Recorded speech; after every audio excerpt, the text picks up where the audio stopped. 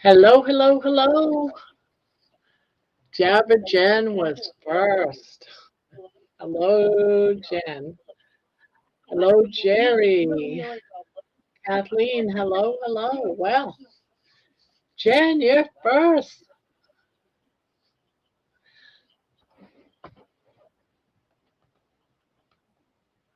I have to get my sweater. I'm freezing. So, how's everyone been?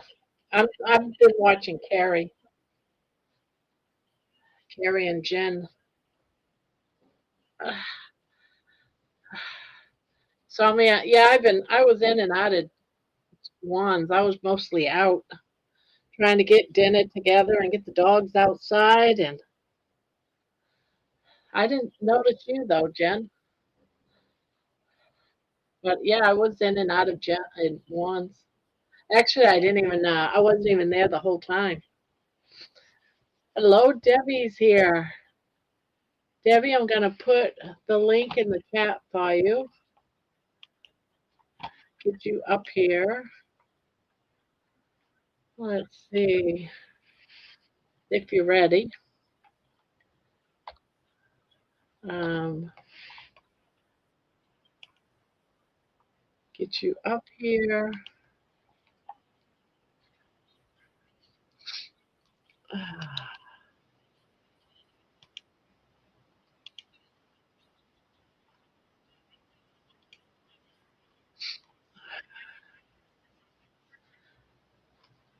There you go. Hello. Hi, everyone. Oh, you're still quiet. You have no sound. I'm not muted. All right, hold on a minute. I'm trying to figure this out. Good luck. Yeah, for some reason on your,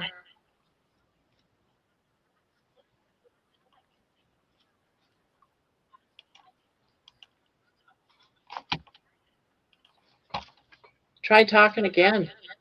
Hello? Yeah, you're there, but very low. Hmm. I'm gonna turn you up some. Okay. Turn I me up. oh, see, I'm still hearing an echo. You must be on your iPad. I am. Yeah, there's some sort of button on there that, I wish there was somebody that could help me with this. such a bummer. You pushed a button yesterday and it started doing this. So it's a Okay. button somewhere. I'm going to try something. I have an echo cancellation button. Yes, push that. Okay. Oh, How's it? yes, you just went very, very loud. And I don't Okay. hear So, myself. So that's it. It was the echo cancellation. okay. I Now just you're discovered screaming. that. You got to turn you down because I put you up everywhere. Now you have to you're I'm screaming. blowing out your eardrums now, right, Barb? Yes, that's what it was. It was the echo cancellation. Now you know what it is. So if it happens again, Right. you know what it Right. is. Okay. Glad we Oh, got that figured out, right? yeah. Now I have to bring me up again. Make sure you got your live on, Barb. Yep, I'm doing it right now. Live So, is on. We got Deborah coming up. okay. Let Hi, me pick Deborah. Hi, Deb. Deb and So, Deb. We got Deb Deb and and Deb. Deb. Oh, And I just everyone's saying remembered. loud and clear. So we got that fixed. I good. remembered. I remembered Debbie saying the other day after I logged off, I was watching for a few minutes on your live still, and she was saying something about Deb. Yes. I had So, two. I had two kids that used to call me Deb. oh, okay. Yeah. So, growing up, my best friend, she was a Debbie as well. And so, my family decided that they would call me Deb and her Deb. Just so, well, at least when we were like with my family, we knew who they were talking to, you Yeah, know. yeah. Yeah, So, we had another Barbara. So did I you? was Barbara and the other one was Barbie. Gotcha. Yep. Yep. Families always kind of figure those things out eventually, you know? So, There was another little girl that used to call me, my married name at the time started with an O. So her mom used to talk about me in conversation to somebody else and call me Debo. oh, So okay. this little girl grew up thinking my name was Debo. Yeah. Yeah. Okay. It's kind of crazy how those things sort of come about, right? Yeah. Mm-hmm. Oh, Yeah, so we I'm have getting Thomas is messages here. everywhere that there's someone was shot at the White House at the Oval dinner. Oh gosh. Yeah. I'm just throwing it out there because I'm getting messages from all my kids. Gotcha. Well, we're not near the White Right. House, so be glad. Yeah. Duck, everybody. Well, when I I'm lived in trying to Northern close. Virginia and I worked in DC. So you obviously could encounter anything and everything, you know, whenever you were commuting to and from work, moving about the city as business would take you, or even just your commute and stuff like that. So yeah, I mean, it's just like when some of the big dignitaries, you know, heads of state would come into town for whatever, you know, meetings, state dinners, whatnot. I mean, it was crazy on a regular basis, but then it was like really heightened, you know, at that point. So, Yeah. and I just remember I had gone to one particular time. I had season tickets to the Kennedy Center for their plays and stuff like that. And I just remember one evening going to see a play, and oftentimes the president and the first lady and family members, they would come and they had certain seats that were sort of like not on the main level, but sort of like up in one of the balcony areas. Yeah. And I'm like, oh, great. The president is like right above me. Yeah. I'm like, really? This is just, you know, you do what you do because you could tell. I mean, Secret Service were like everywhere. And before I was married, my fiance, he he lived in a like shared an apartment with three other guys, and so I would come down to visit. Well, so there was two bedrooms, so two guys, you know, in each bedroom. And so his particular actual roommate for that bedroom was a Secret Service agent. Oh, jeez. And, and my ex worked for the FBI. So I was like, so they went off to work. Well, he was on a different shift, the roommate. So I was like waking up and whatnot, and I'm like, he sleeps with his gun in the bed.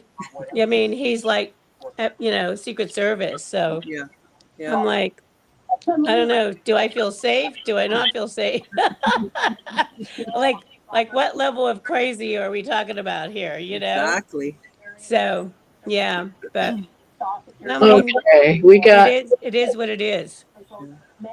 We got Thomas in here, so I wanted to say hi to him. Yep. And Hi, yes, Lisa. my live is on. And Lisa, yes, I'm doing corner to corner. That's beautiful. Is that a different Lisa? Lisa Barrios? She's been in here before. Oh, okay. We have so many Lisas now. I can't Yeah, keep we up with have them a all. lot of Lisas. Yeah. A Jen, lot of of course, is Debbie's here. too. Yes, we do. I'm just going to grab my coffee. Okay. Menawa is here. John's here. Kathleen is here. Jerry is here. Jerry's here? I didn't see Jerry. She's way up at the top. She said she was second in the room. Oh, yes, that's right.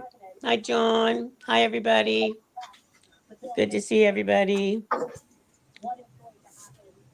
So, how's your blanket coming? Hello, hello. And Terry.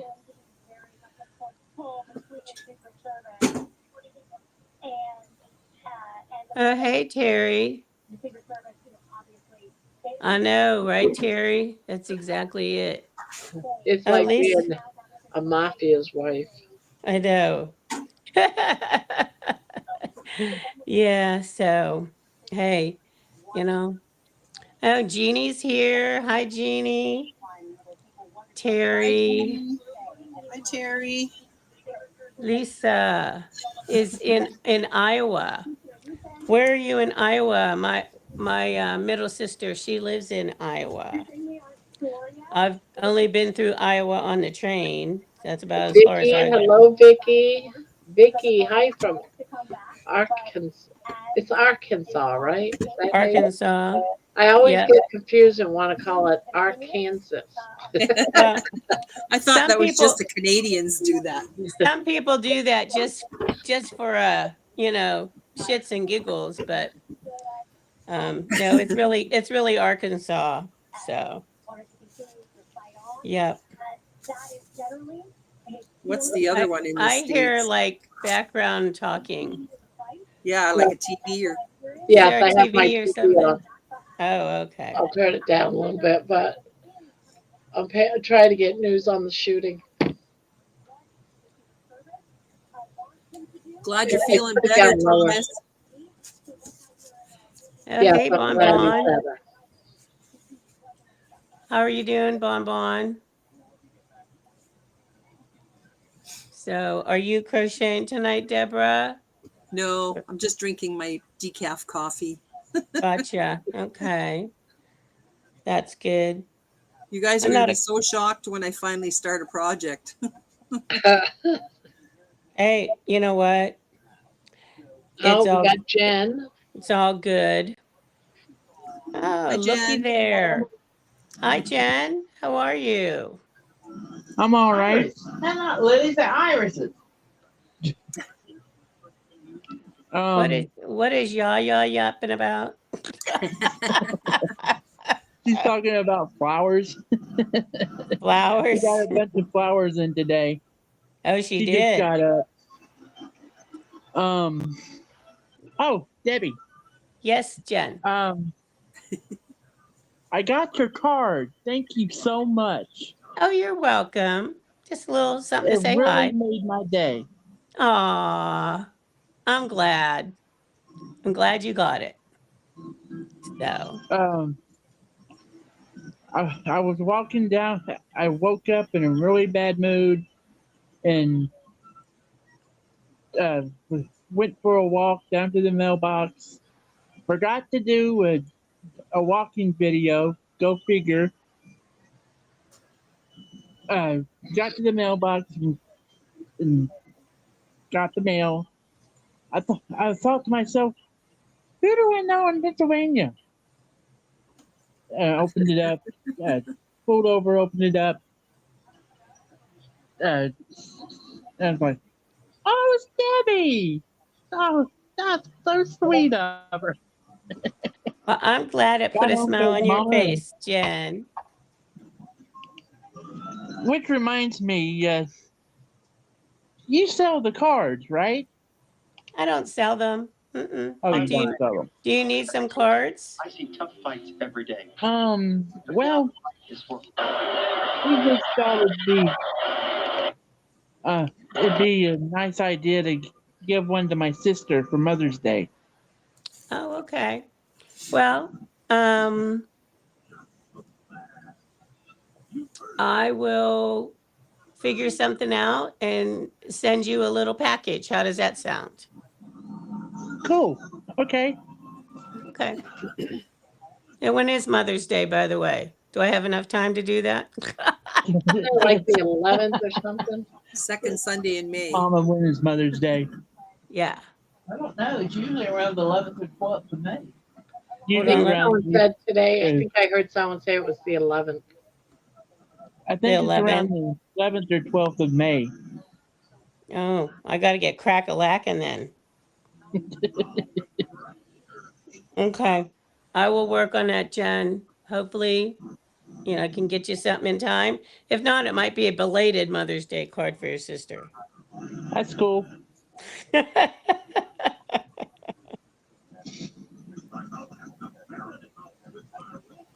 Yep. Okay. All right. I will I love I'll what work on Or that. a man breached I love security what and was shot. Oh, I love the it's May design 10th this year. Okay, he Thomas. sent. Well, geez. Thank you, Margaret.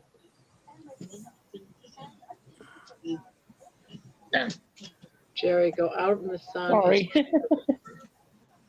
I just got Y'all home want to see it? from Claire from shopping in Old Claire, wherever that is, and now I'm making myself some eggs and sausage from dinner. Remember, I Thomas did says my it's the video 10th. almost all day today after the tanning bed. Yes, she was on all day. So what were you saying, Jen? I'm sorry, I didn't hear you. I said Thomas says Mother's Day is the 10th of May. Oh, okay. All right. I'll try and get it out to you in the next week. Okay. All right. Do you have my address? Well, yeah, I just sent you a card. Dumb question. You big Barbara. ding dong. I know, right? Right? Barbara, Yes. I want to show you this card that Terry sent me. Terry? Yeah, I mean, not Terry, Debbie. Oh, okay. I was going to say, I didn't know you got a card from Terry, too. No, Debbie. Oh, that's pretty. That Our is own Debbie cute. K. Well, Jen, I'm glad you got the card. I'm glad it put a smile on your face. It warms my heart to know that. You know, I wish people would still use the mail for stuff like that. You don't really hear much of it anymore. It's such a dying art. I don't know if that's a word for it, but you don't No, write yeah. letters anymore. You don't, Yeah. you Yeah. know. Yep. I sent my granddaughter years ago letters in the mail in cursive. And so her mom apparently had to read that to her. And she said to me when she got to grade 3 or 4, she said, they don't teach that to me they don't teach it anymore, Oma. And I said, what? And they Yeah, said, they yeah, don't. they stopped teaching cursive. I don't know if it's back in now. No, my grandkids, they're 11 and 12, and they don't do cursive. No, they don't teach it at all. Even the clock, we had to teach them on a regular clock how to tell time because they Yeah. all do digital. Yeah, That's they're it. teaching digital. They don't test they don't do the regular clock, which I think is crazy. If I Yeah. say it's 1:15, they don't know what I'm saying. That's Yeah. it. It's Yeah. 1:15. Yeah. Yeah. Ridiculous. It is. It's really, really unfortunate, So a lot of times when I'm, you know, filling out cards, I'm like, shoot, do I print this or do I write in cursive, depending on, Yeah. and honestly, penmanship in general, they don't even teach that. No. You remember practicing, remember we had the papers with the 2 lines and little Yeah. dotted lines in the middle, for the upper and, case and a lower case, and Yeah. practicing. Yeah, no, they don't even teach penmanship anymore because everybody types everything. Yeah. Well, You know? they don't even really type. They use their thumbs or their index finger, on the keyboards. Well, on the phone. yeah, exactly. My brother-in-law and we were just talking about when I was in high school, I think it was 1974 or 5, we had to do typing. Yes. So, and I'm glad. Yeah, I graduated in 77 from high school. Yeah. My cousin And graduated in 77. okay. And so, and I just remember we had the old manual typewriters, Yep. and they were just starting to get some of the electric ones. And so the typewriter, it never doggone failed. I swear they moved this stupid typewriter around. You would hit the return, remember how you had to Yep. hit the the one lever to Yep. to return. I swear the doggone cartridge would go like flying off the doggone, like the whole thing would go flying if you hit it too hard. Yeah. So And the ribbon that we had to Um, fix sometimes. yes, yes. Yep. And you had to like to go put that little piece of like it to do a correction, you had to put the thing behind the key and hit the key, all that. Yeah. People are like, what the hell are you even talking about? Yeah. Google it. Jerry's asking a good question. What's Jerry If asking? they don't do cursive anymore in schools, how come the parents don't teach the children how to do cursive at home? Because they're on their phone all the time. The No, parents here's barely the do thing. anything with the Here's the kids. thing. I can say for my family only. My daughter has a full-time job. Her husband has a full-time job. The kids have all kinds of after-school activities. They're in plays. They're playing basketball, and Yep. they are constantly on the go. They get home, have just enough time to do their homework, and then they're in bed. There is no time. Yeah. And my daughter and her significant other, because they're not married, they are full on with their kids. As it is, they help them with their regular homework. You can't expect something like that with all families. Probably some families can, some parents can, but not all of them. And that's always been something that's taught in school. Yeah. Well, I They go home think with pages and pages of yes. homework as it is. They don't Well, teach anything in exactly. school anymore. Yeah. And honestly, the we know that the whole curriculums have changed, the Oh yeah. direction of the curriculums and you everything like remember that. Debbie? And I'm not sure who Debbie. sort of deemed it as such, but the unfortunate thing is, Oh, hold on, guys. Juliet asked me to let everyone know she needs prayers. Her 32-year-old daughter just went into cardiac arrest and they had to perform CPR. I don't know anymore, but she's requesting prayers. Doing it right now. We had one in Macon called Indian Chief. It would slap gorgeous. Sorry, my mom's talking to my sister. Hey, oh goodness. let me see if I can do this.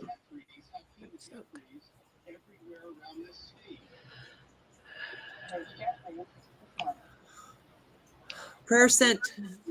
Yeah, prayer sent from here too. That's awful. Sorry I interrupted, but No. that's good. No. I didn't What? even see that note, so I'm glad you caught that, Barb. It was. Not surprised. so hope everything's okay. That's so sad.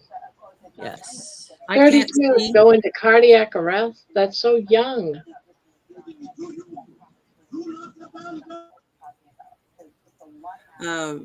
Forgot what I was going to say. I can't see the chat because I have a really small laptop, so the screen is Yeah. like. That's why sometimes I have to interrupt, and get a because Yeah. I have my screen over here, on the chat all the time. So when I catch things, Yeah. I will, interrupt. Otherwise, I just let you go. But Nope. I try to keep up with the chat. Well, if anybody Yes. ever has a question for me or anything, just interrupt because I can't see it. But I'm listening to you guys too, and I'm watching the chat and crocheting. and crochet. She's being the multitasker extraordinaire tonight. Yeah. And I'm paying attention to the news up here. And I got my family in the chat over here that I'm also paying attention to, which they're all Hokey talking. doodles. So I'm all over the place tonight. And I don't Hi, really feel Miniwa. that good. Hi. Did I say that right? Yep. Woohoo! Miniwa. Hi, Manuel. Pania's here. Hi, Pania. Oh, Penny, I haven't seen you for a while. Hello, Yeah, hello. she just came in. Jen said, sorry, y'all, I had to go. Yeah, Jen like poofed. Yeah, she just went, "Ooh." Yep.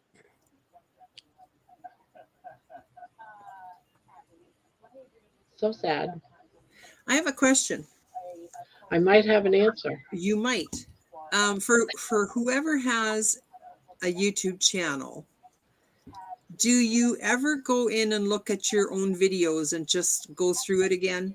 What do you mean? Do you ever click on your own videos and just check them out? Yeah, I do. Well, I just found out that if you do that, over time, Facebook takes away likes on your videos. What do you mean by lights? Oh, Well, lights? when somebody gives it a thumbs up. I never heard of such a thing. Because I'm looking on my thing and I'm going, there was just like over 300 there the other day, and now there's 200 something. Why? So then I Googled it, and Oh, you mean viewers? no, if somebody Views? gives it a thumb up. Oh, Wait somebody gives a a minute. thumbs. No, I you're think right. you mean viewers. Yeah. Now, what happens with viewers, if say like in this household, there's me that's in YouTube, my daughter has a YouTube channel, my granddaughter has a YouTube channel, my husband has a YouTube channel. Yeah. So, and my granddaughter has multiple. So if all my family members watches my a video and then I watch it, we'll only get one Yeah. view, even though multiple people did a view. Same thing with if because they go by IP address. Yes. So if a lot of them now after every like 48 hours or something like that, if someone watched the video again, you get you get another like. Okay. But at some point they delete all the double like, all the double Yeah. views. Well, I'm not doing it to get more views. I'm just curious to see what I'm doing. Yeah, and that's what's going on. And sometimes it just happens. They call it the YouTube ghost. Comes around Yeah. and checks. It's the same thing with your subscribers. You'll see the same thing. They'll do the exact same thing to the subscribers. Like the other day, I got up to like 52 or something, and it dropped way down to 20 something. Now I know darn well not 20 something people just decided to Yeah. drop Disappear. out. Yeah, disappear. It's just their way of cleaning house. Well, I know it also said that if they figured it was like a spam thing or whatever else, then they will clean it that way too, take it off. Yes. It like if I go and I subscribe to your channel and you subscribe to my channel, they think that we're spamming. Oh, so I haven't been looking at any of my videos in the last couple of days because I don't want to lose my views. No, I just thought it was strange. I just went, wait a minute. Yeah, it happens, unfortunately. Yeah. It's just like too, like when I do these lives, after a while, I go and I look to see how, after a few days, and I have a lot less views than what I had at one point. Now, if you go back and check, you can check this on one of your channels. You let me see what it is. You go in. Let me go into analytics. I'll tell you a little thing as soon as it loads up. There's a place that you can click where it says for the last 30 days, last 90 days, or whatever. Yeah. When you're checking one of your videos, go into analytics and go from the whole year. Yeah. All the way to the beginning, because you'll get a different number. Yeah. Sometimes it just needs to catch up. Yeah. But yeah, that happens a lot too, especially on some of my older videos. I'll get two different numbers, and they say that actually YouTube will use from the earliest time, not from the most recent time. Okay. So you do Something get two different numbers of viewers. I like to give videos a thumbs up right away so I don't forget Yeah. when I do thumbs up on all my videos because I can't do it on my lives. When I'm in there, I don't have the option of doing a thumbs up. So I wait until after and give myself a thumbs up. What was the other thing? Oh, I always go and check now on everybody's channel that I go to visit if I have been unsubscribed or if I have been pushed down the ladder for the notification bells instead of having all. Sometimes it switches it to personalized or something. And I'm like, wow. So You'll then you're not find, getting it. yeah, sometimes YouTube will also take away subscribers that way too. Yeah. And Yeah. you have to go back in and click it. And that is just a bug. And what happens is when YouTube actually updates their website and they do it often, like if they're putting in something new or whatever, not all the subs are saved because they might, Okay. you know, it's just a bug. It's a known bug and it's been going on now for about a year. Yeah, So because you'll hear people saying, I didn't get notifications Yeah. or, da da da da da. yeah, And it they happens go to me back all and the time. check and they're like unsubscribed. So Yeah. Yeah. yeah. Mm-hmm. Definitely. So Well, that Or takes, if not unsubscribed, the notification is turned off. one of the two. Sometimes yeah. it's one or the two or both, Yeah. Yeah. So Not yeah. fair. Yeah. Thanks, And Tanya. something else happens too. There's another bug. The other bug is people will complain, how come the moderators are kicking off my comment? It's not Oh, appearing. That's an actual known bug. It's not a monitor at all, and it's not the owner of the channel either. It's just that not all comments get put out there. It gets knocked off. YouTube, for whatever reason, it doesn't go past the algorithms and it gets shot down by them, not by anyone in the channel. Before it another even gets up on the chat, you mean, or Yep, and that was comment on a proven video? by Rick. He was actually saying every time I post something, it gets knocked off, and so he started recording it. And it wasn't Oh, anyone in the channel; it was actually YouTube doing it. And in some channels, certain words, if you use a certain word in your sentence, they'll kick it off. But YouTube won't allow it. yeah. So It used Barb, to be all the time COVID. If COVID, the word COVID, yeah, so certain words aren't allowed to be said. yeah. So Poopy sent you $2. He said, Oh, I didn't even see it. only have a second. Looking good, ladies, tonight. Well, there you Oh, go. thank you, Poopy. I didn't even see it because I turned out of my chat box. Yep, yep. Well, thank you so much, Poopy. You're so sweet. I know. Isn't he always sweet? He is. Thank you, thank you. And I'm seeing something about Amy saying, "Where did you hear that, Deborah?" I don't know what she means by that. I gotta scroll down. I'm out of. I think she meant about the comment she was making initially about YouTube or something. Oh, okay. Oh, I just Yeah. noticed it one day and I was like, what in the world? Why am I down from 312 views to 246 or something? So then I Googled it and that's where I found that it said YouTube sometimes does this and it takes away because it's Yep. thinking that I'm trying to get more views by going on my own videos. And I'm like, no, I just want to go back and see if I screwed up somewhere or if I had a good idea or whatever. Right. Hey, Thomas.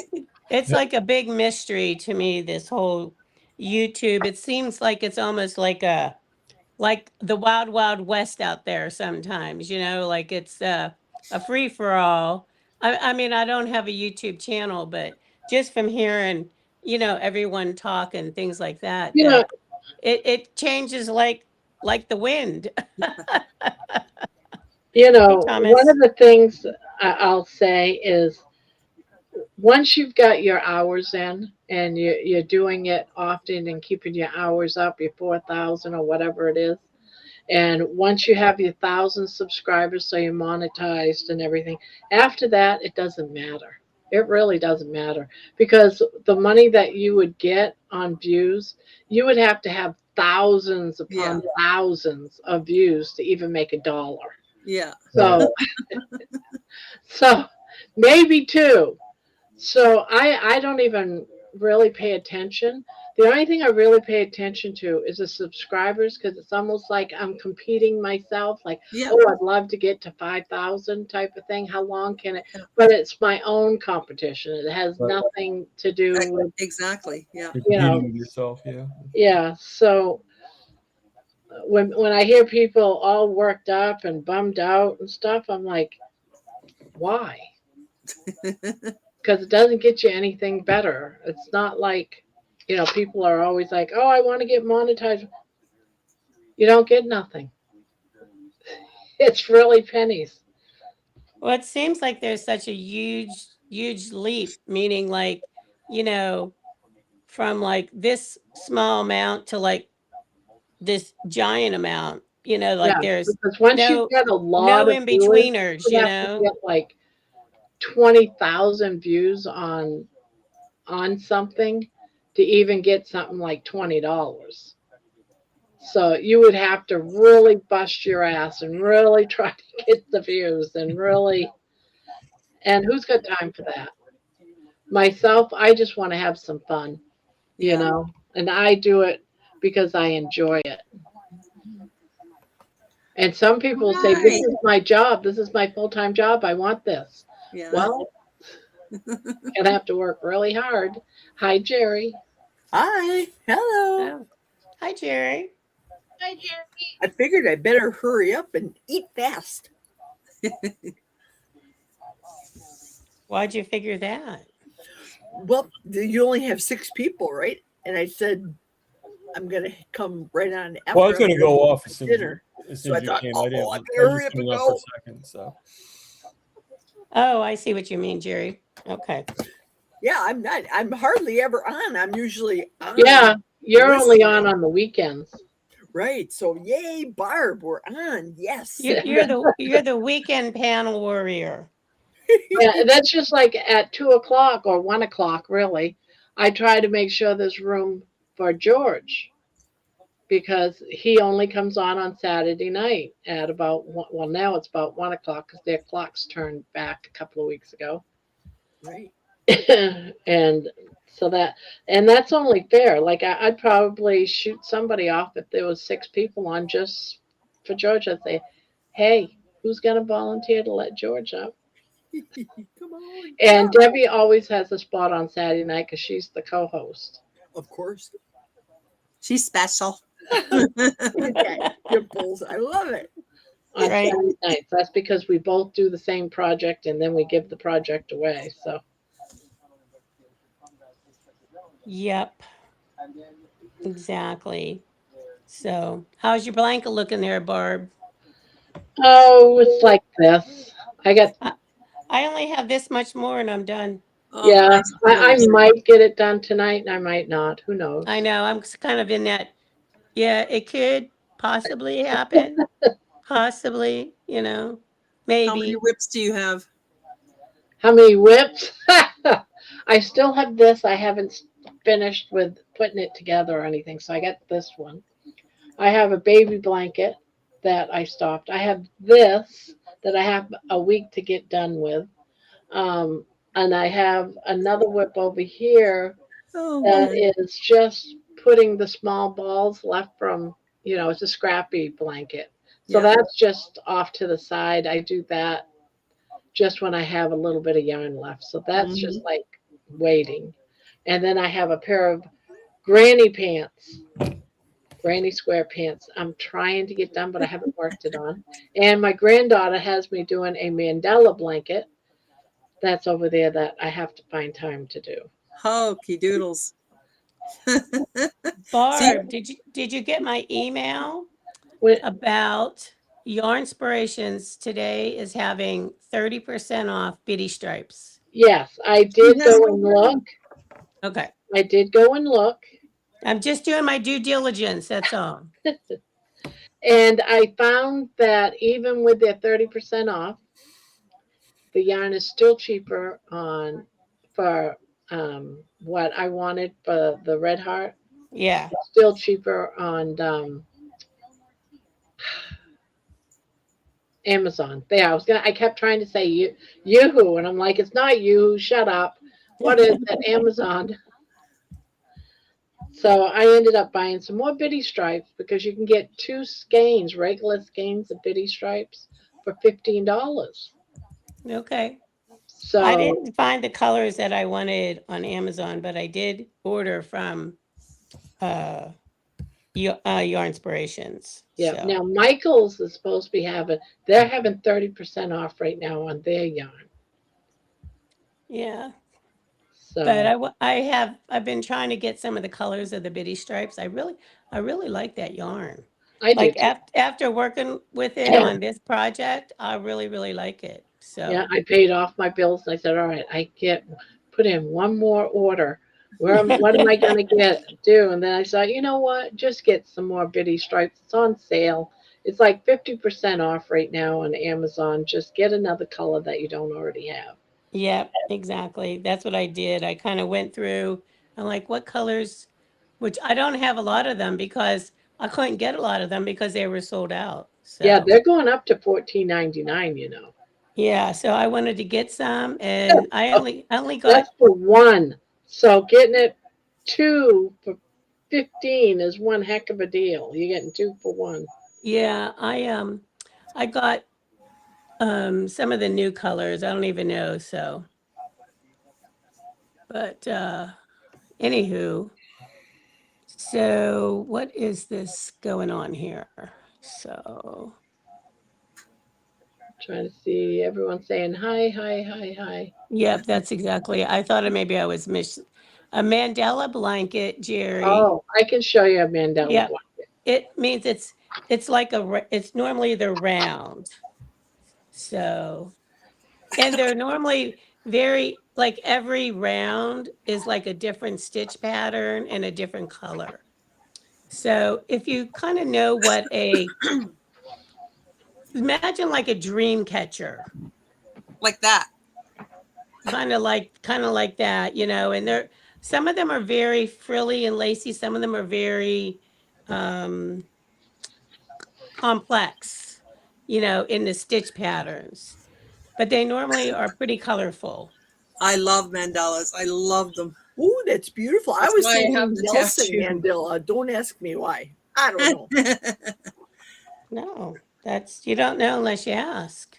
That's Yeah, coming out I haven't nice, worked Bart. on this one for about 3-4 weeks because Wow, that's beautiful. yeah, it is very pretty. Yep. It's all done in very light colors. It's very pretty. Yeah. But I haven't been able to work on that because I've been working on all the baby stuff. Well, you got all your baby gift stuff done, right? Yes. And she absolutely loved it, so I'm so happy. Oh, that's Mommy was all good. happy. Oh, that makes it nice. Oh, Donna Ray is here, I think. Huh? Did someone say, is Donna Ray here? I heard someone say hi, Donna Ray, or see someone saying hi, Donna Ray, but I don't see her. Okay. Well, I'm going to get off of here so somebody else can come on. Hey, Deborah, before you go. Yeah. Deborah, before you go, I put your channel down because I'm not familiar with you. Hi, my name is Jerry. Hi, Good Jerry. to meet you. Hang on here. Yeah, fire hydrant. Yeah. Fire hydrant. I just got to click on chats and then get rid of half of the screen. So, oh, I can't put it on there because I'm. Yeah, you have to wait until you leave. Okay, so get lost, right? No, you don't have to get lost. What's your channel specialty? Well, I want to talk about carnivore stuff, but I also go out on the roads here and take video of the mountains and stuff. So, oh, what and happened? those are my short videos, but the longer ones is other stuff. I do canning and yeah. Go take a boo. Excellent. I will make sure I subscribe. Thank you very much. Awesome. Thank you for asking. And I'm going to get out of here so somebody else can click on. So we'll see you when I see you. I wonder why Debbie is black. Her camera's not on. Maybe she's making bacon again. Yeah, that's true. Anyways. I think she's here, but she's just blacked out for right now. Okay, I'm going to put it on, Jerry. It's done now. Okay, thank you. Yeah, I just put it up there, Jeb. Oh. Oh, you're awesome. Thank you, Tom. Thank you. I try. Hey, Jerry. You have to hit her in the head. Get her attention. Jerry. What? I'm sorry. Go ahead. Wanted to know when I could give you a call to talk to you about possibly getting a ride with you to Kalamazoo. I'm going the other side of the state. I'm not going downstate. I'm going across the state. Okay. Okay. Yeah, going across the state, catching that ferry, and then going down in the state. I just think it's better than driving through Chicago. I hate driving through Chicago. Ugh.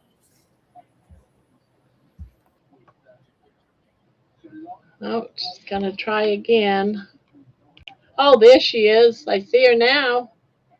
I was trying to do something like scroll the chat, and somehow I'm like, what the hell is going on here?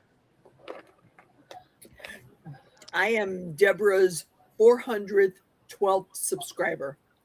Woohoo. Woohoo. Where did Deborah go? Did she get booped off No, too? she was heading out. She left on her own accord. Yeah. What What did I just do? Unlike me. I must telling be ya. 413 then. Okay.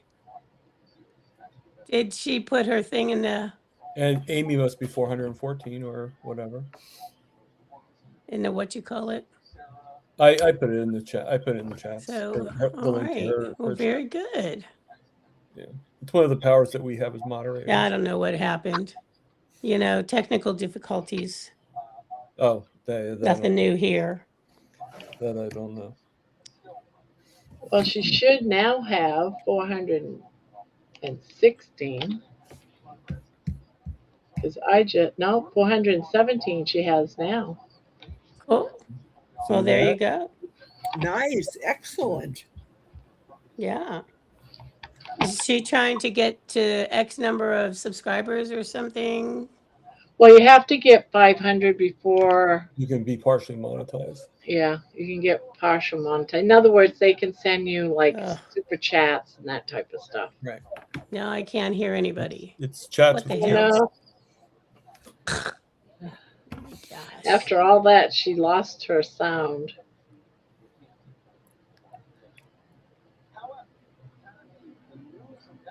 It's so bad.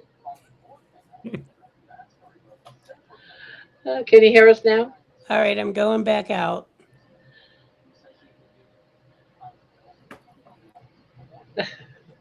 She's got the same problem that Peter Peter has. has.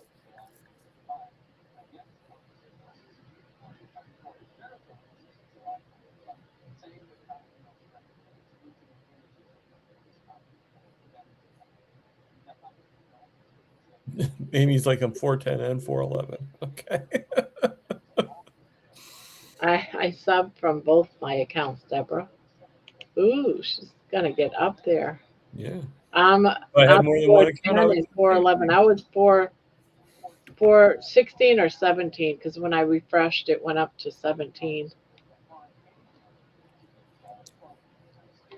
Well, if Jerry was 412, then I was probably 413. And whoever was 414. So I'm either 16 or 17, one of the two. stop it, Tommy. Okay. What am I doing? I'm just sitting here innocently in the corner. Innocently innocent. Yeah. your boss call you and tell you when he wants you to work again, Thomas? We're going to talk tomorrow about that. He actually wants me to do a project that, because I'm so good with AI in their eyes, so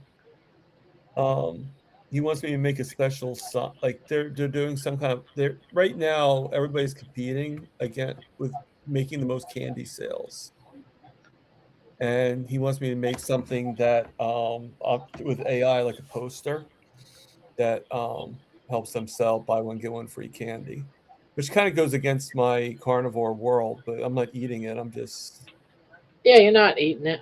yeah. That's like me And having it's like it's part out of the there on the counter right now. There's 2 different kinds of cookies, and I look at them every time I go out in the kitchen. I'm like, yeah. And and they're my favorite I think he's cookies. just finding things that I can do where I'm not like running around the store. I can just like sit and do it, So Yeah. um Well, There's it's like what my Reese's mom. peanut butter cup cookie ice cream in the freezer, and these other cookies on the counter goes so great with that ice cream. yeah. So I basically told him like I can do it, but just don't make me be in the picture. I'll do it. I'll be behind the scenes, but don't Yeah. put my image in there. Well, it's like my mom used to tell my ex-husband, he was a truck driver, and he was like, I really don't want to haul loads of liquor, beer and whiskey and stuff. And my mom's like, look, you're not drinking it, and you're not making the people that you're delivering it to, the Yeah, distributors and stuff, you're not making them drink it or buy it. They're doing it of your own choice. You're just doing your job. yeah, that's true. That's true. I'm going to do it. I just, Yeah. and Amy's got a question I for you, actually talked Thomas. to Barry Simon, and he said he'll help me make into a video if they ever want that. So, Amy's got a question for you, Thomas. She's got some cues. Thomas, how have your subs been coming along? I'm up to 725 now. So, probably not much different than you, Amy, to tell you the truth. Do you have any more cues? Or was that the cue? That was the cue. Oh, okay. You made it sound like there was like 4 or 5 of them. So No, just you're like, don't want it to disappear on me. okay. I just want to make sure, that I didn't miss like 4, because I have been known to do that. So Can you see my messages? Yes, I can see your messages, Debbie. can you hear us now, Deb? I guess not. Amy, I still have the car. However, I just don't want to drive downstate through Chicago to go around. I just want to go across the pond. I just want to make sure with the ferry, but don't know where the ferry drops us off in Michigan.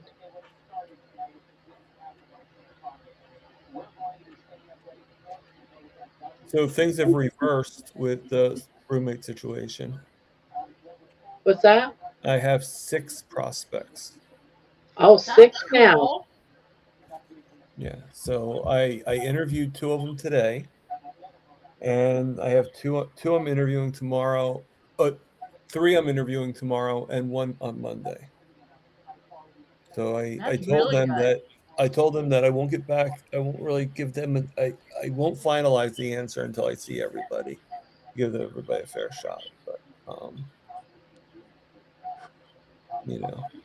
it's going to be a hard decision. But yeah, totally reversed. Like I'm no longer with nobody. Now I did have one guy but I checked with ChatGPT, and I actually checked with Carrie, my sister. And he's like, you're not the owner. You can't advertise a room for rent. You have to be the owner, and which is not true. I can advertise a room for rent if They call it sublet. if I'm the main renter and I'm on the lease. As long as I have my landlord's permission, You can sublet. I can sublet, and I can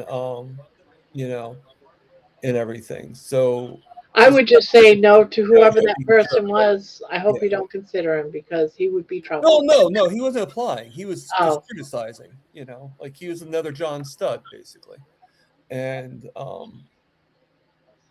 you know, I told him, I said, well, that, you know, like, I am not the owner, but I am in control of the room and I have permission. So, you know, but if I get a renter before then, I'll just take it down and just put it on hold. You know, I'll just hide it. Hi, Juju. Because even if I take it down, I have it in my files now on my computer, and I can just re-put it up if I have to do it again. So, because obviously, if the ad gave me 6 people, actually gave me more than that, but only 6 responded finally with a date of it to interview them. So, I think I had about 15 people that responded. Wow, nice. Like asking, like, is there room available? And well, I'd be like, yes, it is. And then, you know, but the 6 were the ones that were like, do you have would I be able to see the room? Would I be able to, you know, like, okay, yeah, here you go.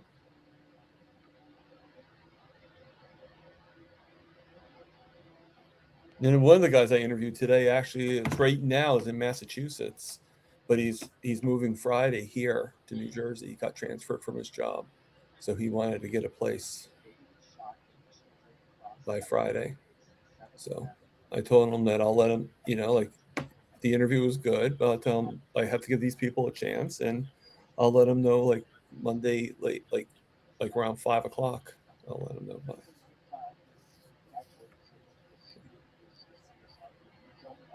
And as for the job, I'm not sure. I think I might be.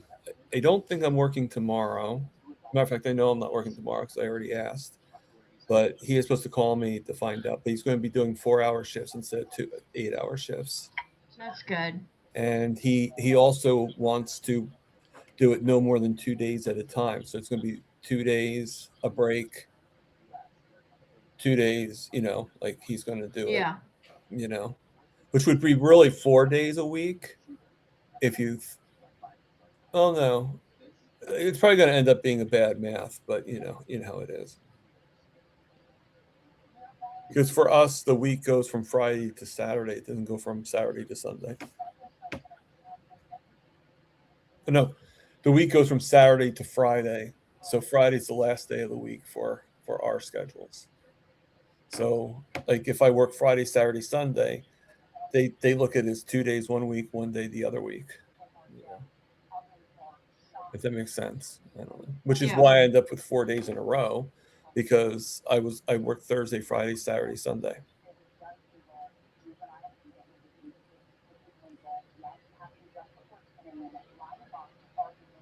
So quiet in here.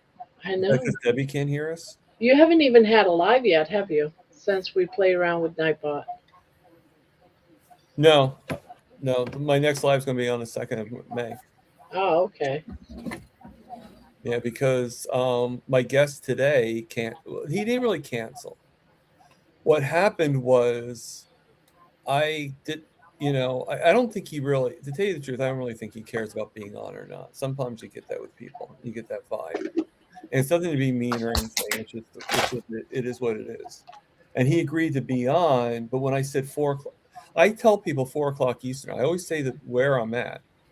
So, you know, like Jerry, if I could say 4 o'clock Eastern, she's going to do the research, I'm assuming, and she's going to be like, okay, well, that's 3 o'clock my time, right?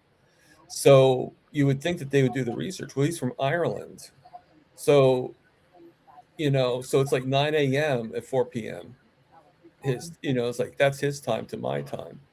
And he's like, well, you mean 4 o'clock Irish time, right? I'm like, that's not what we agreed to, you know? So he wanted it to be Ireland time. And I normally work. So I'm figuring like I was working. Like it just was flukish that I wasn't working today. And normally I work in the morning, and I'm not going to stop. I'm not going to put off my job because that's I know. You know. And he was expecting me to pretty much call out from work. You know. Who was your guest supposed to be? Coach Mark Enos. Don't know. Is he from Kiltz's group? No, Well, he's been on with Kilts. He was on Kilts like a week ago or so. But forget what he was on a few things, and he's not a bad guy. Don't get me wrong. I just, we're going to try to reschedule, but obviously he wants it to be on his terms, and sometimes people do that. It's like, well, I can't totally compromise. Like I do for Saturdays, I do it these times for a reason. So I was like, you know what, I'm just going to cancel. And I told him like at the time just did not work. We'll cancel and then And sometimes that happens. It's nobody's fault. It's just that's the way it happens. and then the person next week, which me and you know who it is, canceled like a few weeks ago. Tammy. Yeah. She didn't really tell me why. She just like said that she really didn't feel up to it. So Tammy Golf, not the Tammy. She actually did her interview.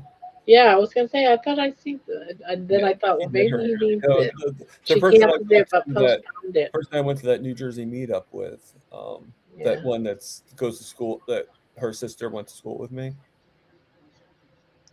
Have you talked to Tammy lately? Not lately, no. I haven't either. I mean, I'm not really much on overly talking, like Yeah. Like people ask me like, have I talked to my roommate? I'm like, like sometimes I'll call him just to see how he is, but it's not every day, Right. And I think he kind of wants to get away from the because he knows he can't go here. So I think he just kind of wants to get away from talking to people that he can't see really.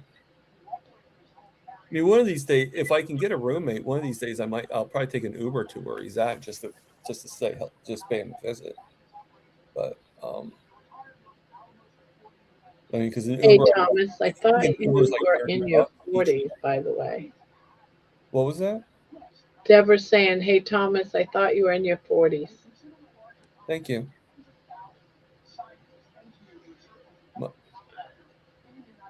Yeah, no, I'm 96, Deborah. Barb, have you heard from Bill and Daisy? Praying for them. So sad. Yeah. Yeah, I know what's going on with Bill and Daisy. It is sad. They're doing a fundraiser for him. The link for the fundraiser is on Carrie Mann's where he posts. If anyone wants to do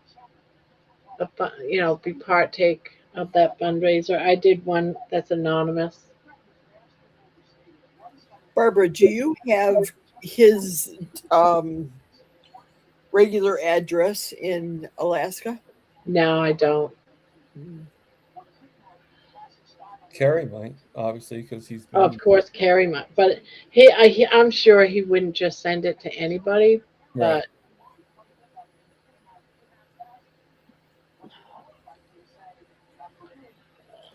But you can always write to Carrie and ask. That's what I was going to say. You could write Carrie. And then, at the very least, he might send it to Bill. Yeah, Carrie might ask Bill, and because he keeps in contact with Bill quite often.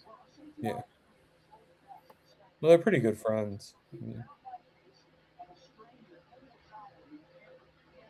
I feel so bad for Bill because he's going through so much. So, and he just needs a long break. Is he staying at any particular place when it happened? Well, I know the video that he talked about that he might have to go and leave and go stay in his van. That was the last thing that I heard, that he might have to stay in his van.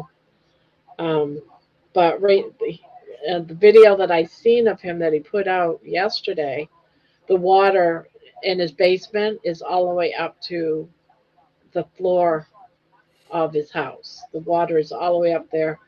Can't get it pumped out because he's in the middle of a pond right now. So there's no sense, I don't know if I told you this or not, but I was involved in a really bad flood. Yeah. years ago. The water actually was up to my right here to my chest. Whew. I actually funny, like I had a really high bed, and like when I say high, I mean like nosebleed high, and so I was like pretty much safe. The water was skimming right over the bed, but how I found out, I woke up in the middle of the night, and I see my sister actually had a rabbit in a regular metal cage, like on the floor, and the rabbit was like floating in, like, and it was on the other side of the house, and the rabbit's actually floating across my bedroom. Are you serious? Was he Yeah, still alive? you see the rabbit like floating like a boat across the bedroom, and Was he dead or alive? no, the rabbit was alive. No, the Oh, cage, the okay. whole cage was moving like a boat. It was like moving like the only thing that was I was missing was like the picturing rabbit having oars, like the mooring. rabbit was floating. Oh no, the rabbit itself, it was just laying in the cage, like just like relaxing. Yes, Jerry. I'm sorry. Did I say something bad? They're here. Read your chat. Crazy people are here. Oh no. No, we're gonna get rid of him right now. Thank We are you. not gonna Thank deal you. with him. Sorry, John, but you're leaving. Bye-bye. Thank you. How the I heck? appreciate it. Thank you, Jerry. Yeah, anyone sees John Stead that's a moderator, just throw him in a 24. I don't. Thank you, Jerry. Yeah, All I right. didn't know if I had that power, so I just figured Yes, I'd you do have this. that power. Yeah, you You're a have mod. You're a moderator. You have that power. Anyone that's blue has that power. Yeah, he is not allowed in here. Absolutely not. I know he has never said anything in this chat. But I don't want him. This is supposed to be a safe place. In the comments that I have seen from him about other people, just even today, is not acceptable here. I don't want him doing any rude remarks here. And yeah, I did too. So anyone sees him, or anyone for that matter, that says anything rude, and if they're not a regular in here, out they go. Because I just don't go along with that. I'm sorry. I am not going to give him a chance. I'm not even going to give him a warning. I've seen enough of him and other lives to say, no, you're not welcome here. Out you go. And I'm sorry if people disagree. Did they like release it where he was unblocked? Like what happened? I had him blocked. Oh, you know what? I had him blocked as John Stud. And he is John Stud 476. Oh, he fixed it. Okay. So I am gonna copy his name. He's just gonna probably change it again. Right. So that means it's possible he can come on my channel then, or I'm gonna go in mine right now and block him completely from me. Yeah. Blocked list. So I'll be here, but I'll be off. So I'll be back. All right. Yeah, I'm doing the same thing, guys. So excuse me, I'm not looking at the chat at all. I am trying to deal with the situation as we speak. Right. So we can make We gotta faces go at into you. settings and then community moderation, and then scroll all the way to the bottom. No, I thought Jerry was like telling me like he was doing something wrong. I'm like, what? He was like, what am I saying that's wrong? All right, why is it? Oh, there it goes. I forgot what I was even talking about. G-O. Okay, how do you block people? Where do you you go into settings. It'll come up with multiple choices. Go into community moderation. You go over to the tab user management and then type their name in the bottom of the box that says hidden users. You're talking about on YouTube, right? Thank you. And then you have to hit save. But why isn't it letting me save? Why is it not letting me save? It should be letting me save.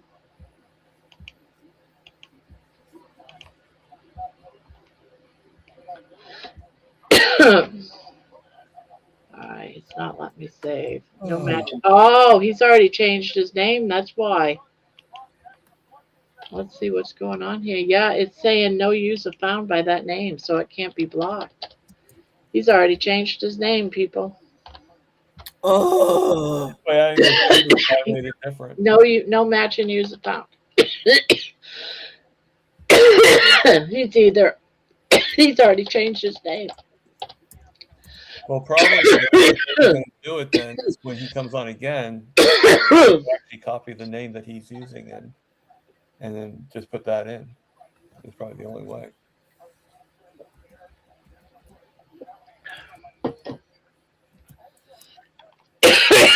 There's another way of doing it, which I'm going to check it out right now. You go to channel. Oh, I see it. John's okay. Click on his name. Go to his channel. According to this, it says John Stud 4764. Yeah, and then I think it's how do I do this again? You click on something on his channel. I did it. I've done it before. Where do you click? Okay.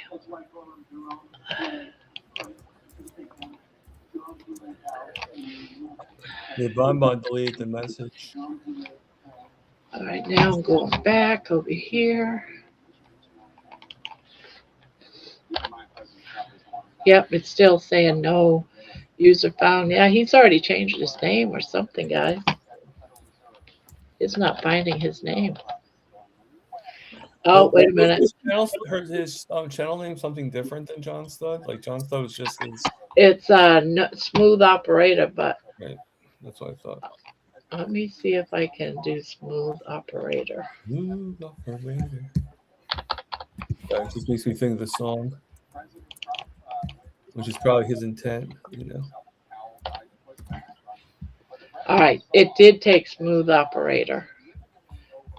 But it's asking me which one, and it's not any of those. Huh. Interesting. Why does he have a name that you can't erase? That is the question.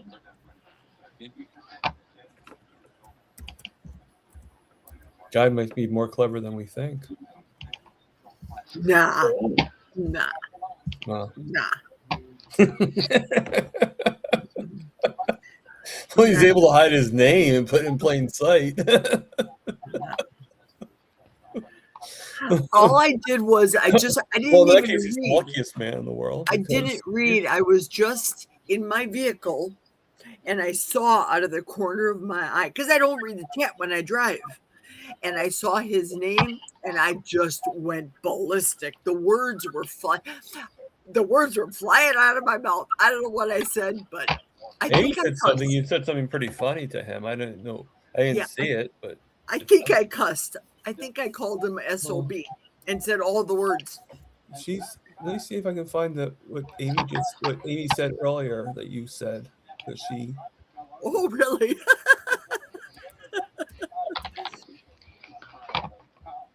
Because I was like, I said a comment where I wish I was there, you know. Yeah, he must have gone offline. That sucks, man. Wait a minute. Did I just save that? I think I finally did it. Yes, I did it. He is blocked. How did you do it? I had to keep clicking, and finally it took it and I could save it.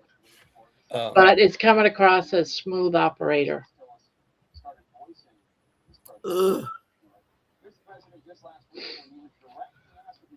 So its smooth operator is John Stud.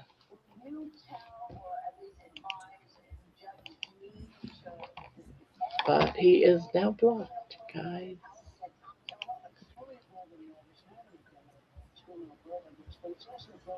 Well, we can't. There's nothing. Yeah, you just block him. That's your own personal. I can't. I can't send a report on him because he didn't do anything here on this channel. No, So there's nothing for me to report. I just disagree with what he you says just don't. on Yeah, other channels, so he's not welcome here. Right. right. And that's the prerogative of your channel. Yeah.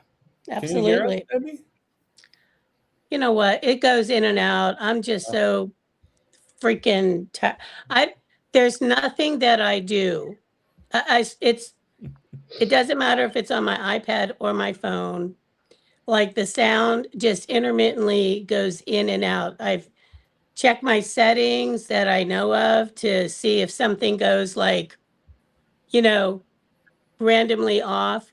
It just totally in Talk Studio. So anyhow, I sometimes will turn on my TV, like I mean I have the TV on, but I meant the sound on my TV, like when I can't hear you guys on here, and I'll mute myself on here so it's you don't hear it in the background. So I can at least, hear what you're saying. But that's not a guarantee either because there's such a lag that it makes me crazy. Just Okay. I found what Amy said, Jerry. Oh, I laughed so hard when Jerry went off on John Studd and called him a cocktail weenie. When did this happen? yeah, when did that happen? I guess during Jerry's Yeah. live. He came to your live? On mine, yeah. That's why I When? saw him out of the corner of my eye. Today? And I Yeah. think Jason said something to me. And then I said, whoever is a moderator, kick him off because I don't know what to, especially when I'm driving. I don't know what to Right. do. But now that Barbara told me what to do, I completely blocked every John Stud, every cocktail weenie I could. Yeah, I'm going to double check and make sure that I thought Yeah, I got he it comes fine. across as smooth operator. That's what you have to block. I kept trying to do John Studd, and John Studd does not come up. But when you go to John Studd's channel, There's nothing it's there. smooth operator. You Yeah. have to highlight and copy smooth operator just the way he has it, and then put it in that. And it finally took that one. Hmm. Yes. It must be his life's mission, right? Barb, Juan has had to ban people from his channel. You need to do whatever you can to keep your space safe. Yeah, exactly. And I don't feel he is an acceptable person to come in here. When you're going to be that rude to somebody, you know, all the things about him, he's a bully. He calls people fat. He gets after them about their weight. He must be a very big person, or he's a major bully in real life. That type of behavior, being that rude to people, especially in our community, because we do have people that are obese trying to get healthy or have other ailments, people with cancer, people that are on medication for their mental health that's overweight. They don't need to hear that kind of stuff, Nope. for so many reasons. And for these, I get so angry with people that, oh, we'll just let them stay here. It doesn't bother me any. Well, it may not bother you any. It may not bother other people any, but there's a lot of other people that, for whatever reason, it's not okay with. Yeah. And that's just not okay. I agree. And I've been bullied for so many years. When I was a kid, I'll be dang as an adult, I will submit to a person acting like that. Right. Like, if you don't have to take it, then why should you? Well, That's it's useless energy anyway on his part. You know what I mean? I, It doesn't do anybody any good. I mean, if he gets his, rocks off, but that's about it. Anybody else? Who cares? I mean, So. think about, for the most part, I think like Rick is the only one now that's keeping him on. Like everybody's been blocking him, right? Did And I Russ think officially block him? Russ took him off, yeah, and so did Oh, good. Bob from Carnivore Talk. Pretty much everybody that sees him eventually. I think he might have this issue where he enjoys the attention that he gets in the chat when I he think makes so those too. kinds of And I condiments. think also too, Minuaz, I think he, in my opinion, I think psychologically, I think he's doing it to see how far he can get. Yep. You know, I think he's a kid, to be honest with you. He's a kid, a teenage bully. well, if either he's a kid or he's very, very immature, like I have a hard time picturing that an adult person well, would act Well, like they're that. out there, trust I've me. seen some adults that could do that. Yeah, I can see it. Let's put it this way, guys. I was a junior in high school. I've been heavy almost my whole life, since I was about 3 years old. I ended up living with a family where, because of my weight, I wasn't allowed to have birthday cakes. They would make comments about how wide my hips were, sitting in the back seat of the car next to their son's car seat, and how tight the back seat was. So there are adults out there, Right, that have no problem making other people feel horrible about things they cannot, or things that they are struggling to change. yeah. Yeah, my mom actually had a friend that used to make homemade Christmas cookies every year. And as a kid, I was like thin, but when I got older, I mean, even as a kid, when I got older, I got bigger, like when I was like 13. And one year she just decided, she's like, I'm going to give these to your sister, but not to you because you're too big. So you need to lose weight. And I'm like, like that was the worst feeling when you're like 13 and somebody like your own mother's friend, your mom's friend for 40 years singles you out like that, and so yeah, I mean adults can be just as cruel and immature as children. Hello, Summer Gonzalez. Somebody, as a matter of fact, thought, I'm sorry, Barbara, somebody thought he was a member of the community. It was an alter ego for somebody that's on the inside. Yeah, I think that too. I think that whoever he is, he gets around. He knows people from somebody else, and he's probably upset about something, and this is his way of lashing out. Yeah, and he's not going to do it here.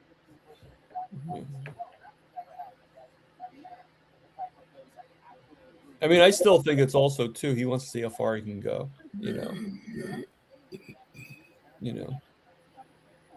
like how far, like when he goes on a chat, like how far can he go in that chat before the person kicks him off? All he had to say here was hi. Yeah, he didn't get very far with you. That's definite, No, absolutely not. I was on that like a hot potato. I think me and Bonbon. I think it was Bonbon that the Bonbon deleted his. Yeah, I was clicking on him too, trying to. Yep, Bonbon acted first, and then I read his name, and then he spelled my name wrong. I'm like, stop. I'm wondering if he actually did said hello to you, because he knows how he only says hello to you, but no one else. Wonder if you said to him on your live, he was kind of instigating you a little bit, like, hey Jerry, hi, I'm here. He's a big swine. Right. Hey, Papa's here. His sort of target right now, Hey, Papa. Mm-hmm. Hey, Peter. Summer. Just like when he's on with Russ, he makes comments about me all the time. Yeah, see, I'm not gonna allow it, and I didn't. I mean, I blocked him mostly because I was giving him a chance because I was doing a Rick and a Russ at that time, and the main reason why I ended up blocking him after that one live that we did is because of the things he was saying about Amy. That's the main reason. It's like, dude, you went too far, and You're know? gone. Yeah.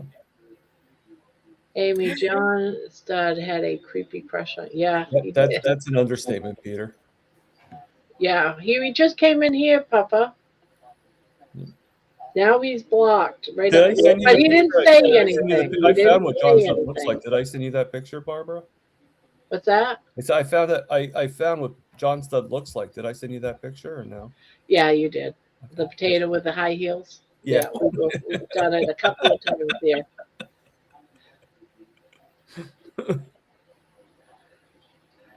Hey, Peter, question for you. We think John Stud is someone in the community who created a second account. Couple of us are trying to figure out who. He knows too much about Papa. Any ideas? Maybe it's Papa. He was into pretzels, now he's into spuds. It's John Stud Peter 4764. Do we remember what it was before? Like Probably Is it he's different probably numbers? 4'7" tall, and he was born in 1964. Cocktail weenie. Or maybe he was born April 7th, 1964. That could be. Yeah. Could be. It's not me. We know it's not you, Papa. Just teasing you. Peter, that would be twisted.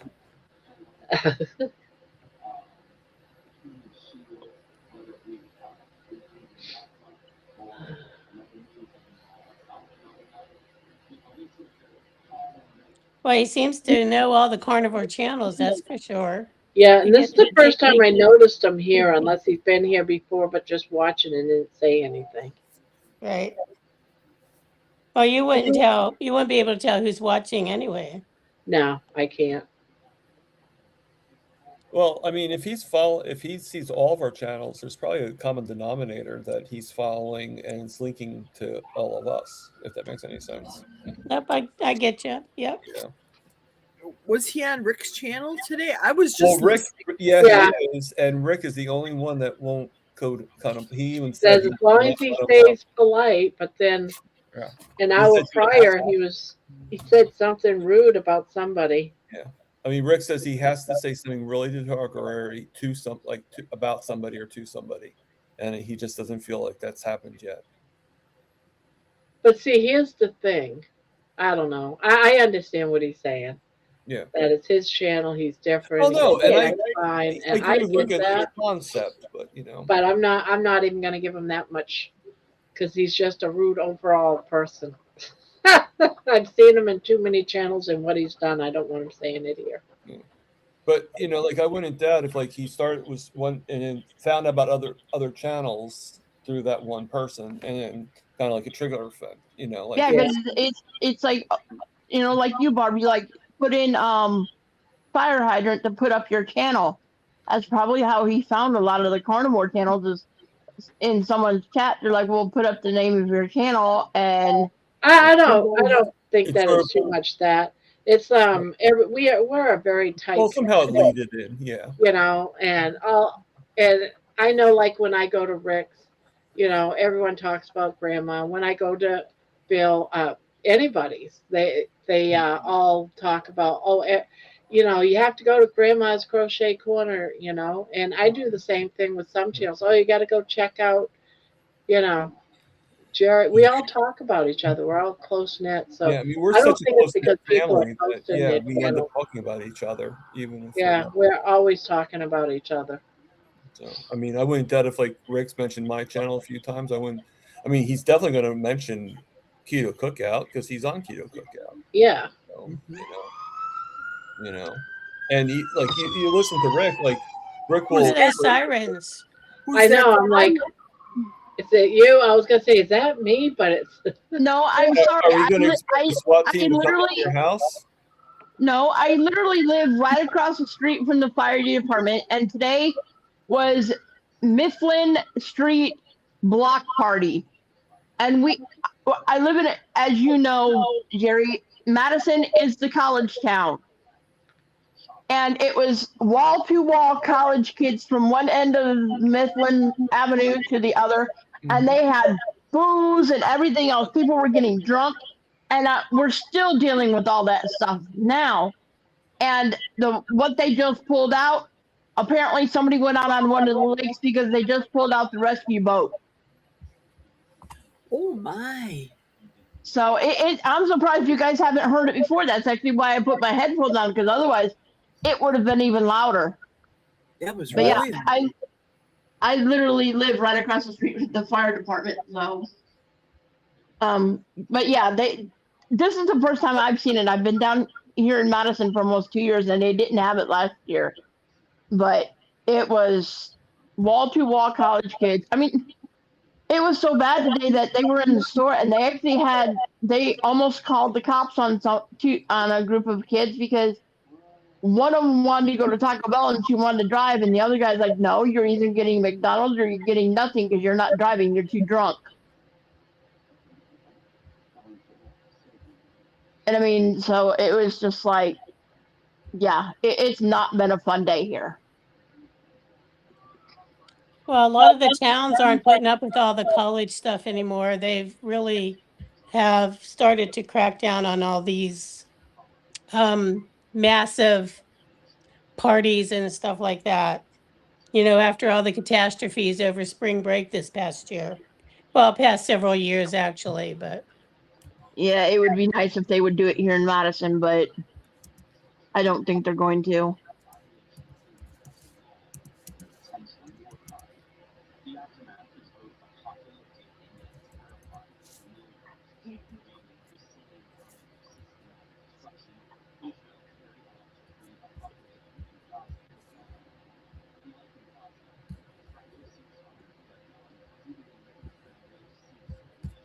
I have to go and redo 2 entire circles. Oh no. Yeah. See, that's why I missed don't crochet, because I don't like redoing things. Well, I'm Well- normally not. sometimes frogging is like all you're doing. So Yeah, it was just it just because I was making such good progress and I have it done, and then I got looking at it, I'm like, wait a minute, there's a gap where there shouldn't be a gap. What did I do wrong? And so I've got to redo the whole entire thing. So I just got another response for the room. Really? Yeah. Now everybody wants I had it. to turn them down. Where did you advertise it yesterday, Thomas? I heard when I was working that you were. It's you probably wouldn't see it because it's on Facebook, but it's on Marketplace. That you can probably see, Yeah, I know of Marketplace. and but and you're in and then the Jersey. community page. Like Meanwhile helped me out with that yesterday. Nice. Well, here's the Meanwhile update on the and shooting. old chat GPT. The suspect is in custody. The event was canceled. President Trump and the whole entourage, they were shifted into safety, and the event was canceled. And the person that shot 5 to 8 shots, causing everybody to dive underneath the tables in panic. So the one enforcement officer was shot in their bullet-resistant vest, but he's expected to be fine. So that's good.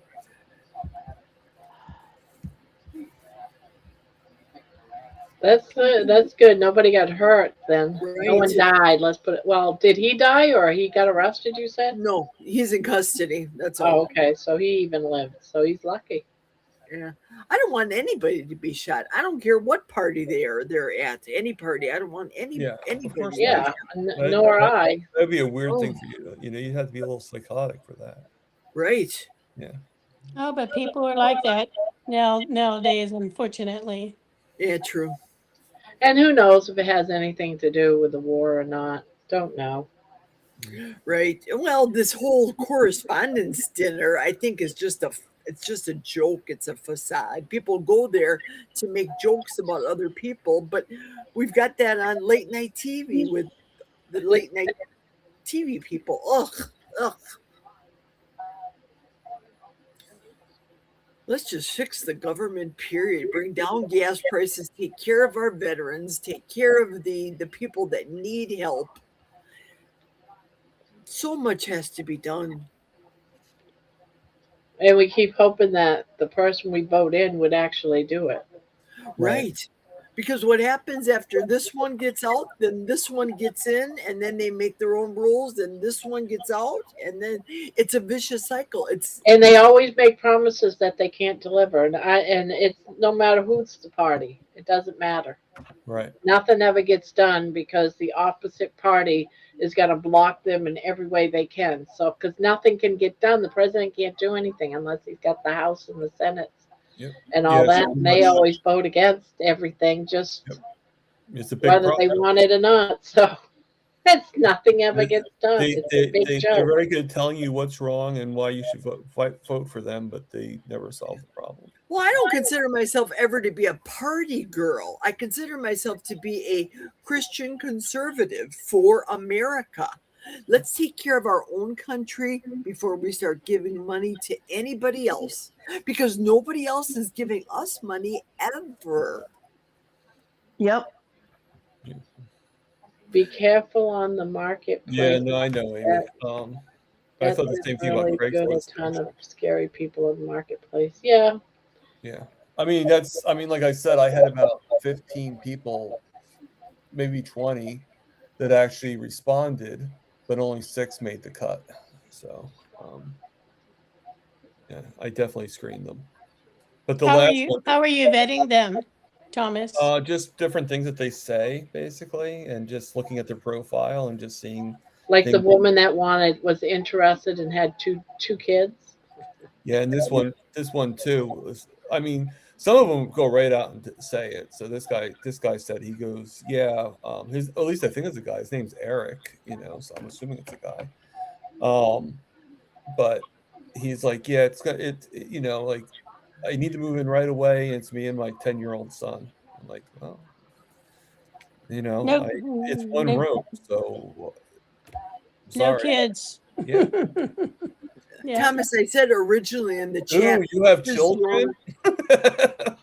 Well, what I does would probably okay it if it was a father who only gets the kid on the weekend type of thing. Yeah, but I don't know that situation. And I'd rather Yeah. not to that. What does your original lease say, Thomas? The one you signed when you became a tenant? Well, Are you allowed to sublet in your lease on the paper? yeah. At one time we weren't, but my landlord pretty much rewrote it to allow it because Pretty much rewrote it because the guy that's got the gavel and the black robe is going to say, show me the tangible. Debbie knows what I'm talking about. She's looking. She knows. The guy with the robe that's standing with the gavel is going to say, show me the paper. Do you have that paper? In black and white. In black and white. Not kind of, sort I'd have of. to relook at the lease to make sure. Right. I And another give you thing. I can't give you an absolute answer to that because I mean, it's not like I look at the lease every day and study it. It's. Do you have tenants? You might want to make sure of that before you rent it Well, out. I mean, I made sure when I got permission from the landlord verbally to do it. But if you're saying that I have to get verbal is his word against yours in court of law.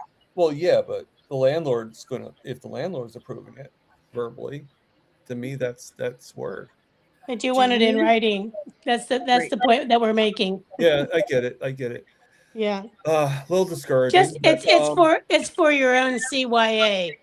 We're not being discouraging to you, Thomas. Like when I had the problem with her, their answer when I was having problems and I needed their help to get rid of her, their answer was, well, it's up to you to get rid of her. That's what I mean. You have to do your own CYA. Right. So. And they're the type of people that will actually be like, they won't do that because they don't want to have any involvement if there's a problem. You know what I'm trying to say? You have tenant insurance, Thomas. Yeah, I have renter's insurance, yes. Renter's insurance, okay. Does your renter's insurance, and I'm specifically saying this because I had rental property myself. Laws are different in Wisconsin than Jersey. I get it. But does your insurance say anything about you subletting, for example, if they're a smoker or if they have candles and they cause the fire, not you? Are they covered? Will your insurance cover you because of their haphazardness with a candle or with a cigarette? I don't know. Which is one of the reasons why I made in the contract for them not for no smoking to be allowed, but I don't know.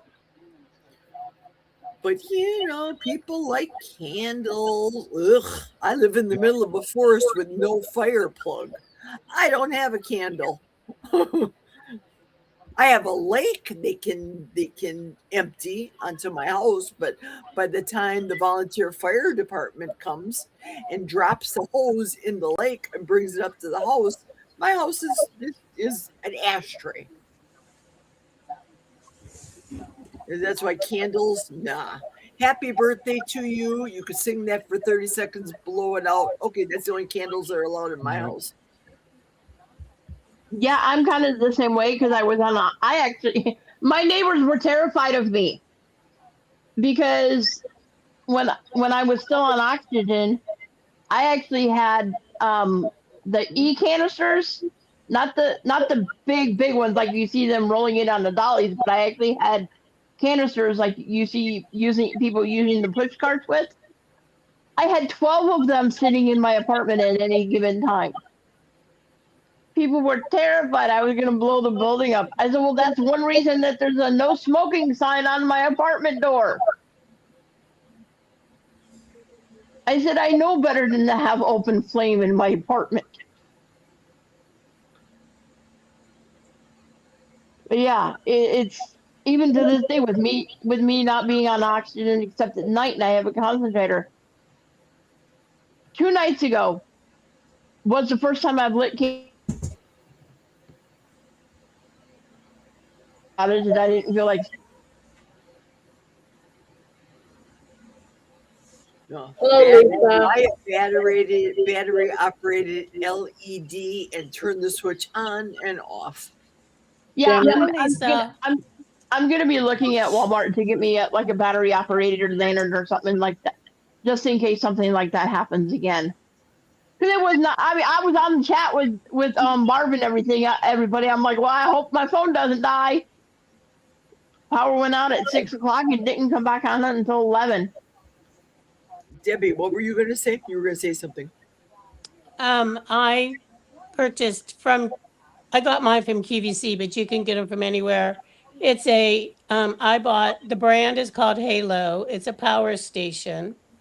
And it's probably about 25 or 30 pounds. I have it on a little cart so that I can, pull it. I keep it charged. It has, I think, about 12 different kind of plugs on there for your phone, for a lamp, for, different. It's not for like major appliances, but for small things like if I needed to plug in a toaster to make some food or, an air fryer or something Yeah. short term. And they do cost a little bit of money, but it gives you that assurance that if the power goes out, fortunately, I don't have any medical needs that I need to, worry about, oh, I got to make sure I have my oxygen or whatever the case may be.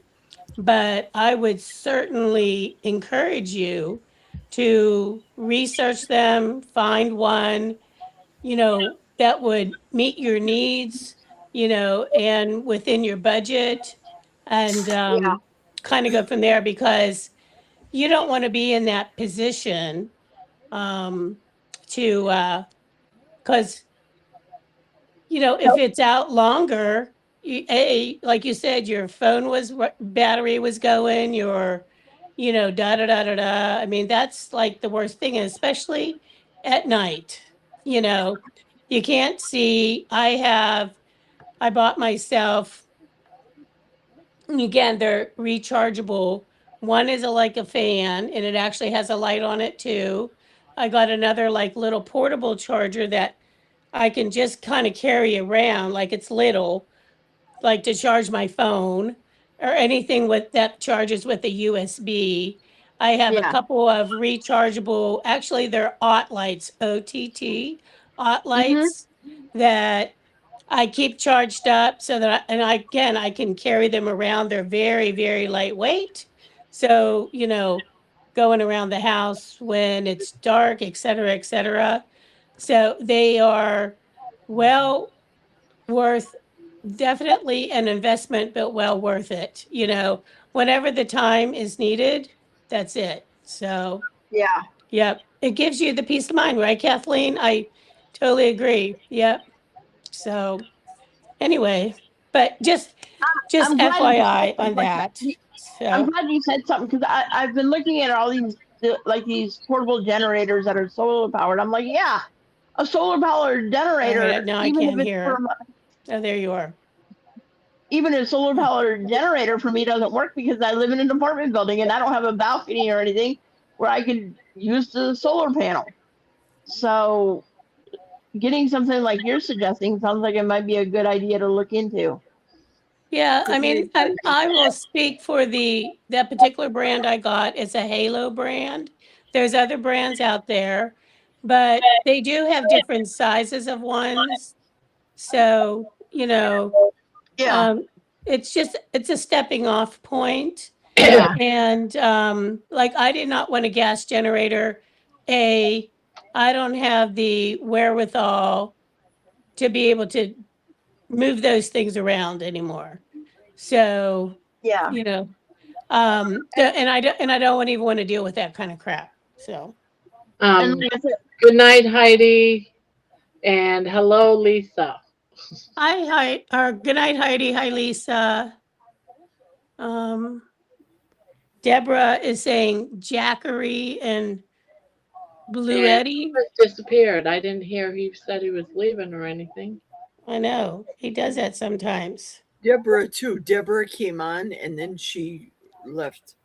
Yeah, she was having problems with her internet, I think. Right. That's why she. Internet is being poopy, she says. So, anyway. Yeah, it's not the Debbie. I know. I know our intentions as realtors. It's not. We're not picking on Thomas. It's just you can't help but think about the repercussion. Go ahead, Deb. Sorry. No, what I was going to say, you're exactly right. So, we live in a very litigious society, and people discount that immensely because it's your word anymore is worthless. You have to have it in black and white. You really do. And far be it for me to discourage anybody from whatever they're doing, but it's Well, my um, take on this is simple. but You you know know, what? It's his business and how he handles it. That's up to him. And you know what? He knows the people. If he trusts them, then that's okay. So yeah, kind of his goes from there. sister's a realtor, so she pretty much advises him on all that stuff. But Yeah. also, the thing is in the perfect world, if we all had lawyers and we all made contracts, we're rich, we can do that. When you're poor and you're lucky if you have $20 left by the time you pay all your bills, you're not going to think about going and getting a contract from a lawyer to protect yourself from a possible future tenant that you're agreeing to sublet. It's just not going to happen. In the perfect world, when you have the money, yes, you're going to do that type of stuff. And Uh, honestly, I I totally understand that, but you could go down to Staples and buy a generic again, contract. buy when you Well, got I mean, 20 I'm bucks talking. to last a month. No, But I you can mean, also. I'm sorry. You can also chat GPT a contract. Yep, That's you free. would. yeah, exactly. There's options, but anyway, I don't want to belabor the point. Thomas, he's handling his business the way that he sees fit, and that's perfectly fine from his perspective. That's all. Yeah. I have seen too many people being, taken advantage of, Yeah, or and it's or or things happen to them just because. So, I wouldn't want that to happen to someone, as nice as Thomas. That's Right. all. Yeah. Right. He's a That's nice all. kid. I agree. He's a You nice know, kid. it's hard enough, as you were saying, Barb, and you just kind of go from there. Yeah. So I anyway, know Thomas. when I Anyway, was a Thomas, single we're mom, not trying to upset you in any way, shape, or form. Right. when I So was a single mom of 4, I you're did not not a have enough dunce. money for anything. As a matter of fact, I was the type of person that had to borrow from Pete to pay Tom, type of person. I never had enough money to pay all the bills. So what I would do is I'd pay the bill 1 month on one bill, the next month I'd pay the bill on the next thing. If someone came up to me and said, "Yeah, you have to go and get this contract printed out and do this or that," it'd be like, I can't do that. I don't even have the transportation to go do that. Or I might not have a printer to print something like that out. Or, a lot of this type of stuff is great for knowledge. But reality is if you don't have the money, you don't have the money. Well, and I totally, again, I really do understand that because yes, and unfortunately, a lot of people are in that position, and then there are those that take advantage of people Yeah. that are in that position. And I've had that happen to me with someone that I subletted. But there's no way that I could have afforded to protect myself before that. I just had to. I've had good times when I subletted a room. Well, actually, I Mm-hmm. was the owner of the house, and I rented rooms. I didn't get no contract or anything. I had to trust. I was too poor. I was a single mom of 4 kids. Those were the last things on my mind was trying to get a contract signed. Right. It just Now, doesn't happen in the real world. It might happen in the rich person's real world, people that have money, but when you're poor, you don't think of stuff like that. The average Joe just trying to get by. He's trying to get by, you yeah, know.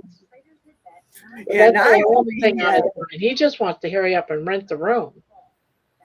well, and hopefully with And this new ad that he's put out, he will find somebody that, will work well yeah, within the, because I've done it. I've been the there. situation. I've So, been there. I've done it. And I just had to hope and pray. Now, out of all the times that I had to do it, out of 4 times, um, it was only one I got screwed on. He just left a horrible mess, downstairs in my house, and I got stuck having to clean up after him. So yeah, it does happen. It happens to everybody. oh yeah, Yeah. if you are renting to, meaning if you are renting to somebody else, not you as the renter, yeah, it happens. I mean, shit happens, let's be honest. Yeah, You you just know, take your chances no matter what you do. yeah. Sure. I only had one kid as opposed to Barbara having the 4, except I had to work 4 jobs. And like Barbara, you paid the electric bill, you give them a little bit. You paid this for the phone bill, you paid this for the rent. Yeah, That's it. You have Yep. to do what you have to do, and you have to work 4 jobs in order to keep your kid because your ex is off somewhere with some floozy. yes, exactly.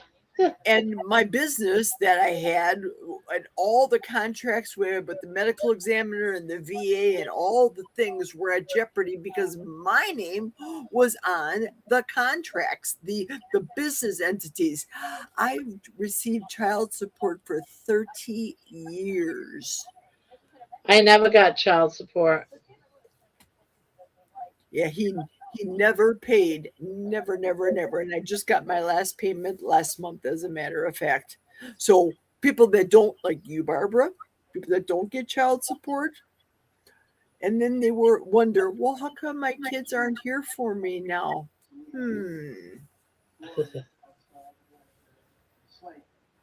Yep. As Thomas is an adult and he'll make his adult decisions as he sees fit. And that's all that matters, It's like if So I tell you girls right here now and today, if Jack dies or I kill him, whichever comes first, you better tell me, Jerry, you better be in your right mind and not date anymore, because it's nothing but headache and heartache. It just is. I'll get another German Shepherd before I get another husband. I have a friend. I think she's like 72 or something like that. I'm telling you, she always has a guy, and then she's with a guy, but yet she's talking to another guy. Like there always has to be like a guy or guy. You know what I mean? It's like there's something wrong with this one guy, so she's talking to this other guy, and then if something happens to the first guy, she has someone to fall back on. But yet all of the guys have like a similar um I don't know. Issue. Issue of sorts where none of them have really the ability to take care of her physically or financially, And I'm not saying that's what a man is necessarily for, but yet that's one of her biggest complaints, So it's like I'm like, do you always need a guy? And she always has to have something like on her calendar at all time, like every day, something. And I'm like, that is just like a lot Right. You to need deal with. space for To do. yourself. I'm like, how about just spending time by yourself, or on yourself or with yourself or whatever the saying is, I don't even know. So, yeah. The world out there, there's just too many issues. That's a big statement, in quotes, issues. Yeah. There were times, over the past however umpteen years that I'm like, what is wrong with me that I never found somebody else? Where it was like there's something wrong with me. But hey, maybe there probably are things wrong with me. Let's be honest. But to that extent, like you're not going to find like another partner or get married or whatever.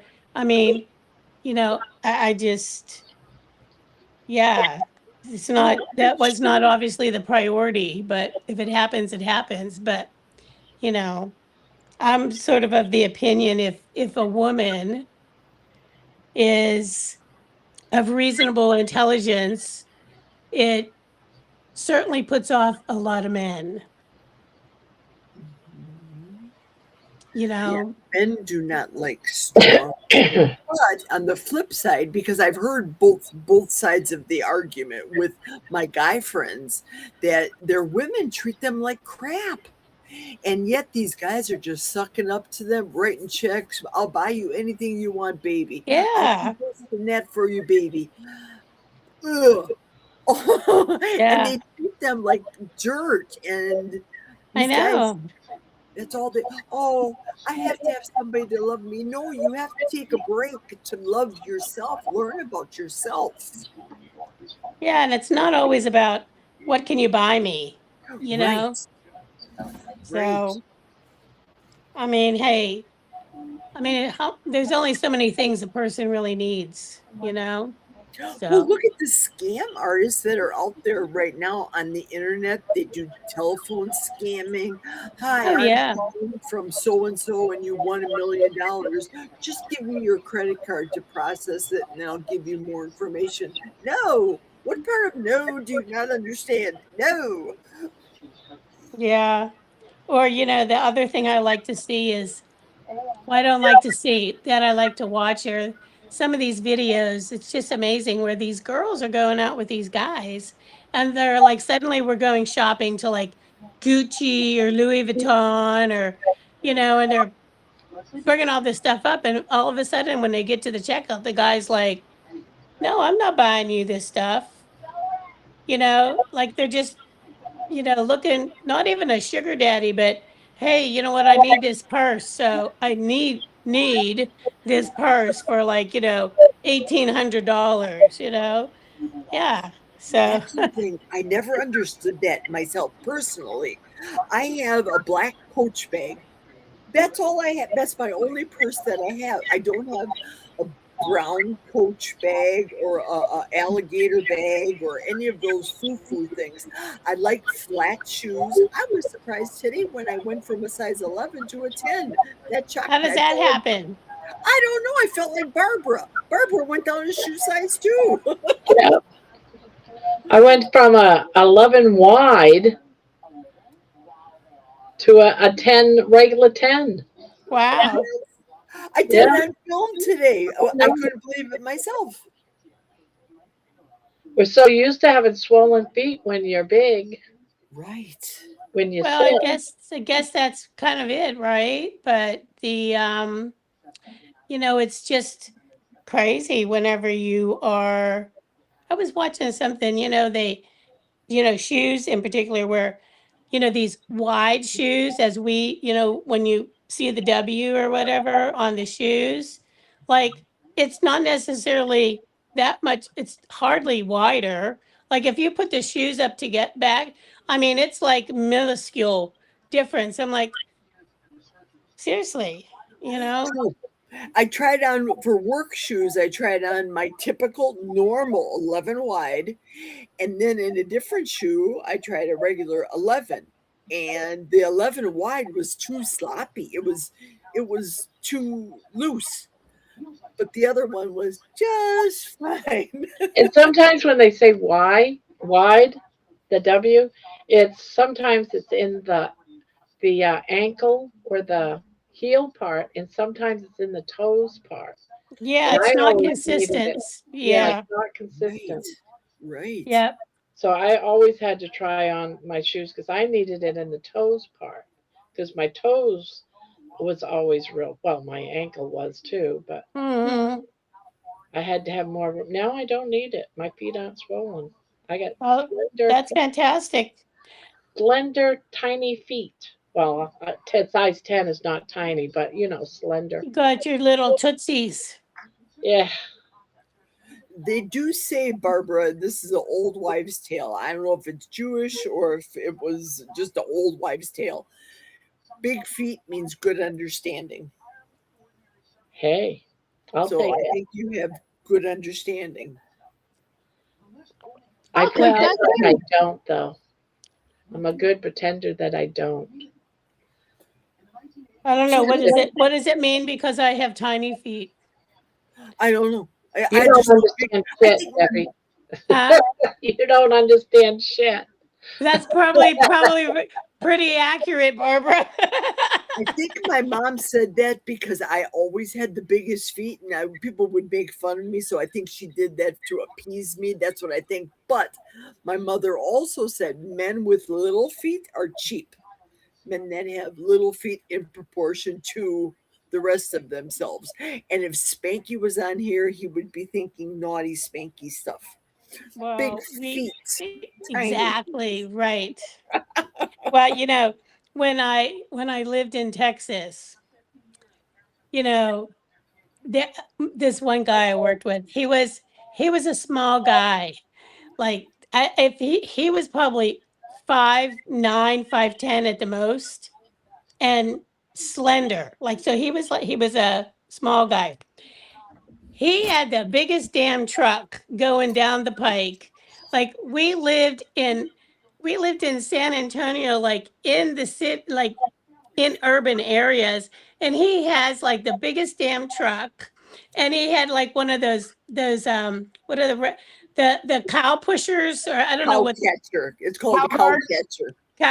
like on the front of the truck. I'm like, where the hell are you driving in the middle of San Antonio with a cow catcher? I'm like, it's not like you're coming off the ranch into the city. You live in like practically like a McMansion. I'm like, I'm That's like, he had to They have say like they're milk crate for his. overcompensating. Yeah, exactly.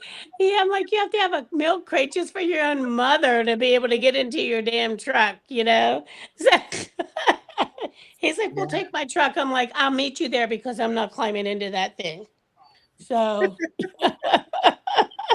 Same with the truckers and the belt buckle, or cowboys with the belt buckle.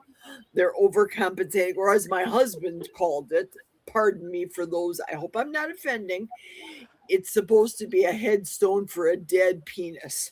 yeah, Those are yeah. the polite words that my husband used, naughty words. Yes, I totally understand. Yeah. Yes. Overcompensating. Yep.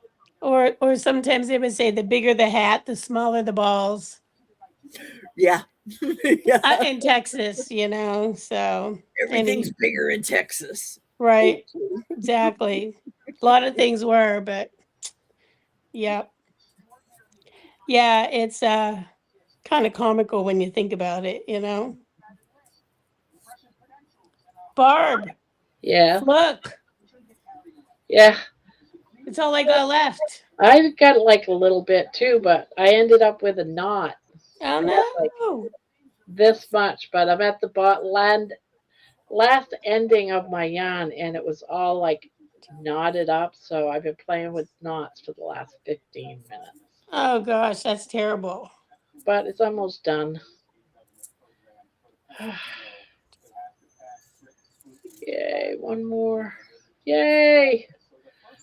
The rat Yeah, is I over. wish society and people in general would come with truth detectors that we could Yeah. just know right from the jump. Do we trust them or don't we trust them? I know, it's hard.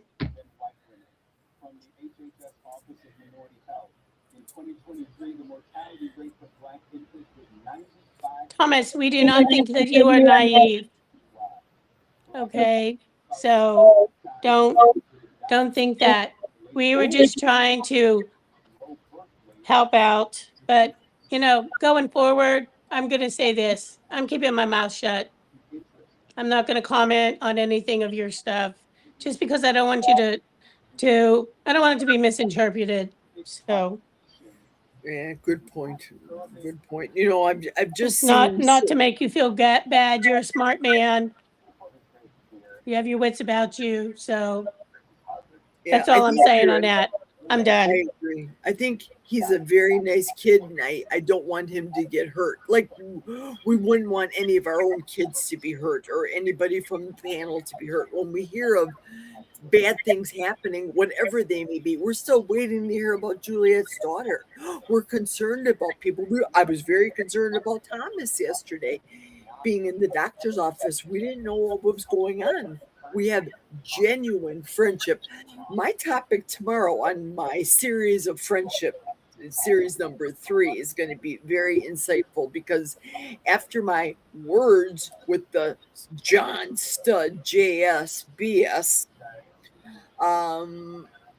I kind of asked God for forgiveness because I went off as a Christian in a way that I should not have gone. I used cuss words on YouTube, and it's not becoming of the Christian woman that I am to use the words. But You cussed? I cussed, Barbara. I cussed on YouTube. I'm so embarrassed. I know. Look at Debbie. That's the truth. I couldn't believe it. I actually said the words. I think I said SOB, the SOB words too. You actually said it, huh? I actually said yeah, I did. And then I had to reflect with myself. I go to church tonight. I went on Saturday night, 5:00 service. And then I thought, boy, my speech tomorrow on friendship needs to be changed. I need to read my Bible tonight before I go to bed and do a little studying before I open my trap about friendship tomorrow. Well, God you know does what? God It's does hard. righteous indignation too. Remember, he was flipping tables in the temple, but That's they right. were selling in the temple. You know what I mean? I do. Yep. Ugh. And if you read that scripture right, not only did he flip tables and stuff at the thing, but he actually took the time to braid the whip. He didn't go into the temple with a whip. So he gave the people a chance to change before he got righteously indignant. All right, I have an update on Juliet's daughter. She is stable and at Phoenix Cardiac Hospital. Oh, she's Oh, in. are they Phoenix. in Phoenix? I didn't know they were in Phoenix. I didn't either. I don't think I really knew where they lived at. So I thought Missouri. that's what somehow I was thinking Midwest myself. Wait a minute. She's got two daughters. The one that lives with her, and then the other daughter that lives in Phoenix. Oh, but is she a social worker? Oh my goodness, I can't believe I don't know this. She does have the daughter that lives in Phoenix. Oh my goodness. I didn't realize that. Okay. I completely spaced and I forgot. I was just thinking about the daughter that lives with her. Oh my goodness. Well, they didn't really specify, did they? I mean, in our chat, it wasn't specified as to which daughter they were speaking about. No, it was just said that her 32-year-old daughter. Yeah. I didn't know he had a daughter, so I don't know. I just know she had a daughter because of the cats. The daughter was playing with the cats one day. I think that's Rachel, the daughter that lives with her, because they don't want to give their names. That's how kids nowadays are. Yeah, my kids don't want it. Yeah, I hear you.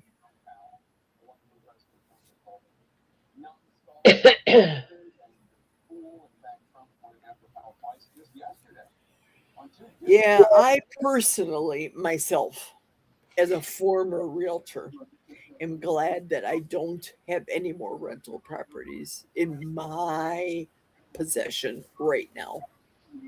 I'm glad I don't. I'm glad we sold them all. Because tenants really do have more rights, I think, in Wisconsin than I don't know what it's like by you, Debbie. I don't know because I never owned rental property in Pennsylvania. So Gotcha. yeah, I owned when I lived in Virginia. So, but not here. So Gotcha.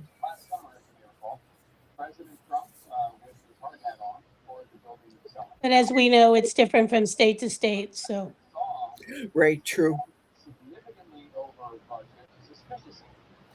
And the rents, I can tell you from the last property that we had in Chicago and Illinois, if we were to have that house, we had it rented out last tenant, $1,800 10 years ago.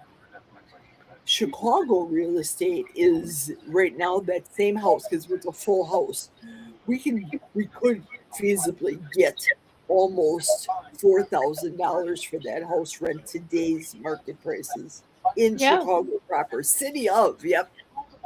Crazy, isn't that? Crazy. well, you know what? It's everywhere. The rents have gone through the roof everywhere. So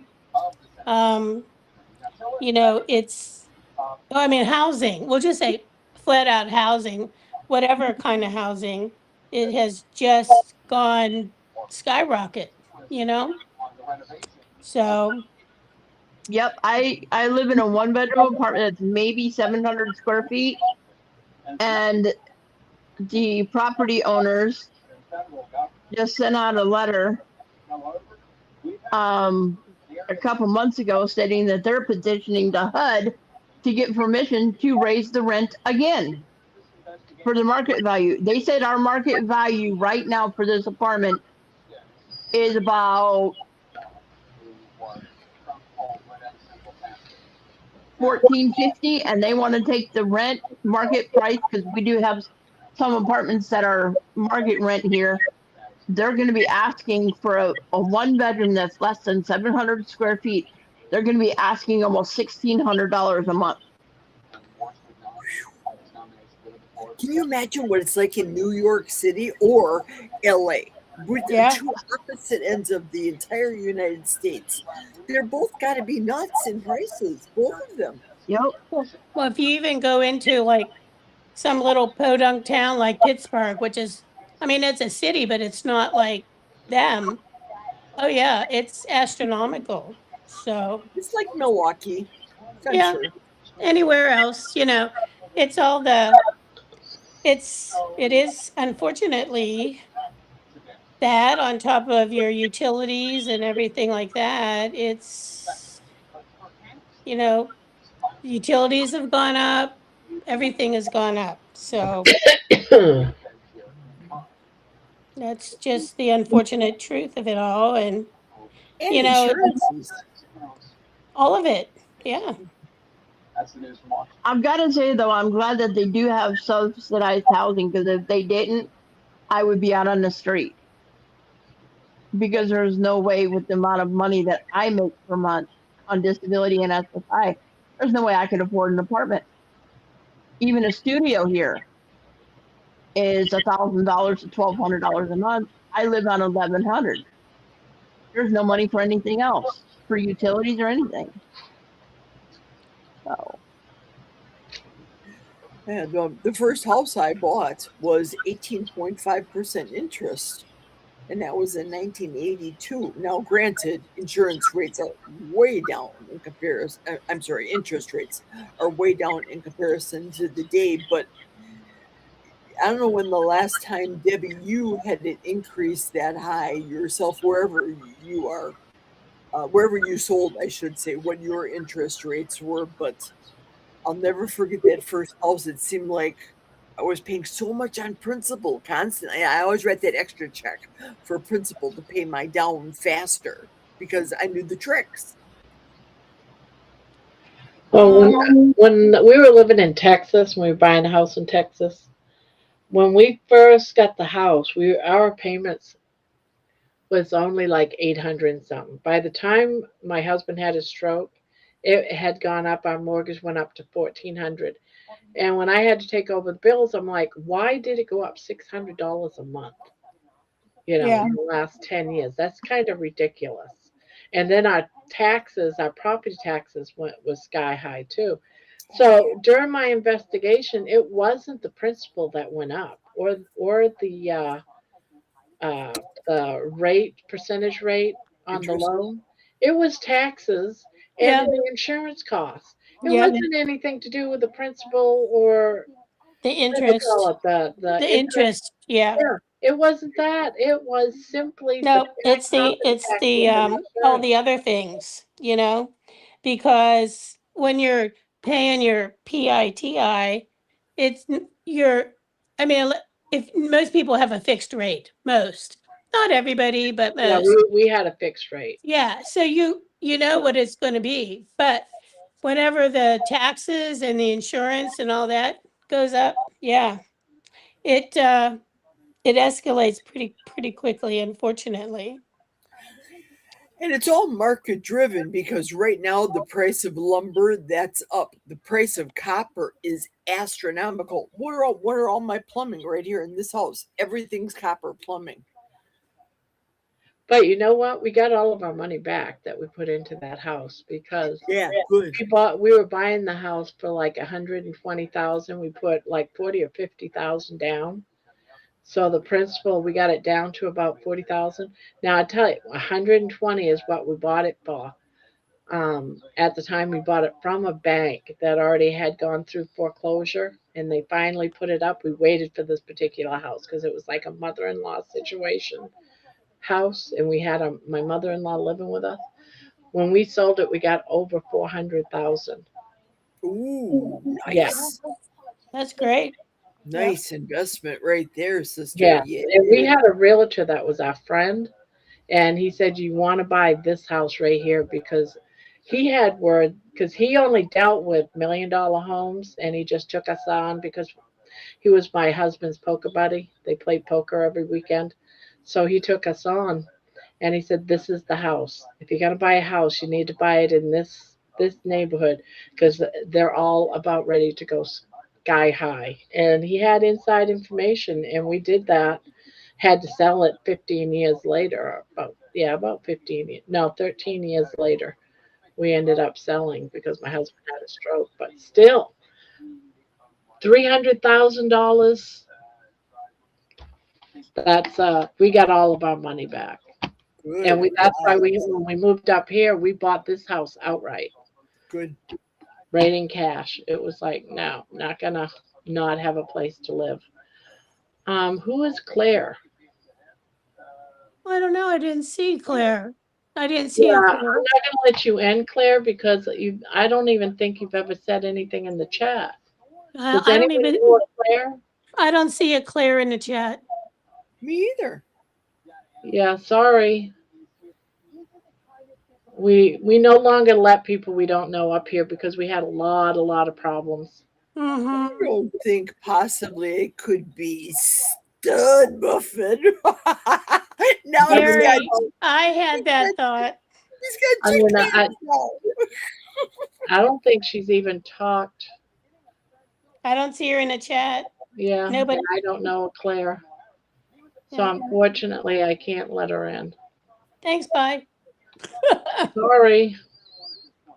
We're being very strict because we had a 10-year-old girl come up here one day. We just had a lot of problems with people we don't know come up. Yeah. But if you chit chat for a while and let us get to know you, I'll let you up. So I have a question, Barb. What? So on your chat, it says you have to be a member of the channel for Oh, more. okay. So it's quietly. Okay, Claire, I'll let you in. See, that's what I need. That's what I need. I need to know who you were. Oh. Quietly crafted. She's been in here for a while. Oh, okay. Oh, now I see. Now I see. Quietly Crafted CA. Yeah. Is that Canada or California? I don't know what the CA, but now I know. Yeah, now I know. That's why I needed you to say something in the chat. You're all right. That's why I needed you to go chat because people come in with Jerry Cat came in with who she is in the chat. See, just Jerry. Manawa is Manawa when she's in the chat. So when someone comes in with their real name, you don't know what their You're like, their who are name you? is. Who It's are like, you? who are you? Yep. See, even we're suspicious about the four of us. Remember when I was on the channel? Rightfully so. And it's only because of what's happened here before. It's like, Right. Well, look what happened after work, and I came in my car, and it was all black. And you were saying, "Just Jerry, is that Jerry?" And I had no interior lights on in my car, and I was going live. You have every right to be suspicious. It's your channel, yeah. Hey, Spanky, how are you? Yeah, you missed it, man. You missed it. you You missed missed it. John Stud was popping up in the chat, and Grandma and Bon was whacking the trolls, and Grandma smushed them right on out. Here she is. Hello. Hi. Hello.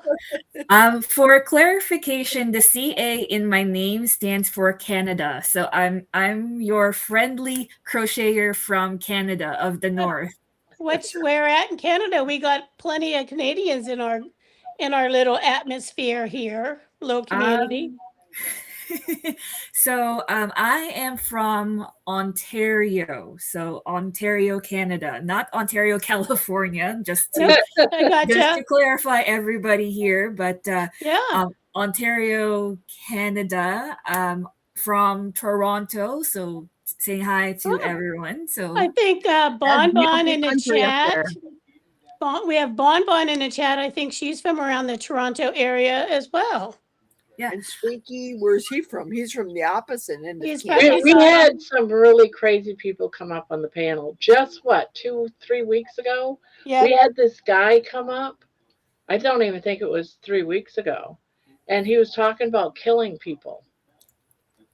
And I was like, what? So now we're going to be a little, and we've had a lot of different stuff like that happen. So now we're just being a little bit more on the safe side. Okay. Well, one of the reasons why I wanted to come on here, because I know you were talking about rent and mortgages, because outside the crochet world, that's what I do here. Or what I do professionally at work. I work for a mortgage lender here in Canada. Oh, very interesting. Ah, Okay. Yeah, so I just wanted to give you some insight in general, and also some of the prices that that both or all of you have mentioned is very similar to what we're suffering. So, for example, um, a one-bedroom apartment, the average rental price is about 2,500 Canadian. So if you do the conversion, it'll be about like 2,000 USD, give or take. yeah. Yeah. And we're a big city, like almost comparable. I'm gonna say almost, but not quite New York City or LA. So but Toronto is one of the most expensive cities, and then the other one is out west in Vancouver. So where it's pretty tough out here, really. Yeah.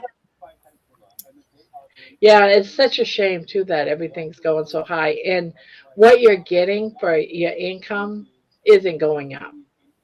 No, So it's getting so we're getting more and more and more homeless people. Oh, yeah. Unless we forget those of us that are down in the States, you all up north are freezing. You're way colder than we are. So a lot more energy expenditure in Canada for your Yep. resources, natural resources. Yep. Yep. I mean, when you mentioned about people being homeless, there's or we open up community centers as warming centers for everyone who is trapped in the streets during a blizzard. Can you imagine that?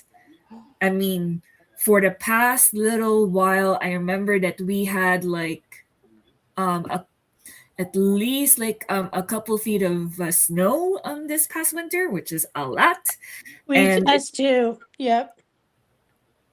So so it's really hard, and I noticed that of course there's a lot of people that are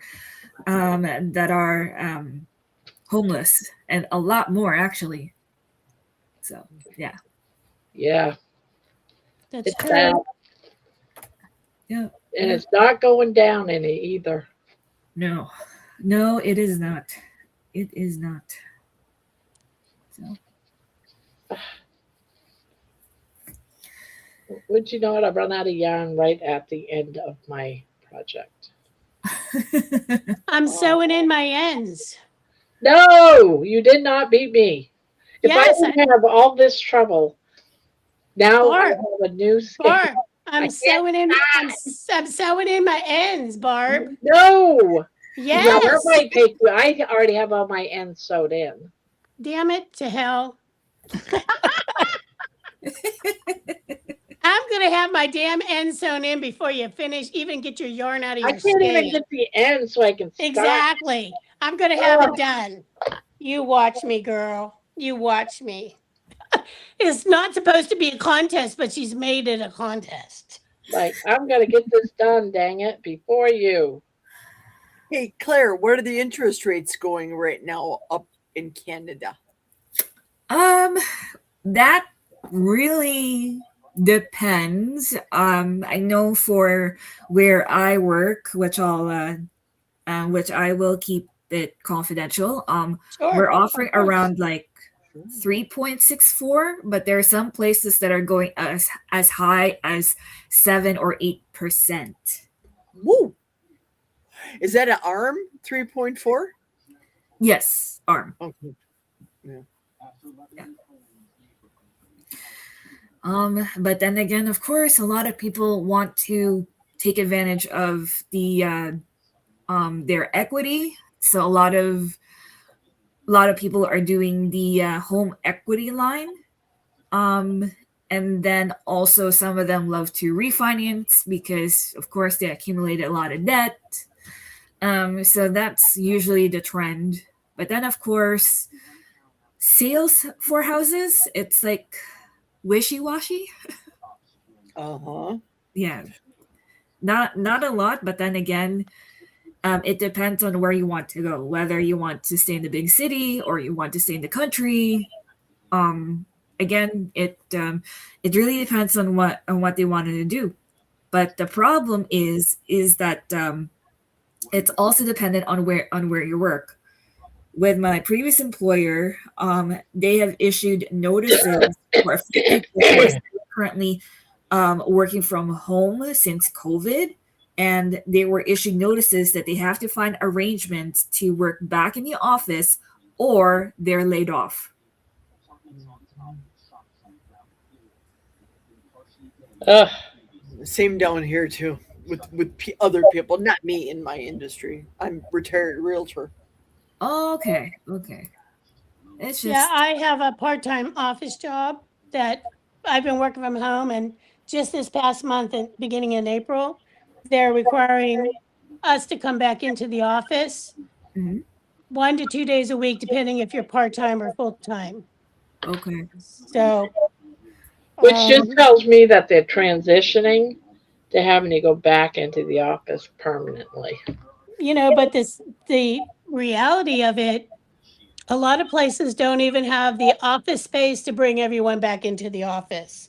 So That's the thing, the that's the capacity. thing Yeah. right there, because they got rid of the space, or let the leases run out, or whatever the case may be. And so it there a lot of it is doing, like, my company. So my team, full time, you have to go in 2 days a week, and it's determined which 2 days you're going in. Okay. If you're part-time like me, I can pick whichever one of those days I want to go in. So, I don't have to go in both days, which I'm grateful for. Mhm. But yet, you know, it's um not necessarily what I signed up for originally, but you know what? I also want to have my job. So you do what you got to do. That's true. That's true. Absolutely. And right now, we're at our place. They're doing mandatory 8 hours last week. Next week, it's mandatory. I have no qualms with working long hours, but these kids that are 24 years old, they can barely work their 40. They're dragging their hindies every day they come into work. It's as though they have to drink a gallon of coffee to be able to sustain their own life. Yeah. Well, honestly, some of them you're really you're to find kids that in their 20s that are even having a job is sometimes, a lot of them are not used to doing, we'll say, skilled labor, for lack of a better term. They want to be, the high paying computer jobs, video jobs, whatever they're called nowadays. I don't even know. But Software engineers or something. yeah, but you got to put in the time and effort to get to that point. But it's a challenge all the way around, regardless.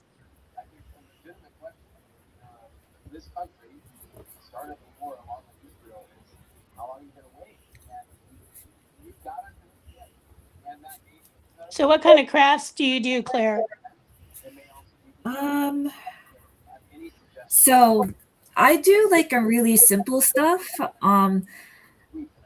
Give me 1 second here. I'm gonna bring up what I've done so far. With my channel, I do live streams. So I'm basically doing crochet while I'm playing music in the background, which I was doing just a few hours ago, believe it or not. And I have one Oh, coming up tomorrow morning at 9 a.m. okay. It's basically what I call mindful crochet. I always start with a quote of the day, which I forgot to do a community post on YouTube. And then today, something simple, which was a dishcloth, which I'll be right back. Okay, it's just on my bed. So this is what I made today. This little dishcloth for today, using a Suzette stitch. Oh, okay. That's nice. Yeah. I'm just trying to use up all of my yarn stash because I have a love and hate with Michael's stores because it's like yarn. And they just announced a buy one, get one 50% off. And that Michael, the Michael store that I was at in Toronto, it was in downtown. It is 3 levels. Wow. 3 levels, Barb. 3 level. Michael's 3 levels. Can you imagine that store? Wow. It was That's Michael's gone condo. honestly. I mean, and they had like escalators and elevator. I mean, literally, it was huge, huge. Wow. Right in the Put middle your of downtown channel. Toronto, huh? I said, tell Claire, have Claire put your channel down below, Claire, so we can subscribe to you. Yes, Yeah, definitely. of course, Down of fire course. hydrant. Hang on. Let me go. Yeah, you can do that every time you come in. Yeah. You can even come in if we're up, say I'm going live in an hour if you guys want to pop over, and that's even okay. Jerry does it. I don't know if anyone else does it, but I Okay. no. What was the Just got a keyword few again? that Was will come fire in. hydrant? Just fire hydrant. Fire hydrant, all one word. Yeah. Fire hydrant. Okay. Yeah, so Okay. but that Michael's was just amazing. And I'm telling you, when I was in Toronto, I thought it was the most beautiful, one of the most pretty cities in the sense of certain parts of the town. They still had the flower baskets, hanging off of the lamppost and stuff like that. And somebody went around every morning or evening, I don't know which, and watered the flower bed. I was like, wow, man, I'm impressed by this, So Yeah. it was so pretty. I love going to the market. What do they call that food hall market thing there?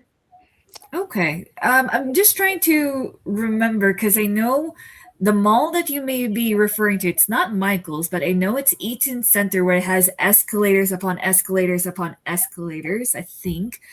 And I know there's also the Urban Eatery, which is like a huge food court where you can just see food galore, basically. This was like a farmer's market slash that had eateries in it. It was Is it St. Lawrence Market, Bunny? that's it. That's Yeah. it. Yeah. And the Michael's was a standalone store, meaning like in the city, but it wasn't in a mall. It was, Okay. one of the city buildings. But yeah, it was huge. Yeah, Wow. I thoroughly enjoyed it. So I did. But yeah, it was Okay. quite nice. Yeah, So that's good. That's good. But yeah, so although I do try to support yeah, but other I couldn't believe it. I was gonna say that I do try to Now I support can't like, hear other people again. What the heck? Damn it. I do try to support like a local artist. Actually, my younger sister, she does not have a YouTube channel, but she does have a store called Kay's Flowers. And she actually made crochet flowers, and she sells them at markets. Oh wow. So she goes to like different urban markets and sells them, or I'm sorry, craft markets or something like Yeah. that. Yeah. Oh, cool. Very nice. Yeah. Runs in the family.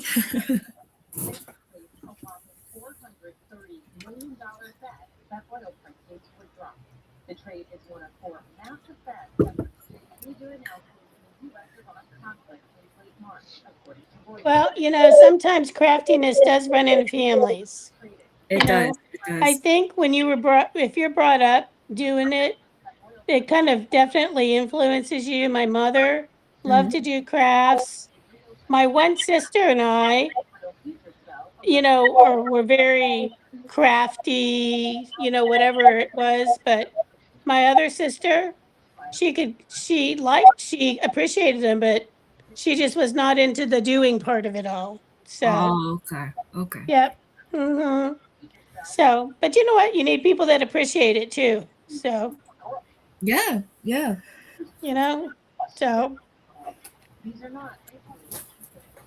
Democratic Senator Chris Murphy called out a $580 million I don't know if you ladies drink seltzer water. I've recently discovered this brand Polar. Mhm. I opened up the mandarin. It's very tasty. I'm sure it has natural flavorings, but it tastes like a mandarin orange. It's delicious. No, I've tried to like them, but I am not a fan of them here. Though I'm not. I don't know. To me, a lot of them taste what I presume like furniture polish would taste like if you drank furniture polish, you know? So yeah, maybe it's probably the artificial flavorings that Well, they do. I just opened up the Polar Mandarin seltzer. That's okay. And then I bought Waterloo before that, and that's okay. They have a couple of flavors with Waterloo, but the Polar, it's one flavor. And I think it makes a difference, Debbie. I hear what you're saying. If it's one flavor, sometimes it's off. But if they blend it, it may be more palatable, shall we say? You know, I saw Erin Booby Goats did a video recently where she was tasting some Waterloo flavors, new ones that she picked up, and she was tasting three of them. One was a root beer. She liked the root beer. I'm trying to think what was the other ones. One was an apple pie, Ooh. and I think one was like a coconut lime or something like that.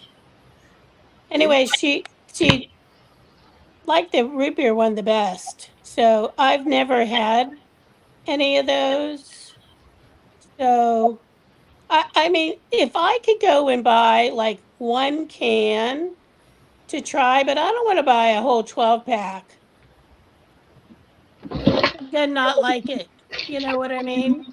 I get So the variety from Costco or Sam's, whatever it was, but it made me think when you said apple pie. If I took my apple extract and I put some cinnamon in it and put it in just my regular soda stream bubble water, I bet that would be tasty with the flavor of apple and cinnamon. I'm going to try that and report back to you. All right, I Debbie. don't No know if I'd want to blanket. drink an apple pie though. So No, no, no, Done no. with my blanket. I I am still have like done. three ends to weave in. Damn it to You're done, hell. Barbara? Are you I done? am done, and it's 53 inches. Wow. Ooh, that's a big one. And who's that? Who's that for? I don't know who's it going to be for yet. It depends on who wins it. Drawing. Oh, cool. Yeah, That's coming up soon, right? we'll have to have another blanket drawing. Probably Yes. next week. Well, let's see. Next week, aren't you doing your monthly drawing? Yes, that'll be on. When are you doing that one, Barb? I can look on the calendar, see when. Why do I think May 1st is Friday for some reason? Or is it? I think it is. Mm-hmm. May 1st is on a Friday. So that means we're not going to draw it until, because it's going to be on a panel night, which means it'll be on May 2nd. And May 2nd is the next Saturday. Okay. Okay. Okay. So do we want to do 2 blankets next Saturday or 3? Well, I don't know. We can do that. Sure. It's up to you, Barb. Whatever you want to do. Yeah. Yeah. That's a lot of blankets. You're an ultimate decision maker. Doesn't matter to me one way or the other. Okay. Well, I mean, the next panel night after that would be a Monday, right? Yeah. So I don't know. What day do you think you have more people in the chit chat? I would think maybe Saturday because people like Jerry would be here. Mm-hmm. The likelihood of Amy coming in on, a lot of people that work during the week are more apt.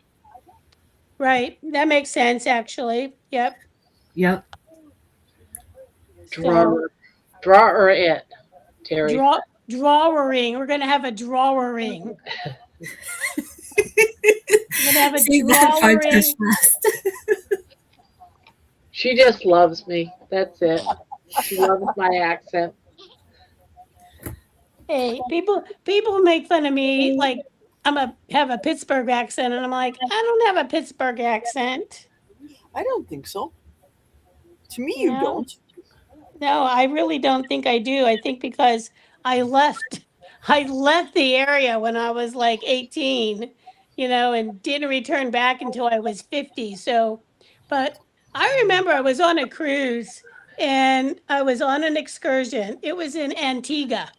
And the excursion was you were taking like a tour of the island. Well, how they did it is they hired local taxi drivers to take you. And so it was myself, my sister, and two other people in the same car. Well, the taxi driver didn't speak. He just popped in a tape and, when you would get to this destination, that kind of thing. And so anyhow, I get in the car and the guys, the couple that got in, they're like, "Are you from Pittsburgh?" And I'm like, "Well, I was born there." And they're like, "Well, yeah." I'm like, "Why?" Like, "Well, because I could tell by your accent." And I'm like, "Seriously?" I'm like, "Well, where are you from?" He was like literally from like two towns over from where I, lived it around here before. I Oh mean, my. it's the smallest world, right?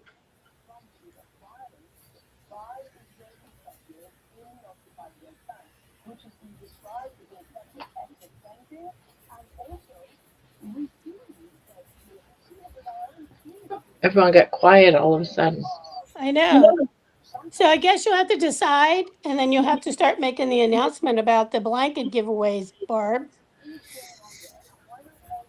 Yeah, definitely. We're gonna be doing something next Saturday for sure. For sure. For sure. We're gonna do a drawing, A and then drawing. We're gonna have a nightbot. We'll pick two that's, and you have to be in the chat in order to win the two blankets. So that's why I yes, think that should be on Saturday. And yeah, maybe then on Monday night I will do the monthly one because that you don't have to be in the chat. And Mondays we don't really have a lot of people, but I don't require them to be in the chat on the monthly. You just have to send me an email. You gotcha. got 24 hours, and then 24 hours goes by and another person gets picked. Well, and hopefully somebody knows them and says, "Hey, yoo-hoo." That's okay. I'm just not going to make it my job to go seek them No, out. that's what I'm saying. Somebody knows them and they're not in like if well, I'll just say, for example, let's say it's Jerry. Jerry gets picked, she's working. Somebody who knows Jerry would say, "Hey Jerry, better send grandma an email because you got a blankie." Jerry, I would probably say, "Hey, you won one," because I see her all the time. Oh, She's here all the time. We're here all the time. I would not tell her because I would want to get the blankie. Spanky too. Spanky wants a Yeah, blanket. that's fair. That's fair. I probably shouldn't either. Right, exactly. Because then it would be like me setting things up or something. Right. Yeah, you don't want to All go. share in love and crochet. Yeah. That's right. Exactly. So I've always said I'm not going to go out searching for you. I used to when I first started doing this, and it was a real pain in the butt. I And I can said, no. imagine. Yeah. And there's some channels they just don't do another one. They just keep letting it go. One's always saying, I have 13 unclaimed whatever. Oh yeah, I've heard him. Yeah. And it's like, oh hell no, I'm just gonna pick another one the next day. It's only a 24-hour thing, and How do you even keep up with that? When you have like 100,000 plus people that you yeah, still work. No, you know what? You claim it. You don't in X amount of time. Moving on. Yeah, you just do it again. That's your next thing. If they can't contact you, if they're not paying attention, if they're not watching, everyone knows Saturday. Everyone in this chat, there's 32 people in here. Everyone knows next Saturday we're going to have a blanket drawing. 32 people. If you can't watch between now and then to know, I'll give a notice though. But on Saturday, if you're not in here, you don't win a blanket. And then on Monday, you don't respond in 24 hours. You don't. And not only now we've had people that were in here, but then didn't respond with their address, and you have to keep getting after them. You gonna give me your address? You gonna send an email? Give me the address. If you don't send your address through to the email, 24 hours, you're done. No blankie for you. No blankie for you. Your blanket's gonna be gone. I don't think we should have to keep getting after you to send an email. I mean, you don't have to. No, we're all Someone else adults. is gonna be just as happy to get that blanket. I do want to say though that if my name is by any chance picked, I would like to donate that to someone else due to the Expensive. tariffs. Yeah. The tariffs is so expensive. It costs about $100. What was it, $60 to $100 to mail a blanket to Canada? Mail a damn chicken. It was going to be like $45 freaking dollars for a little tiny crocheted chicken. Was going to be that expensive. It's like, what is the item isn't even worth? Well, crazy. It could be worth that much, but yeah, to make it was only like $1 item, and you're gonna. Yeah, if I do win the if I do win the blanket, I would like to donate that to someone else to avoid you guys paying the tariffs. Well, that's really generous. I know that my name got picked one time. I'm like, I'm making the blankets. I don't want to take a blanket. I'd rather somebody who would like to have the blanket. Not that I wouldn't want a blanket, but you know what I mean. I feel like I'm making the blankets. I don't need to. I want that one that you're putting together right now. It reminds me of Christmas. Put your name in the drawer ring. In the drawing. Starfish scratcher, LOL. Barb's next giveaway gift. That's such a good idea. I think I'll do that. Oh my gosh. Oh gosh. That is such a great idea. We ought to do that. Yeah. And Claire's probably thinking, what are you talking about? A starfish scratcher? Claire's I don't want to even know. Yeah, we know. I was just going to say that. Just let your imagination go wild. Okay, we'll leave it at there. I think we need to leave the chat rated G for everyone. No, see, you are in the wrong channel for that, because it's more like everything goes. It's like nothing is off limits. Barb after dark gets wild. Wild. Yes. Let's put it this way. The first night I came in here, after I'd been in here for a few minutes, they're like, "Are you sure you really want to stay?" Because they were talking about some weird stuff, and I was like, "Y'all are my kind of people. Y'all are nuts and off the wall." It's all Terry's fault. Yeah, it's always Terry's fault. It's all Terry's doing. Terry and Spanky and Jeannie. I'm the innocent one. I'm just saying. Amy just said, "Why does the conversation always get good when I'm trying to fall asleep?" LOL. That's because you got to bed too early, Amy. It's not even midnight yet, for goodness sakes. Oh yeah, 11 o'clock. Well, that's right. It's almost 2 minutes to midnight Eastern time. Right. Eastern time, yeah. Like the night I first showed up for chat, they were talking about bidets. If that gives you any That was idea. because we were talking about how I finally was able to start wiping my own butt because I've lost enough weight to be able to wipe. That's exciting, guys. Yeah, you missed Everybody that whole celebrate. chat back when that happened. That was a whole nother conversation. When you're 400 pounds, I don't care who you are. When you're 400 pounds, you are not going to bend and wipe your butt. You're just not going to. It's not Nope. going to happen. Sorry. Yep, that's it. The I was 363 pounds with a bad shoulder. I can relate. And a right shoulder, and I'm right-handed, so I had to do everything fat and with my left hand. Try to hold yourself up on the toilet. Oh no.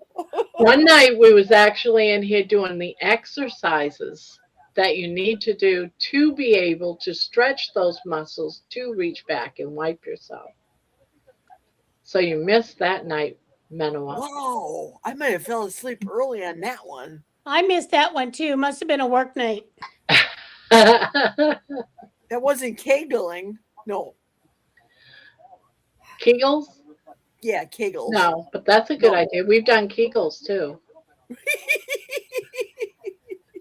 I should come here more often.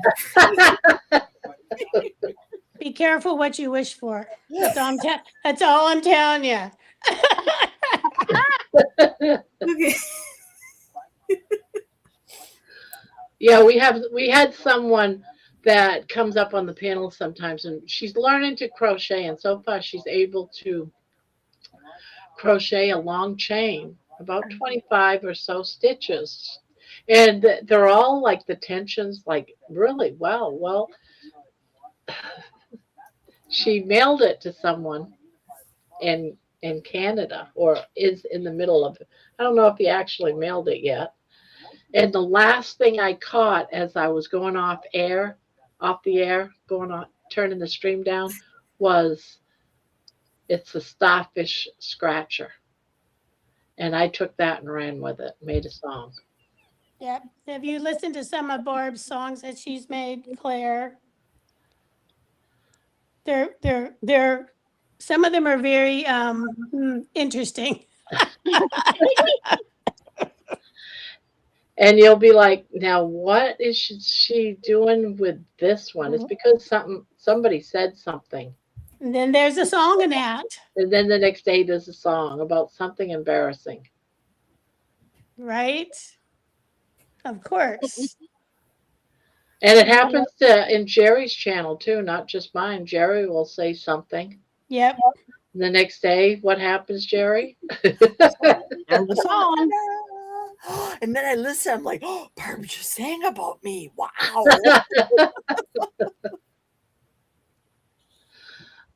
Right? You never know when a song is going to be about you. It could happen at any time. So be careful what you say.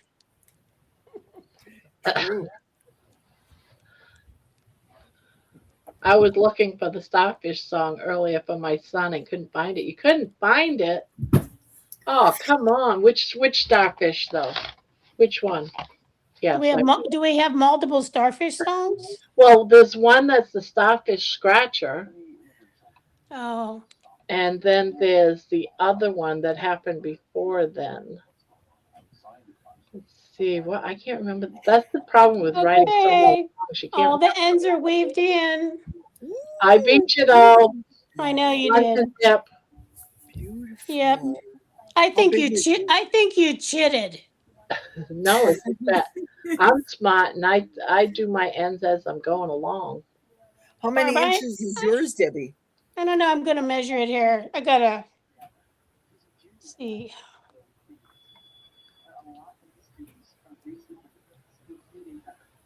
God, it was a long time ago that I did that. Oh, here it is. My Starfish in the Mirror. Sparky has a song here. Ah, starfish scratcher in the night. Afternoon delight. I'm going to actually play it since I'm done.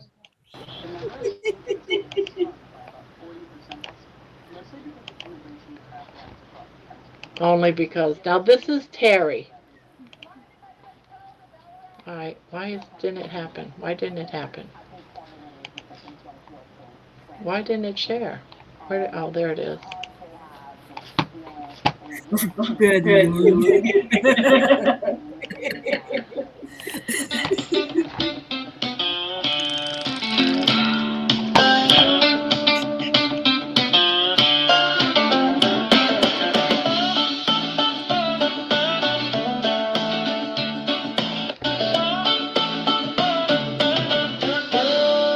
Woke up this morning, shuffled to the sink, hair looking crazy, I still half asleep.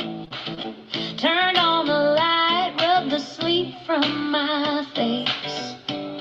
Then the mirror showed me something I can't erase. I leaned in closer just to make it clear. And what I saw nearly cost me my career. Not my hairline, not a wrinkle getting bigger. It was a view of my starfish in the mirror. My starfish in the mirror staring back at me. 5 little points of pure mystery. Turn the wrong way, Lord have mercy. That's a sight nobody needs to see. My starfish in the mirror, what a shocking sight. I nearly fainted in the bathroom light. From that day on I made a rule real clear. No bending over near the mirror. Tried to forget it, tried to walk away. But that image burned into my brain all day. I told my friends and they laughed out loud. Yeah, it's a story of the whole dang town. Grandma said, child, that's life getting real. Grandpa said, that's why mirrors spin on a wheel. Now every morning I walk with fear Of my starfish in the mirror. My starfish in the mirror staring back at me. 5 little points of pure mystery. Turn the wrong way and Lord have mercy. That's a sight nobody needs to see. My starfish in the mirror, what a shocking sight. I nearly fainted in the bathroom light. From that day on I made a rule real clear. No bending over near the mirror. Now I check the angles everywhere I go. Bathroom mirrors, That's a no-no. yoga class, I'm standing in the rear. just in case there's a mirror.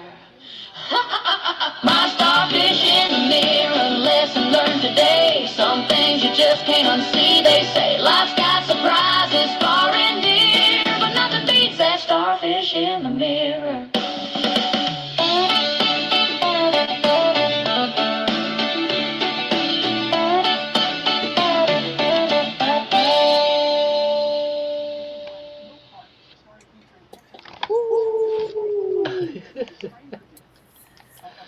Oh, let me find it. Let's see. Oh, stop. I just want to get the... Is this the one that you said you wanted? I think that was the one she said she wanted.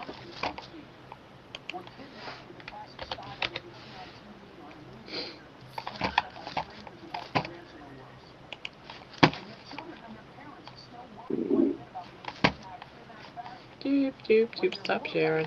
There we go.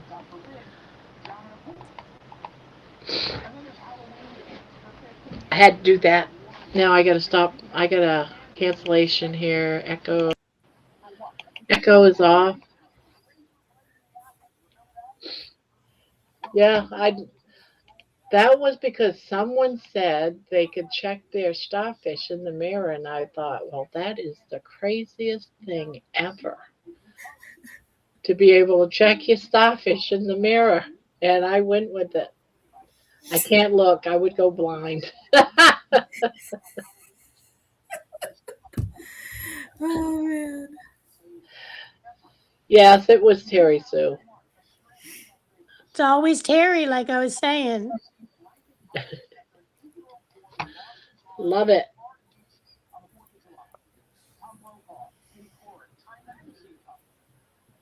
No one wants to look at their starfish. Just Terry. Why was she looking at your starfish, by the way? Do we really want to know that answer? My mirror doesn't go that low in the bathroom. Well, it depends on if you step on a stool and bend over, I guess, and use another mirror. Then you might see stool. If you know, you know. I guess you'd have to use your imagination. Yeah. I don't think I'm working on a need to know basis. There's things I do not need to know or see. I'm just saying. Now I'm picturing someone's got one of those makeup mirrors. They're scooching down. They got they got their knees wide open. They're bent forward. They got that mirror between their legs and they're looking up at their starfish. Oh Right? my gosh.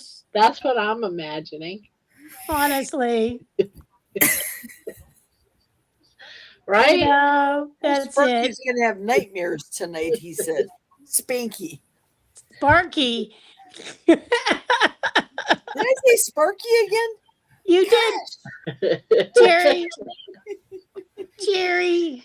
Squat over a mirror. That's right. There you go. SJ's got it. Squat over a mirror. There you go. The sad Oh thing my is because gosh. the sad thing is because I live in a handicap accessible apartment, I have one mirror that's at regular height and one that's down at lower height, so I wouldn't have to bend over. See, they were making sure you could check your own starfish. See, that's what They that's literally a have starfish mirror. The starfish literally- and a sea cucumber. Sea They cucumber. literally- That's an interesting term there, huh? They literally have the mirrors located where there's one over the sink and there's one almost right next to the dang toilet. What they were thinking when they put that one there, I have no idea. Right? I Yeah. do, John. I do, John. It's like, I'm sorry, but who wants to sit on the toilet and look at themselves while they're using the toilet? No. Never. No. Don't know that answer. Don't know. Don't know. Okay. So I measured my blankie. My Yes. blankie. So it's about 50 inches square. Cool. Yep. Fitty. Now, could you do just a crochet question? Could you do like a corner to corner in a rectangle instead of a square? Absolutely. Yeah. Okay. Yep. So what you would do is you start out the same and you take it for as wide as you want your rectangle to be. Okay. So normally with a square, you're kind of going like this, and then you're coming back in to make it square. So for a rectangle, you're still starting out like this, but when you get it to the width you want, you're going to increase on one side and maintain on another side. So so it's going to get longer, and then when you get it to the certain point, then you're still going to come back in to, Yeah. Finish it to the off. corner. Okay. Yeah. Yep.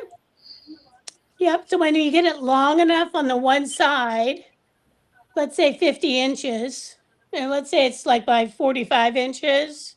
So when you get to your 50 inches, then you start going into your last corner. Okay. Okay. Yeah. Kind of like if you envision like making a scarf.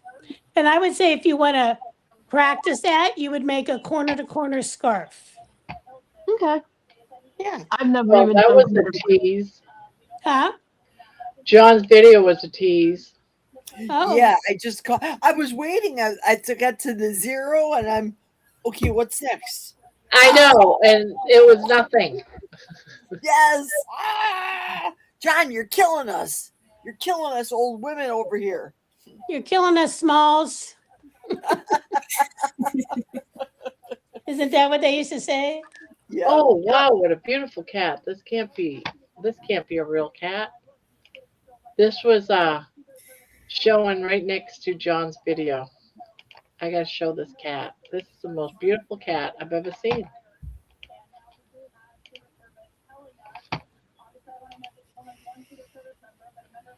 Show on the screen. Isn't that Oh a my! beautiful cat?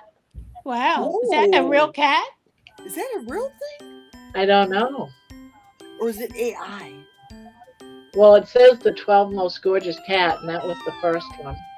Look I'll at be that back. I can't. color eyes. The furless cat. But that first one was so beautiful. I was more. Oh wow, that's a weird Look looking at that cat. face. Oh, what a weird cat. You know what? Questioning the first cat because that's too good to be true. Right. Long hair and smooth hair together. Look at that. Isn't that unbelievable? How do you get a cat to do that? I'm calling out AI on this one. AI. Yeah, I think so too. Yeah. AI. And check out the next one that comes up. No, not this one. The one with the two different color eyes. Yeah, I'm just skimming through it. See if it goes back to that cat. I can't wait to see Well, what. that one's got two different colored eyes, brown and blue. Beautiful blue Yep. eyes. I can't wait to see Milton's kitties. They're so cute. His kitties. You saw One it? is black and white, and the other one is more white.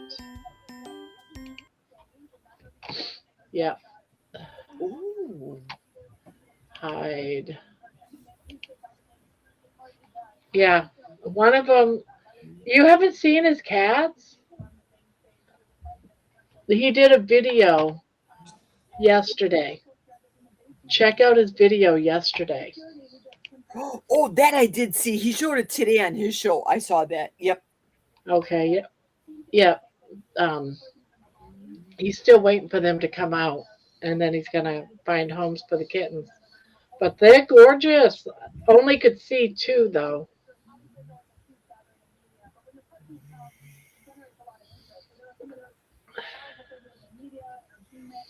You only check your starfish when it's itchy.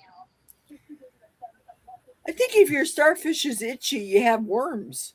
I don't know. That's what Terry said. You only check your starfish when it's itchy. I wouldn't want to even think about worms. I don't think I want it. No, I don't want mine to itch. No, that means you eat too many egg whites, maybe.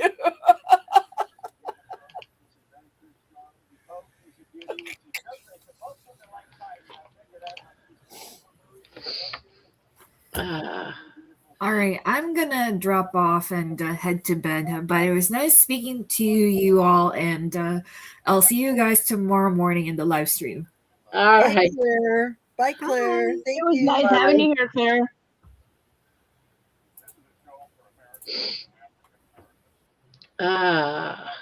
And now we're down to 4.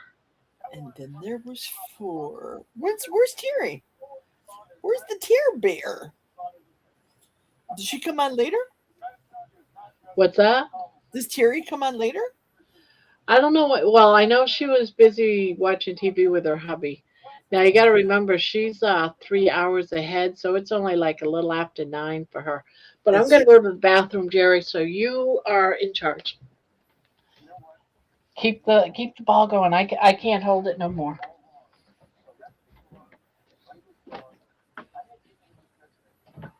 So how long have you been carnivore, Jerry? I have been for 3 years. I just celebrated my carniversary April 1st. Cool. April Fools. No, I'm serious. I did do it starting April 1st. I figured I've been a fool for so long eating the standard American diet that just made me not feel too well and ruined my body too bad that I just can't imagine going back. Nothing tastes as good as the way I feel. And I know that's a very cliche saying. Yeah, my 1 year carniversary was March 23rd. Happy carniversary. Happy carniversary. I can't wait until June 24th. That's the day I'm really going to celebrate. What's June 24th? What does that mean? It will be 1 year that I've been off of 7 liters of oxygen a minute. Oh, hooray. Yeah. And when I go to see my sleep specialist in May, I'm going to talk to her and see if we can't do another sleep study on me in the clinic to see if I still need my BiPAP machine, because I've lost 50 pounds. Or I've lost total of 53 pounds since I've seen her in November. And the last time I lost 50 pounds, I was able to get rid of my BiPAP machine altogether. Excellent. And have you ever tried sleeping without it? Not without the not without the BiPAP. Well, let me restate that. We were going to see if I could go without O2, so I did no BiPAP and no O2, and my O2 dropped below 88% and stayed there the whole 9 hours I was asleep. So I can't go with that. I can't go without the oxygen yet, but my hope is to get rid of the BiPAP machine first. Okay. You figured me out. Yes, Thomas, you're absolutely correct. He said, please don't tell me Grandma is going to look at her Starfish after playing that song. Is that a new shirt, Barbara? Why have I never seen you in that shirt? Well, I don't wear a lot of my clothes at night. It's just that I was dressed today and didn't put on my jammies. I didn't have time. I got into Carrie Mann's live tonight and didn't change into my nightgown. Gotcha. Got a little I bit think of this is the first time that I wore a regular shirt, not night dress. I caught a little bit of Carrie's live tonight, right before your live. It's pretty nice.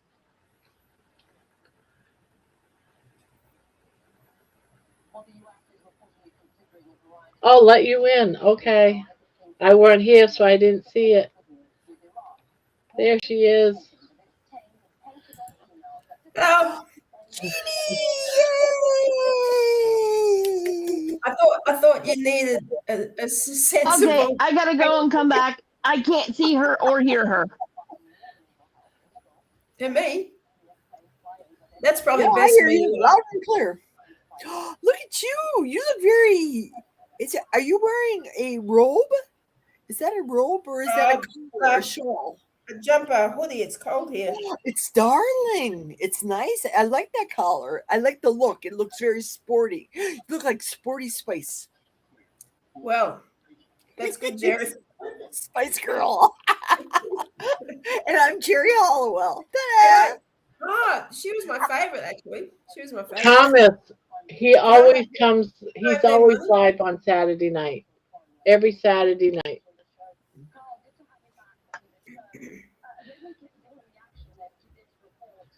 Oh, sorry about that, guys. So, we managed to traumatize Claire, I see. Poor Claire, she has to go to bed. I know, she looks so sweet and innocent. Oh, dear. We get them all in the end, Jerry, don't we? Oh, yeah. Oh, yeah. No one's safe. I was told I'm very Jerry. I'm sorry, Jeannie. I loved your shopping expedition. It was just a crazy day. I said it so that I could get more hours, but I checked my hours for availability and I had my 4,000 hours and 1,800 subscribers. So I was totally celebrating. It was just a wacky, wild shopping trip today. Wild. Yeah, cool. I love it when people show where they live in their neighborhoods and everything. I find it fascinating. I just love it. It's great. Oh, good morning, George. George. George is here. George. Hey, Georgie Porgy. Put Kissed his the pie. girls and made them cry. Made him cry, right? Now, I'm sure he's probably not got his strap on, and he's got to do all of that beautifying before he can come Yes, up. that's right. And then put on his face. So Yeah, then do his face up and get his strap on, and yes.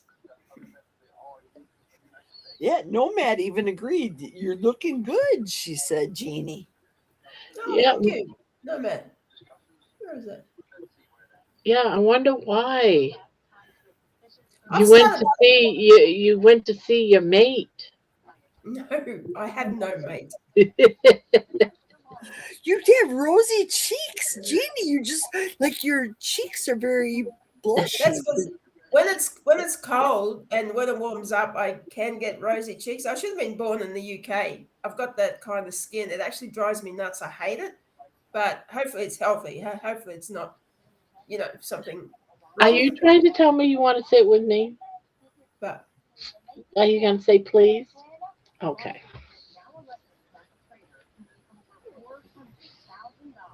I think Juliet did a video about like red cheeks.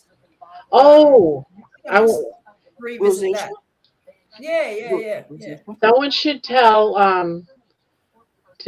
George about Juliet, Oh yeah, because that was. those two are very, very close friends. He would need to know.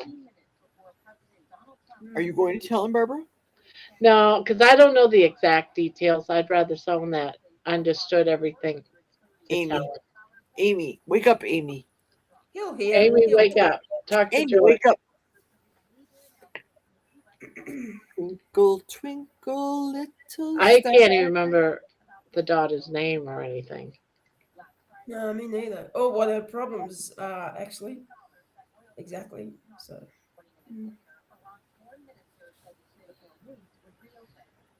Come on down, Terry girl. The party just started. Hey, Because come on, Jerry. Jeannie's on. Come on down. Hey, Barb, that was hilarious when Baby was looking for those kittens. That was adorable. We should do that again. I'm gonna play it because that was funny. Yes, baby. Yes, darling. Yes, darling. You love Did you me. ever ask? Did you ever ask your Siri to play cat meowing before? Ask Siri. Say, Siri, play cats meowing. Here we go. Here we go. Not Sherry. Siri, Good. play cats meowing. I couldn't find cats meowing in your Apple Music library. You can ask me to play a radio station or ask for your music on a different app. She can't do shit. I know. My Alexa can do it. I tell her, I say, Alexa, play cats meowing. And they meow, meow. She can never do nothing. It's like she's useless. It's time to divorce Siri, obviously. I think so. I bet that Prince Charles guy could do it. That Prince Charles computer man you have, he could do it. Oh, Nathalian. One day ago, maybe it was. Oh, found the kittens. Here it is. I'm going to turn it up so baby can hear the cow. Oh, good.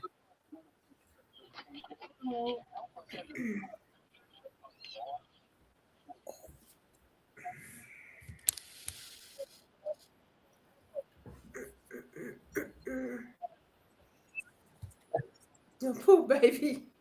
She's going to be traumatized.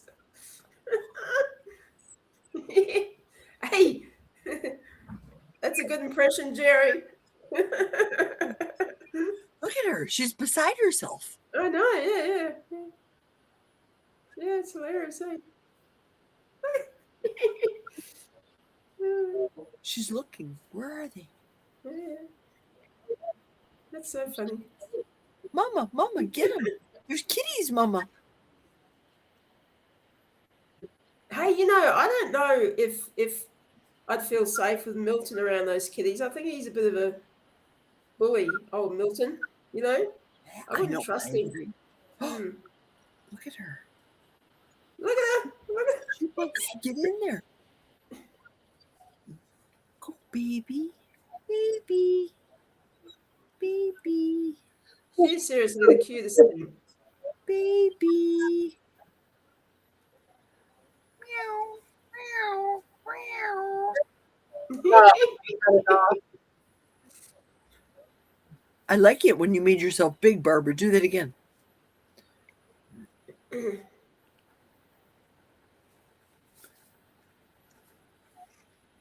Meow.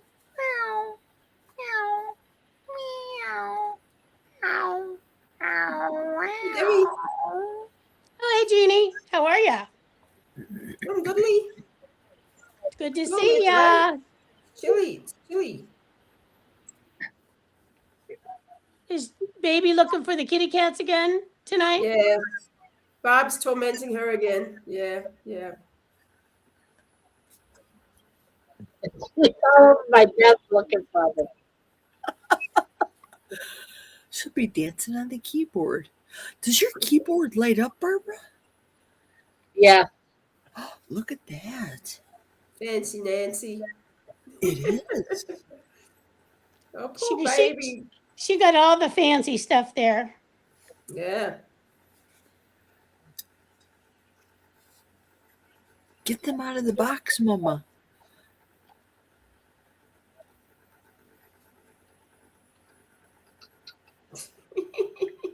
Open up. Oh, man. Let them kitties out.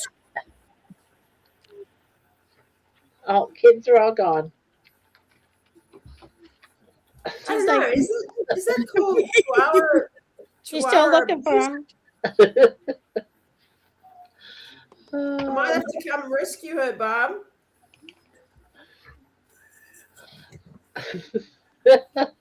She's like, Mommy, go get the kittens. You hear the babies? Are you a pet kitten? She's looking for the babies, right? Yep. Uh-huh. Hey, that was a pretty uncomfortable place to have kittens, don't you think? Yeah. Junk. Poor things. Yeah, George just commented too that Juliet requests that we pray for her family. Absolutely. Absolutely. Yeah, and we did earlier too when we heard about it. Definitely. Juliet's 32-year-old daughter went into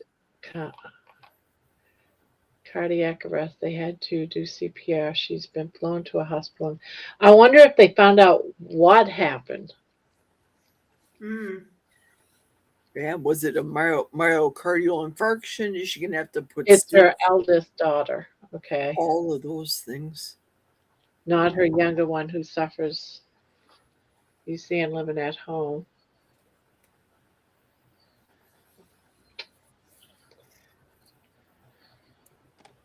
Yeah, very scary. Terry says, I'm just sitting here waiting for Barb to open the door for me. Oh. I can hear her. Now you're not. All right, Now- I do have one request, though. We always save a spot for George. Now you know how I feel, Terry. So I'm probably, since Manoa is the youngest. I was gonna get off. I was gonna get off when he was ready to come up. I'd already planned on that. Oh, okay. Yeah, I was trying to think, now how am I going to do this? And I thought, well, Manoa is the youngest on the panel. Well, youngest as far as subscriber, I should say. That and also age. I'm only 51. Oh, so you're the youngest. Oh, Yeah, I am not only the youngest in subscriber time, but I'm also the youngest in age. I think Amy, though. I think Amy's younger than you. Amy's Yeah, only she's not on the panel. right? I won't be 52 until Christmas Day. Oh, bummer. You were I born feel on Christmas bad for Day. you. Oh, Wow. too Yeah, bad. I was born on Christmas Day. My That's some mom's due date with me was December 31st, and I decided I couldn't wait a week. Oh, right. You wanted to share the limelight, didn't you? And Right? it was funny because my mom had gone in to see her OBGYN on the 23rd of December, and they told her she had another week. My mom went into labor with me at 9:00 at night, Christmas Eve night, and I was born at 1:25 in the morning. Wow. So you were actually born on Christmas. Yep. Yep. And my little sister was actually born on New Year's Eve. Oh, wow. Me and my little sister were 1 year, 1 week, and 10 minutes apart. My mom was a New Year's baby. So I had a friend growing up. She was a Christmas baby too. So And it's not all everybody thinks it is. no, you get kind of gypped. My daughter was on New Year's So you Eve. do. In some form or fashion. You do. Right. Oh, Merry Christmas. Happy birthday. Here's your one present. Exactly. That's how it is. And I told my husband when we got married that he wasn't allowed to do that to me. My mom would be the same. Look, I don't want birthday presents for my Christmas / and my aunt was born on the 26th and she was like the same thing. Like, no. So we would have big Christmas and then like the next day we're doing birthday party. Yeah, with my mom, she would split the day in half. The first half of the day would be Christmas because my older brother couldn't wait. He was very impatient. And so the first half of the day would be Christmas, and then the second half of the day would be my birthday. Gotcha. Well, that makes sense. But it stunk because we never got together with any of our extended family, like my cousins or anything. And because my birthday is on Christmas, I never got to have a birthday party or anything because everybody was always busy with their own family, and my mom didn't believe in celebrating half birthdays. Yeah. Yeah, well, I mean, in my mind, your birthday should come first. It's your birthday, but yeah, I'm not religious, so Well, it was just because my brother was really impatient to open his Christmas presents and stuff like that, you know. And I can kind of understand that, because I got to open 2 gifts, especially when other people in the community, because I'll admit it, I grew up very poor. And so we would have people donate Christmas presents and stuff to us. And so I actually got to open 2 different types of gifts because everybody knew it was my birthday, and they'd go and wrap some of my presents as birthday presents. So some years I actually did get 2 gifts. And so I was, I can understand why my mom split the day in half. Yeah. I haven't really cared about my birthday for years now. It's like, nah, it's another year. Yeah, with me, it's just another day. Yeah, I'm not, yeah. It's like I didn't choose to. It's like one of those things. I didn't choose to be born. My mom and dad decided they were going to have a kid, and here I am. She's still looking for the kittens. It's all their fault. That's right. It's all their fault. Did you find them? Did you find them? Some. I heard of this one mother who, on her kid's birthday, where are the kids? She would have the child have to give her a gift. In addition to them getting birthday presents, they would have to give her a gift. What? Because it was a day that she brought them into the world, and if it wasn't for her, they wouldn't exist. Oh, she wouldn't be a narcissist or anything, would she? Uh-huh. Oh, yeah. I can't stand people like that. Don't tell me you do that, Terry. Terry, do not tell me you do that, darling. Don't tell me you do that. No. That's got to be a narcissist right there, eh? That's Like, totally narcissistic shit. there's so many of them. There are so many narcissists. What is going on? Like, People are selfish, and people are just like, everybody just wants to get on the internet and yell into the void. That's what we're doing. We're just yelling into the void all the time because everybody wants their voice heard, but they don't want to really listen to anybody else. That's the way it seems. not just the internet, but in real life. There's so many of them. It's crazy. Yeah. Do it taste good? Do it taste good? Do it I taste know, Bob. No, Jeannie. I retract that. Come on. Say it. That's even too much for this Aussie. No. Is there such a thing as too much? Well, maybe, Deb. Come on, Jeannie. You know it's Play, true. baby. Yes, come No, on. I can't. No. It feels good. Keep licking. Find the right spot. Oh, jeez. Barb just had fun torturing her dog. I know. Cats I'm meowing. That's Terry, the way the world is. I'm going to go rescue baby. I think it's Chihuahua abuse. I'm sure it is. If Barb gets the dress out, all hell's gonna break loose. She'll have a coronary right there on her lap. Right? Can't remember where I hit it. When did I Baby hit will be like, what the hell? Don't do it. Don't do it, Barb. Baby's already had enough trauma for one night. He won't talk to you for like a week. Well, Spanky says no such thing as too much. Now that's no surprise. Exactly. But still, I couldn't. Why are you giving me the side eye? couldn't say it. Why are you giving me the side eye? You mentioned dress. That's it. The evil word. The evil word. And you let cats meow and right? Yeah. All that. Invisible kittens. Invisible kittens. She's looking at the speaker. I gotta go get my yarn. It's in the living room. All right, Terry. Where's your yarn, Jeannie? It's invisible, like the kittens.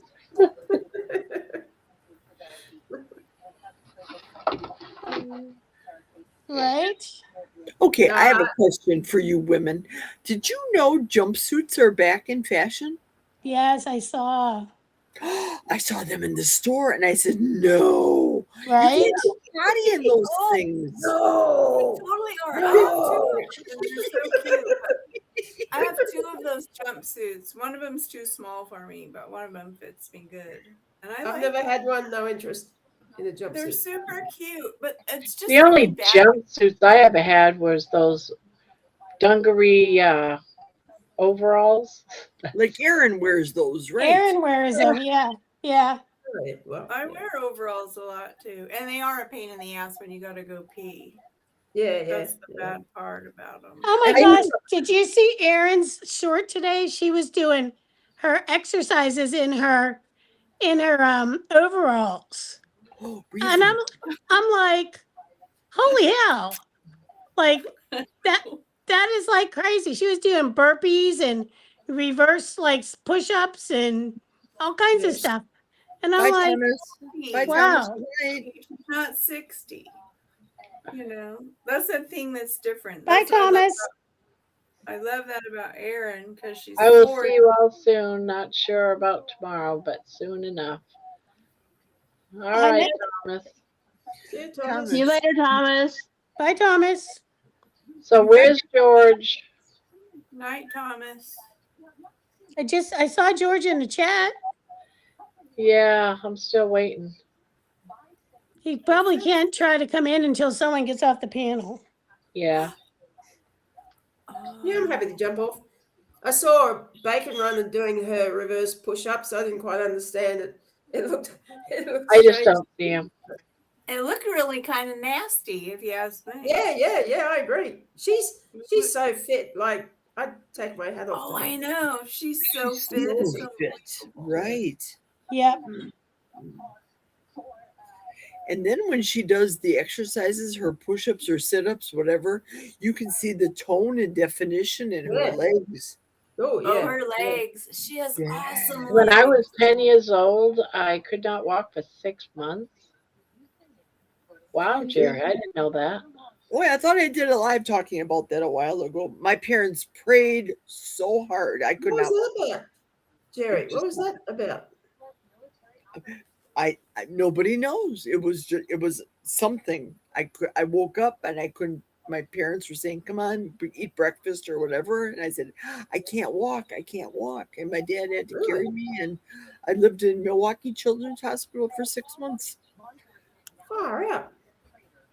But it wasn't like polio or anything like that. No, Mm-mm. Weird. I consider it to be a miracle because I remember my parents. You had a neurological problem, Jerry. That still's the case right now, but I'm walking now, Terry. I know. It is a miracle. It's a miracle. It's a Christmas miracle. That's bizarre, eh? That's really bizarre. Wow. Yeah.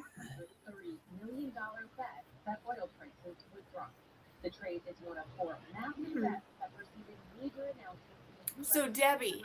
Yes, sir. Yes, ma'am.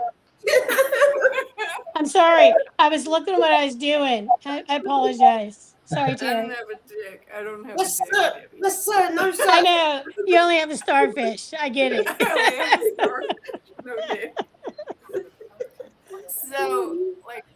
So tomorrow, can I message you tomorrow? Like, what's a good time to message you to where we can do FaceTime, and then you can show me how to Yes.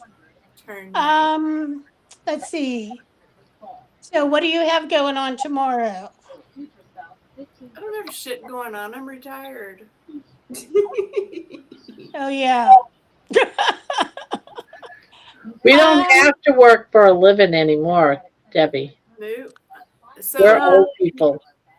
I still have to work for a living. Tomorrow's Sunday, right? Yeah. So no, it's I'm Monday. gonna say if I say like 5 o'clock my time, that's 2 o'clock your time. No, we aren't that far apart in time. Yeah, we're 3 hours. It's 9:46 right here. It's so 12. What time is It's it? 12:46. What are you talking about, George? It's 12:46. Here at about 1:30 Eastern, if all goes. You talking? About when you're coming on the panel? Yes, that's what he's saying, Barb. 1:30, he'll be on. 1:30 our time. Okay. So in the morning, I was thinking in the morning because that's when I'm usually the smartest. It's when I get up and have a cup of coffee. Well, I have lunch plans tomorrow. So by the time what I can do when I get home, I can message you. So in the afternoon tomorrow, then. Well, it would don't be forget there's 3 hours difference between you two. right. Yeah. So, so anyhow, when you say morning, Well, what do you mean? that's What do you mean? fine. What do you mean by When morning? I say morning, I usually get up around 5 or 6 a.m. Which would I'm be going like, to bed. Do you know what night this is and what channel I'm on? Are you like serious, girl? I mean, seriously. well, unless I stay here until 1 o'clock in the morning, I won't get up that early. But okay. We can try to do it randomly, but it'd be weird. But I don't like to make plans. Debbie said 5, and that's Terry's 2. That's Terry's 2 o'clock. So that sounds good to me. 2 o'clock. 2 o'clock your time. I could probably do around 2 o'clock. Yeah. Okay. I'll be your secretary. It's all right. I'll sort you out. It's all good. Thanks, Jeannie. Thank you, we- Jeannie, because All right. obviously I was not making sense. No. Well, you did to me, Debbie. So Thank you, Jeannie. Thank you, Jeannie, for fixing it for us. you're welcome, Honestly, Terry. Anytime. right? So, okay, so that's what we'll plan for. So She's Around still that waiting for the kittens. Well, she's you're still fine. looking. When you get done with your lunch thing, when you get done with your Still lunch looking thing, for the kittens. I'll message you whenever I get home. If it, it'll certainly be earlier because I think we're probably going to lunch around 1, 2 o'clock my time. So, Is that a kitten? well, Jerry, you really sound like a kitty cat. that's terrible. Like, Mommy saved me. You saved me from the pink scary lady, Mama. Help me, help me. Meow, Right? meow, meow. Can you get any closer? How about my German Shepherd voice? Woo, woo. Right? Ah, Ooh, she just Jerry. smacked you down. Wham! Jerry, what was the name of that that stuff you bought today? Not bleach, but like bleach. What's it called? Oh my goodness. I forgot. The thing she bought. I know what the bottle. Hang on. I have to get up and use the restroom anyway. I've been sitting not peeing for a couple of hours, so I'll I be know back. what because I want to get some of it. Yeah, it's fabulous. It's a fabulous thing. What is it for? I'll show you in a minute. Okay. okay, guys, you were driving Winston nuts. Do I even want to know? Oh, yeah, right? Poor Winston. He's probably like, baby, like, where in the hell are these What damn are you cats? doing? This is unlike you, baby. All right, you want to go in? No, you just want to keep you. No, you're not He getting just wants to be like right there in your face, like literally in your Yeah, face. she's like can't get much closer. And every Baby time I needs- talk, she sticks her tongue down my mouth. Baby That's needs a kitten. gross. Baby needs a kitten, Barb. Yeah, she Baby wants does. Baby wants a kitten. The thing is that kitten's gonna grow up to be bigger than her. Probably. It's okay though, because she would still be the alpha dog. She would. You're right. She's the alpha dog against the pit bull that lives here. Yeah. And he listens to her too. It's so funny. It is funny. They're all pack animals. There has to be the leader of the pack. Yep. Barb, you are not the leader of the pack. Baby is. Oh yeah, she's the queen bee around here, aren't you? You're the queen bee, aren't you? You're the queen bee. You're the queen bee. That's what she acts like. She's all that and a bag of chips, as they say. True that. That's Right? true. I will be back. All right. Right. We'll be front. I know that was lame. I know. It's okay. That's a good one, Jeannie. So lame. So lame. Hey, Hey, you know what? I don't know So if any of you saw Mitch's last one of his lives where somebody he was talking about the movie Fifth Element with the Die Hard dude. What's his name? Bruce Willis. Bruce Willis. Anyway, I watched it and it was batshit crazy. Like the special effects unreal. It's the But I stupidest thought movie. It started okay, but then it got just stupid and got more stupid. And I thought, it's a lame movie.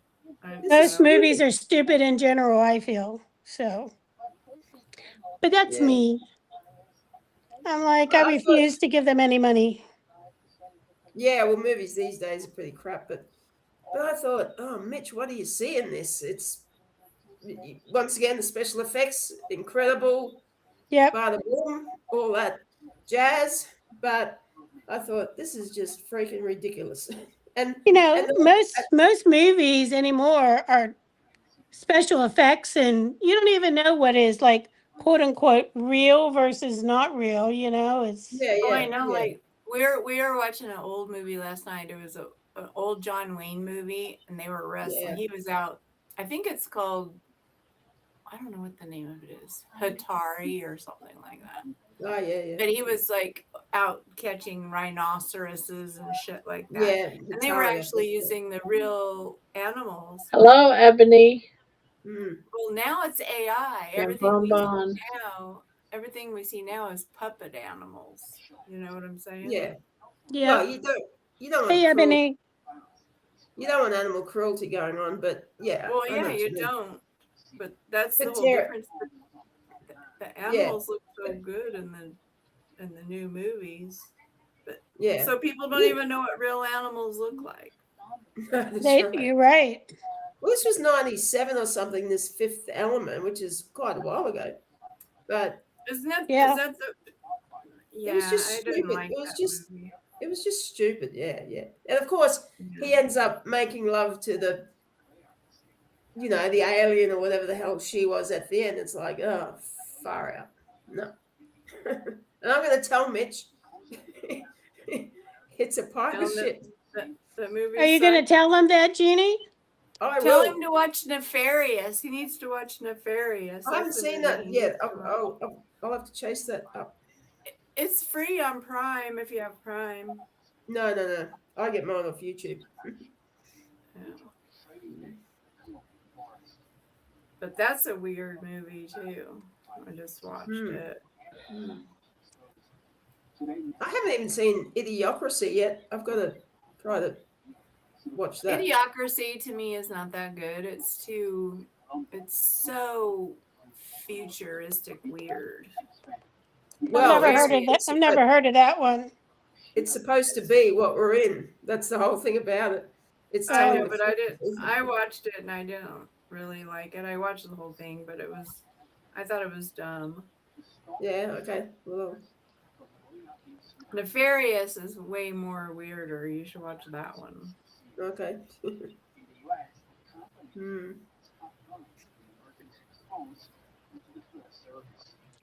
Bruce Willis got himself some action with the alien. Yeah, like we couldn't see that coming.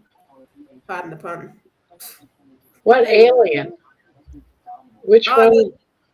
In Fifth Element, the Oh yeah. the redheaded chick. Right. I was thinking of that movie Alien. I was like, No, which no. alien? There was like 3, 4, 5 of them, and I don't remember Bruce. No. The one from Fifth Element, yeah. I haven't seen that one in a long time, Fifth Element, but I know it wasn't one of my favorite Bruce Willis movies. No, it wasn't one of my favorites either. Yeah. The only interesting part, wasn't that the movie that had that opera singer, that female opera singer? Yeah. Yeah, that was I mean, I didn't hate it. Visually it was, awesome. I just thought the plot line and everything was just stupid. Yeah. Yeah.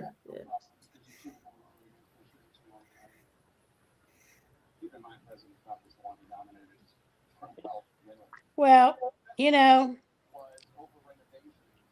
even back then, movies were still far better than what they are now. So Yeah.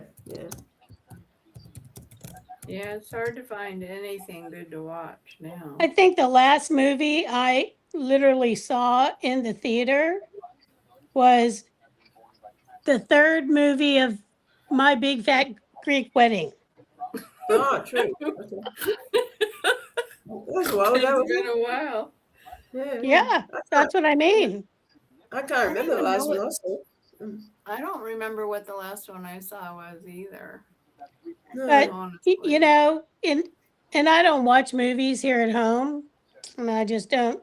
It's never, when I was a lot younger, I enjoyed going to the movies, but anymore as the movies declined in quality and storyline, et cetera, et cetera.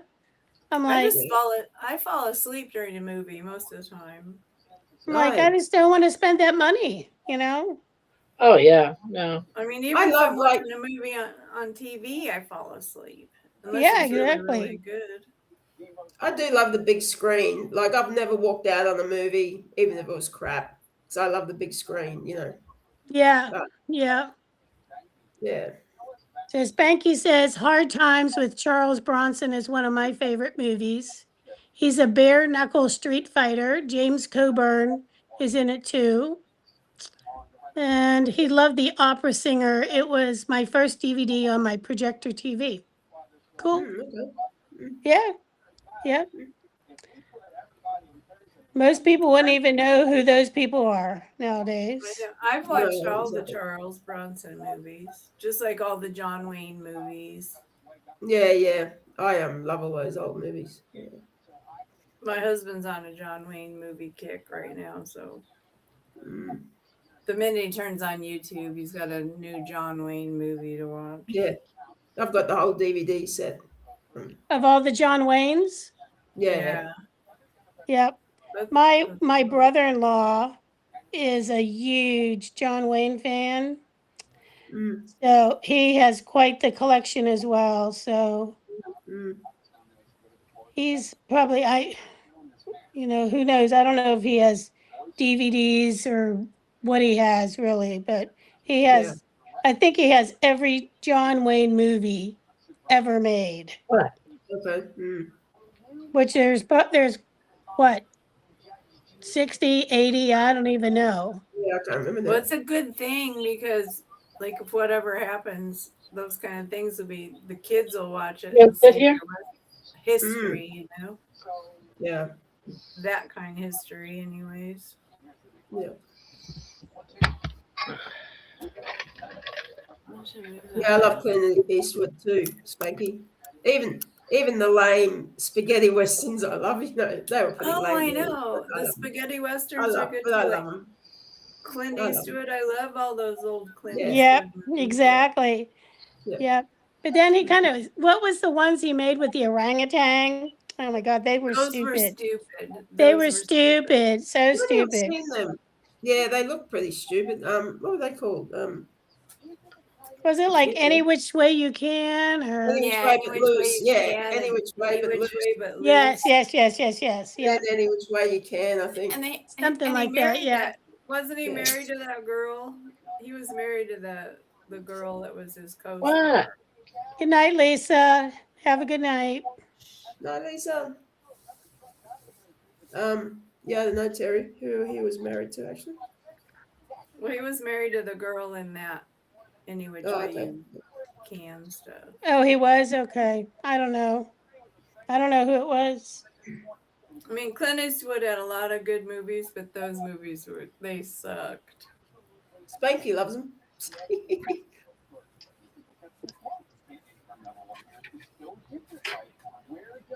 So who was the girl that played in the movie, Spanky?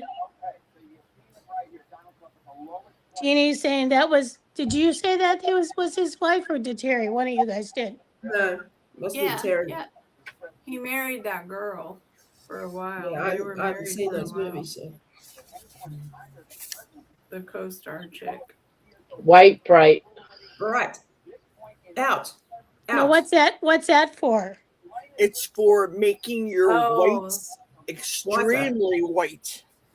The dingiest whites are beautifully white as this bottle white. Wow. Jerry, Jerry, I don't think you can say that. This sounds a bit racist. Oh, didn't it sound terrible? Oh boy, sorry. Bit racist. You know what? I use those I use the white dish towels. They're just like, those cotton cloth. Mm-hmm. Just like, and I swear They're if they get a flour sack stain on them, towels. they never get, the stains don't come out of them. Like Really? if it gets coffee on it, the coffee doesn't even come out of them.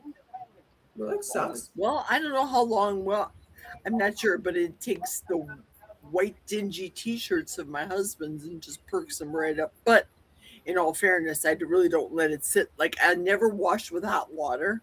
I always wash with cold. And especially this white bright. I always want to call it light bright. Like when we were kids, we play that game. Yeah. Yeah. But I don't let anything get into the dryer to set a stain ever. Yeah. Is this stuff you soak it in before you wash it, Jerry? You can. I mean, Or you I put it in? You just put I it in. pour it in first, right? Right. Laundry booster for brighter whites. You can pre-soak, but I just pour it in into a pre-soak cycle, so it soaks for maybe 15 minutes and then it goes right into the cycle. Yeah. I think my mom used something like that growing up, because whenever What, John? I would be coming home from culinary school, I would bring my laundry and my chef's jackets. Oh my gosh, they were horribly stained, you know. So, but she got every doggone stain out of them. Like I would wash my clothes at school. I could never get the stuff out of them, you know. But she was a nurse, and she wore the old nurses' uniforms, like the dresses every day with the white pantyhose, And the you know, little the white shoe. She had the cap, everything. Yep. So she knew how to get these stains out of her uniforms and stuff. But yeah, so definitely. Do you all remember Fell's naphtha soap, the one I showed from? Yes. I still use it to this day. It's wonderful. Yeah, my sister used to use it on different things, like for her kids, you know, growing up. Like they were in all kinds of sports and stuff like that. You know what I mean? So. Yeah, to get the grass stains out.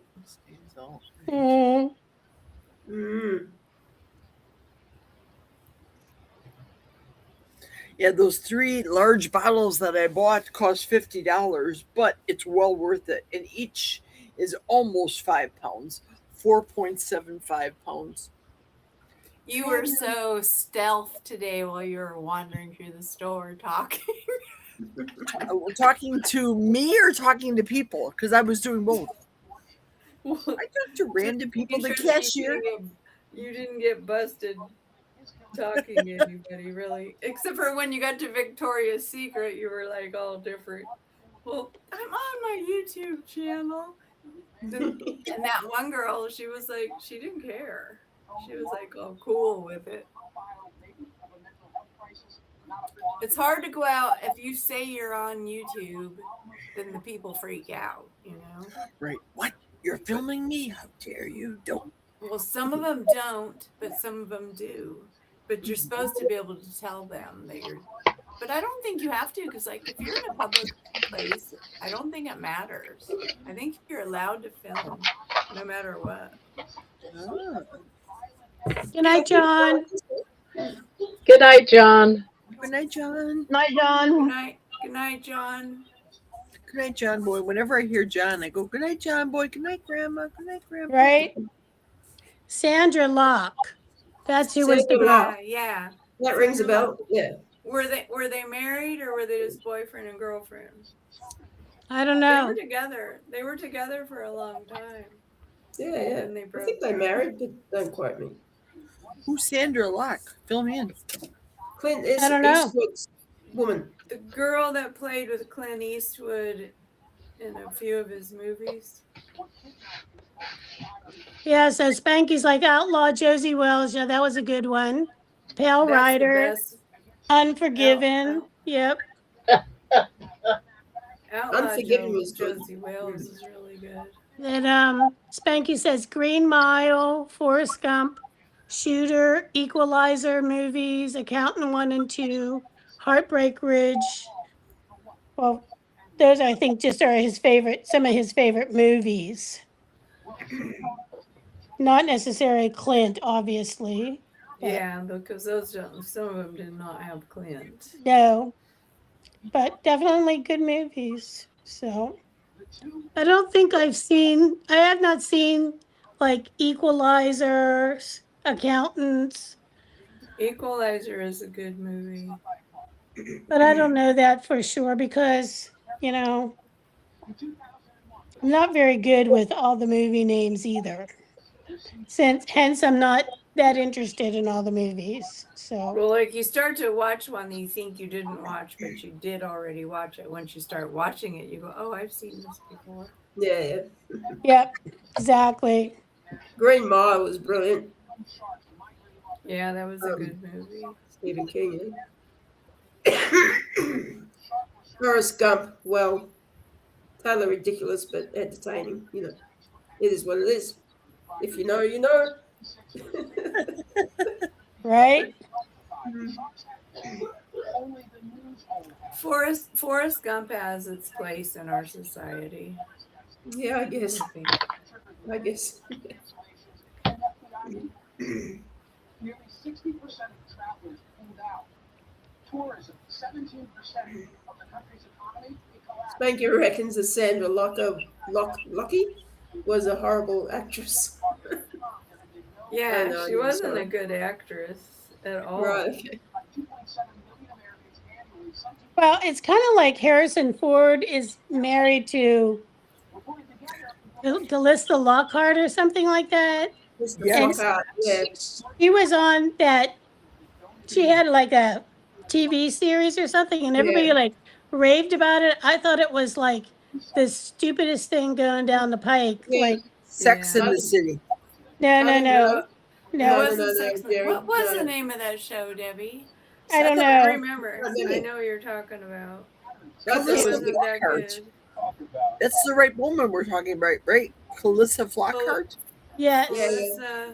It was Sex in the City. No, she was not in Sex in the City. That Oh, was my. no. That was not. Anyway, it was so stupid. Goodness gracious, and she was like, my pinky was bigger than she was thin. That's how thin she was. Oh, I know. yeah. She looked like an anorexic. Yes, exactly. And I'm like, how in the world did those two get together? You know what I mean? And that, and yet they're still together. They are. So what does that even go to say? Ally McBeal. Yeah, Ally McBeal was the show. It'd be That like was the sleeping with a show. toothpick. No thanks. All right. Did you look it up, Jerry? I'm looking it up right now. Harrison Ford is married to actress Calista Flockhart, and they have been together since 2002, and they got married in 2010. Right. So what did Callista thought? What show did she star in? Ally Ally McBeal. Report back. Ally McBeal was the name of the show. Ally McBeal. Can she not hear us? She's back to where she can't hear us. Ally McBeal. Ally McBeal. I can hear you now. It goes in and out, you know. Ally McBeal. Ally McBeal was the show. Yeah, the best thing about that was when Dame Edna made a guest appearance. Dame Edna was funny. She was. I miss it so much. Him, yeah. Brilliant. Yeah. I just loved her. If you ever want a great laugh, look up Dame Edna interviewing Nana Muscuri, Zsa Zsa Gabor, and who is that intolerable feminist bitch? Jermaine Greer. Who? That's the Jermaine Greer. Oh, I don't know. I don't know who that is. Anyway, just look up Dame Edna interviewing even Zsa Zsa Gabor. Funny as all get out. Yeah, she was brilliant. I mean, you know, the character was just spot on, really. Yeah. You know. Debbie, wasn't I have to say, of all the different movies, you know, over the years that I've seen, I don't remember a whole lot of them, but one of the movies that I could watch, there's only certain movies that I feel like I can watch over and over again. But the one I can always watch over is The Birdcage. Oh, With yeah, yeah. Calista Robin Flockhart. Williams. Yeah. Huh? Calista Flockhart was in The Birdcage. No, she was not. I did ask Alexa that or Google, and it I can't said remember, that but she might have What been. did she play in The Birdcage? early in her career she appeared in soaps like The Guiding Light and the film The Birdcage. Let me ask Google. Hey Google, what did Calista Flockhart play in The Birdcage?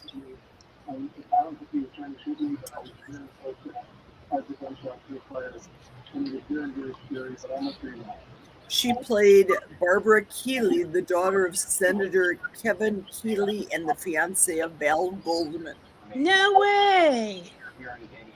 Well, she certainly didn't look the same as when she was on the TV show. That's for darn sure. I haven't seen that for yonks, but I can't remember her in it. And Guiding Light, can you believe? Are any soap operas on anymore? Do they still do soap operas? I don't know. Yeah, Young and the Restless and Bold and the Beautiful. That's And really Days of Our Lives. Days of Our Lives. Days of Our Drearies. Yeah. General Hospital. They were always waiting at the elevator in General Hospital. I remember the spoof that Billy Crystal and I can't remember who else did. It wasn't it called the soap? Mm-hmm. I think it was called the soap, but it was a spoof on soap operas, and it would come on like at 11:30, 12:30 Yeah, that's right. Late. at Yeah, night. Yeah. Oh my gosh, that show that was hysterical. Yep. And then Saturday Night Live did a spoof on the Californians. I don't remember that one. California people and their California talk. No. That was I don't remember that one. What you talk about, Willis? We don't Right? talk a certain way here. Right? California, we have zero accent.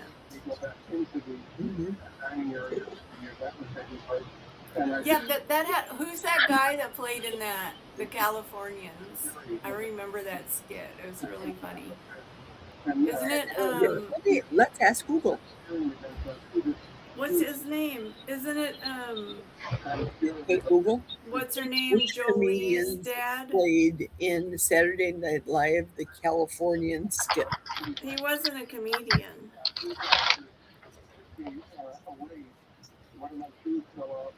I don't know.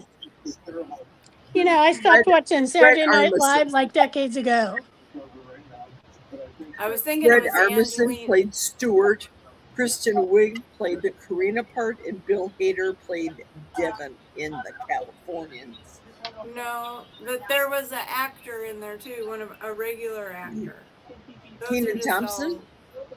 No. It says Vanessa Bayer, Taron Killam, Kenan Thompson, and Josh Brolin were all in the skit. It's a famous actor, and you know him if you see him. I can't think of his name.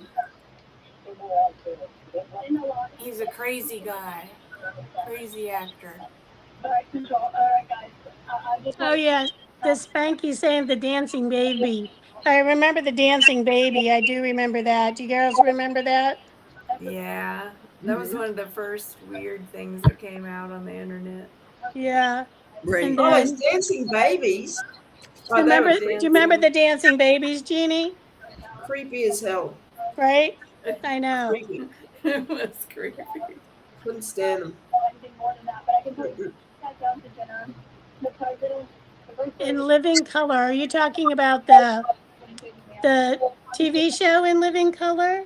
I don't know that one either. I think that was the one that is it Queen Latifah was in that one? Spanky? Yeah. No one knew what was going on. And for a second, the president actually was not evacuated off stage. I looked, he was sitting still right there. And Secret Service was coming in. I couldn't even tell you what sitcoms or any TV shows that are on nowadays. me either. Well, I don't know if you guys get these, but it's the Chaser. And now we are kind of basically I hear like TV or They're all something lame. playing. They're all lame. I They're all know. lame. Whose TV is playing in the background? Is that Barb? It's probably Barb.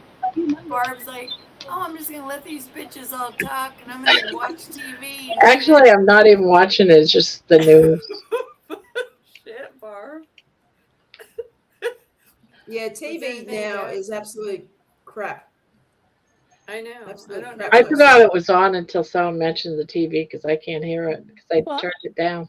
all of a sudden Right now? I could like hear, no, it's fine now. But all of a sudden it sort of like came up like really loud all of a sudden. So Yeah. It wasn't like that forever, Barb. It just started. right. Probably after you turned up the volume, Barb. No, I didn't touch it, honestly. I forgot it was even on. It's probably It's baby. weird how you can hear the Baby TV, probably but you didn't. guys can't hear when I play the news on my other screen. It's really weird. On the computer, you don't hear it. Well, you know how technology is.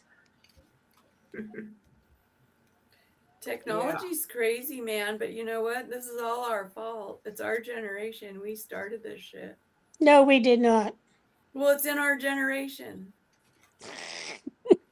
I'm not taking ownership. I'm not taking ownership of this baloney. I mean, my kids were playing video games when they were little boys, and now they're high tech, weirdo, crazy people like Elon Musk and shit. That's what's happened. It's all about we let our kids play video games, and then everybody gave their kids cell phones. So, yeah. Well, it's pretty weird. Yeah. Well, Very how strange. how can you not? You get it's like you get pushed into things like they were killing off the landline, so you had to have a mobile. You know what's sad? My PCA, my personal care attendant, has a 3-year-old and a 4-year-old daughter.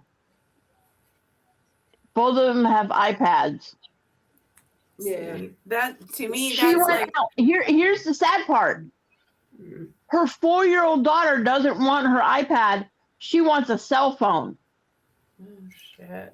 Because a cell phone is for a big girl. Yeah. That's when my PCA went to Walmart and bought a cell phone. Yeah. I She mean, didn't my kids, activate. you know, like She I didn't. don't know. She didn't activate it, but she bought it and gave it to her daughter. I'm like, she's 4. Yeah. But they probably have to have it for what's going to be upcoming in the future. They have to be smarter than us because they're But going they're to not need smarter. They're not smarter. Not smarter, they're- but they're they're going to be dumb. smarter technology wise. They got to be Well- smarter than us. Well, like I said, we're all going to end up being robots, and it's. I don't know. I just think it's My tragic. shit's in a knot. What do you do in your That's yarn? tragic too, Terry. This is tragic. This is very tragic. Sometimes you try to get it out. If all of your trying fails, you cut it out. I don't want to cut it out. It took I me. know. I worked about 20 to 30 minutes earlier getting a big knot out of mine. That's the last resort, but you I know, don't want to cut it out. I haven't had a knot in it so far, but sometimes you just gotta work it out. Sometimes it takes a bit to get them, but sometimes you can do it. Sometimes literally you have tried everything and it gets so frayed you just cannot even do it anymore. And you just have to chop it off. Cut it right on out. it's like Are we getting still gum in your talking hair. about yarn? Are we still on We're yarn? talking yarn, Jeannie, nothing else. I have a big Right. old yarn knot. I can't hear you now. Don't be saying anything because I can't hear anybody now. All Why right. can't you hear Damn it. us? Her tablet and stuff's messing up. So we could It's talk not crap just about my tablet. It's Talk Studio. It happens on my phone too. Oh, See, now It's a she pain heard in the that. ass. It comes and goes when it pleases. Yes. Normally at the most crucial time when I'm like, what? What did they say? What? What? Exactly. That's how it works. Spanky, That's how it King of works. Queens is pathetic. 2.5 Men. I can't stand Charlie Sheen. Everybody loves Raymond. No. Can't stand that show either. But I will give you Big Bang Theory and Seinfeld. You There you know, go. I thought all of them were kind of, well, I didn't really watch a lot of them, to be perfectly honest with you. I would occasionally catch some, like a show or two here or there. But Yeah. I worked in the evening. Well, I had two jobs. I worked during the day, then I had a part-time job in the evening. So Well, there I you didn't. go. I didn't really watch next to Yeah. anything. Yeah. Yeah. So Everybody Loves so Raymond is I'm a like, great show. yeah, It I was didn't get so the I didn't good. get the attraction of them all. No, So no, it's not great, Terry. It's Oh, it's so funny. I just no, love it's it. not. And No, I it's also like 2.5 Men. That show is I great. can't hear No, now. I no. can't hear Terry. Damn it, Well, Jeannie. she's talking shit, Debbie, so it's just as well. 2.5 Men. Charlie Sheen is the most annoying prick. Well, I don't like him either.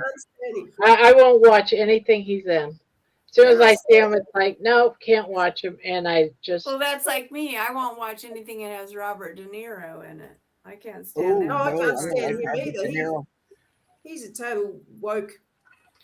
Now, what was the guy's name? Now that I can hear you again, what was the guy's name that played the brother in 2.5 Men? The oh my No, God, I can't remember. Alan? I didn't- Alan was- Harper. By Alan. the one that well, played then he got his Alan. own. Yeah, he got his own show, and it's lame. It's I know, lame. but in the series, he was like the funniest guy. You know, Yeah. John Yeah. Cryer. John Cryer. Yeah, John Cryer. He yeah, yeah, he was the fall guy in that show. yeah, for sure. definitely. Yes. I didn't watch it enough to pay much attention. Well, the yeah. maid was the most funniest person, and then she just Yeah, died totally. recently.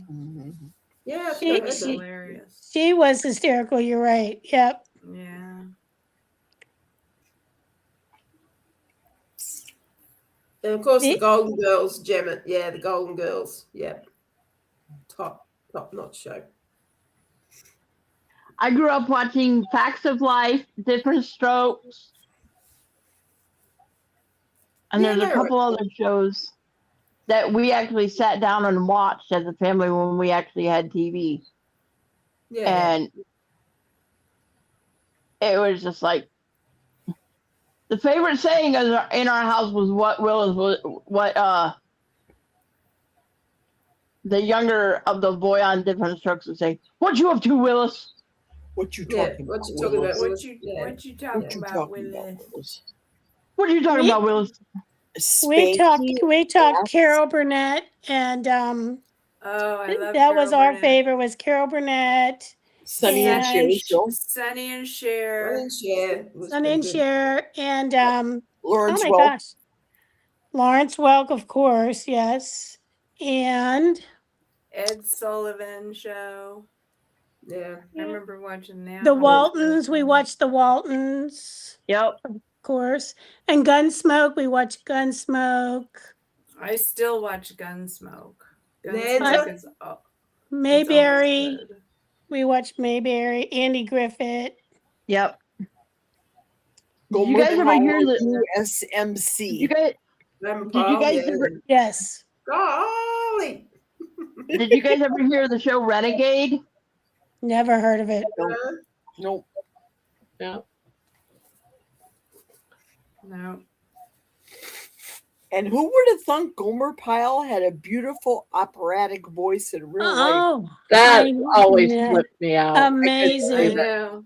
Amazing. Flipped all of it. Yep. Flipped all of us out when we actually heard him sing. Amazing, right? I had to do a double take when I heard him for the first time. I was just a little kid, but I remember hearing him going, wow. How many of you were surprised when Rock Hudson came out of the closet? Yeah. Another one. My grandmother, I guess she I was would, surprised, but yeah. I was young. I don't. it didn't break my heart, put it that way. But there's lots of them that suddenly I don't know. Wasn't John I Wayne remember- supposed to be gay? I don't know, and bloody even Cary Grant. Like the list goes on. Cary Grant was gay? I think so. I heard a rumor. Ooh, Don't quote really? me. I don't want to totally shatter your dreams. But No, I don't know. all my favorites. No. I know. So I know, Saturday nights would mean Lawrence Welk, and then it was wrestling. Like it was a local Pittsburgh show, but it was like Saturday night wrestling. And one of the people was like an Italian, Bruno Sammartino. And he would be like this big sort of brute Italian guy, but he was a fighter, yeah. So and then we'd have like at midnight we'd have Chiller Theater. All right. It's 1:30. Bob's back. Okay. Thank you, Manoa. Yep. Bye, Okay. A Little House on the Prairie, yeah, definitely. Mhm. Baby. Yeah. Baby. Do you remember Mitch Miller? Or Nope. Roddy The O'Neill? name sounds familiar, but I don't. He was the equivalent. I always did like Rock Hudson, but didn't he die of AIDS or something? Didn't he pass away from something? I can't remember. Yes. I loved that man. I thought he was awesome. And Cary Grant, too. Me, too. I love Yeah. Did he die of AIDS, too? No. According to Jeannie, he was gay, right? You said? Well, I think I read something, but like I said, don't quote me. But Yeah. But Now- Rock Hudson, I've always had such a crush on him. Who was the guy? I pretty mean, handsome. James Garner had that one series. What was it called? Maverick? Maverick PI? Yeah, Maverick. Was That it good. Maverick? Yeah. And then there was the other one called Mannix. Mannix? Was it? Of course. Yeah. And then, of course, we had MASH. Of course, we had MASH. MASH was awesome. Yeah. I mean, I watched MASH, but it wasn't like my favorite show. I only watched it because my dad always had to watch it. No, I think it was my all-time favorite TV show, MASH. It's a good show. Yeah, we watched it. Well, mostly my mother loved it because she was a nurse and she always wanted to be a MASH nurse. But Oh, really? my dad unfortunately passed when I was 9 years old, so she, that was not. But she always watched whatever that nurse that was on there, Who? Well, I can think of nothing worse than being Hot a Lips MASH. Houlihan, yes, exactly. Yeah. Yep. Mhm. She passed recently. I really thought she was a top-notch person. Yeah, she was. Just from I seem to you never remember know. that They're Linda celebrities, Carter right? was the actress that Rock Hudson kissed when he knew he had HIV. Oh, wow. Yeah, that's probably the whole AIDS thing. I don't know. But anyway, we won't go there. I agree with you. I think it's all a bunch of bullshit. I think it's like COVID. I think it's like a COVID scare weirdness thing they did. Yeah, me too, Terry. Probably some truth to that.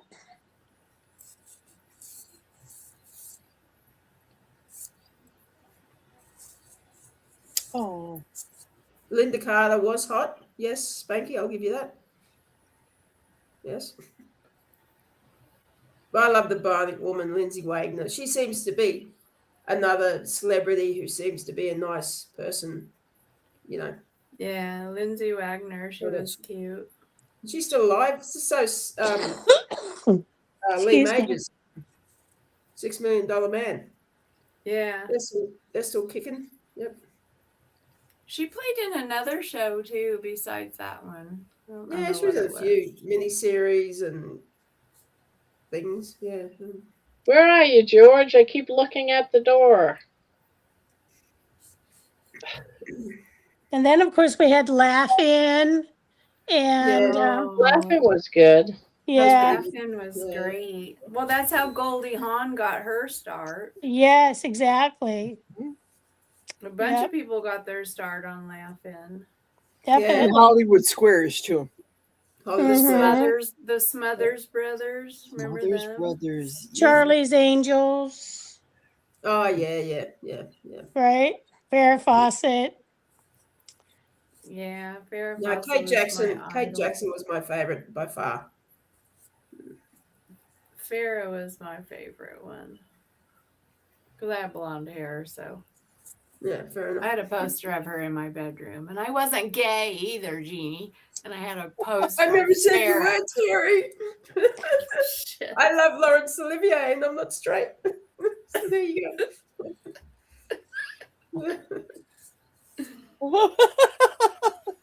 I'm still trying to get the knot out of my fucking yarn, motherfuckers. This is hard shit. It is. That's what I'm saying. You have to decide at what last little bit left. At what point are you gonna like give up and cut it? Exactly. Well, I'm sure I will learn that in the future, but right now I'm struggling. You have to be tenacious about it because you don't really want to cut it. You don't want to waste it at the price of yarn now these days. That's what I mean. Yeah. I know. I can't believe yarn went up again. Oh, When I we went to talked Michael's about this it. week, all the yarn that used to be $12.99, some of it's $14.99 and $15.99. Some of it was $16.99. I'm like, what the heck is this? Do they think we're eating it? What do they think we're doing with Yeah, it? that's right. Who the heck would go out to any store and spend $80 to $100 on a sweater? Who's going to do that in today's world? But there are people that do that. One. But for someone to crochet it to cost that much, you don't know if that sweater's going to come out beautiful or if it's going to be a dud. I know. You know, Well, at least if you go out to a shop and spend that kind of money, you get one that fits you. This is like hit or miss. Well, you know, and this is not even the expensive yarn. This is like the quote unquote cheap acrylic yarn. It's not the stuff from the you know, your local yarn shop that's $25 to $50 a hank. Forget it's smaller 3 than years ago. Smaller than a skein. Bitty yarn, red. It was only like about $5-6. Then it went up to $7.99. Now that was like 2 years ago. Now it's $15 for a skein of yarn. In 2 years, it's gone up that much. So you can get it on sale. That's why you see Debbie and I buying it up because it's so frigging expensive right now. On Amazon, someone's trying to sell it for $20 a skein. Oh, maybe that's what I should do. Yeah. Bloody hell. It's insane how much yarn is getting. I couldn't believe it when I went to Michael's. I was like, what? Well, that means the price of clothing is going to go up. Oh, yeah. Big time. Oh. I guess I won't throw away any of my old shit. I'll just keep keeping it. So, I keep wearing the same stuff over and over again. I know, me too. I'm like, you know. I was going to give away things that maybe are too big for me now or whatever, but I thought, no, Hey, just George, hold on to it because you might Just need hold on to to wear it. Hold on to it because thread is expensive, and so all the clothing is going up so much. Top of the morning to you, George. And the rest of the day to yourself, Jeannie. Morning, George. Morning, Terry. Hey, Morning, Georgie. Debbie. Morning, Jeannie. And good morning, Bob. And good morning, world. Good everybody in chat as well. I think Juju's in chat, Spanky's in chat, various people in chat. So yeah, good morning, everybody. Yeah, a couple people are still chatting away over there. Yeah. So Yes. I haven't got my live chat on. Ooh, wow. I had to look, see if mine was on. I don't have an option in Talk Studio. It's just one chat. Yeah, me either. You can't really do nothing. Well, I don't even use the chat for at all in this crappy Talk Studio. I only use YouTube. Barb, I can barely manage one machine at a time. You know, if I opened up YouTube on my phone to watch the chat on YouTube chat, who knows what the hell would happen with my technology? I know. Like I try to do that sometimes. Because I have YouTube open up here, but if I go to put it on, it's way behind. It's way behind what we're talking like right now. Correct. So you see There's everything definitely like 30 seconds, almost to a minute lag, right? Exactly. Yep. Oh, really? That long? Yeah. Oh, wow. So it's weird. That's weird. I think I got my knot out of my chain. Yay, Terry. So what's just new, like George? Tell us all the things. Yeah, it's been a difficult week, really. A very good friend of ours who has been complaining recently. She's not been feeling very well. We thought she might have been a bit of a hypochondriac, but she actually got diagnosed with cancer on Wednesday. Gastrointestinal cancer. She was diagnosed Wednesday, told us Thursday, and had the scans on Friday. So she will get the results next week. So that's what I Lainey hate. obviously- Like they take so long to give you your results. It's so irritating. You're already in a stressful situation, and they should be able to tell you right then and there. Exactly. I mean, Lainey has kicked in straight away because, as you know, she's gone from cancer victim to cancer survivor, and also she's taken the Kilts Health coaching course. So she's ready now to help this lady on her journey because she's been there, done it, got the t-shirt, and now got the coaching certificate, so she is qualified to. So with the mindset, the Kilts trainer on the mindset to help her through. Yeah. And then, of course, we had the shock last night of Juliet as well, because Juliet and I, we made a joke that last Saturday we were so busy that we didn't have any contacts, and we're 7 days a week contact now. You know, it's and so yesterday we were having a laugh and a joke all day. I was sending her stuff, and she was sending me stuff, and she said that she vowed no more No George Saturdays, and then it was totally bizarre because at about 10:45 my time, so 5:45 p.m. Eastern, is that 4:45 Central? She sent an email to myself and John and Laspina about Carnivore Sunday School. Or in fact, she actually sent an email to me saying she lost the StreamYard link for this week, and could I send it because she didn't want to bother John. And then 15 minutes later, I got an email from us, and John was included, saying emergency. And then she said that her daughter was in cardiac arrest and was having to be paddle shocked, as she called it. And basically, she was looking to fly out to Phoenix as quickly as possible. Of course, I was immediately confused because I know that her younger daughter is living at home with her and is very ill. But apparently this came completely out of the blue. So yeah, a bit of another shock this week, basically. The only good thing this week is that Stephanie finally contacted me to say that she is feeling a little bit better and that things are progressing over in Turkey, where she has been for the recently. But she's getting a little bit better. Yeah, she is. I think you probably remember that she quietly left Sunday school because she didn't want to upset too many people, but things had gone horrendously wrong again, and they went downhill to the point where about 6 weeks ago she contacted me and said, George, it's gone. It's very, very bad. And she's going over to this special place in Turkey. And she said, I won't be in contact again now because for two reasons. One, I need to focus on myself. And secondly, she said, I don't want to be putting my problems on other people. So she said, excuse me if I don't get in contact with you. But out of the blue this week, some 6 weeks on, she actually contacted me and said that she was felt able to talk to me again now because she has hope now. Because she's feeling better.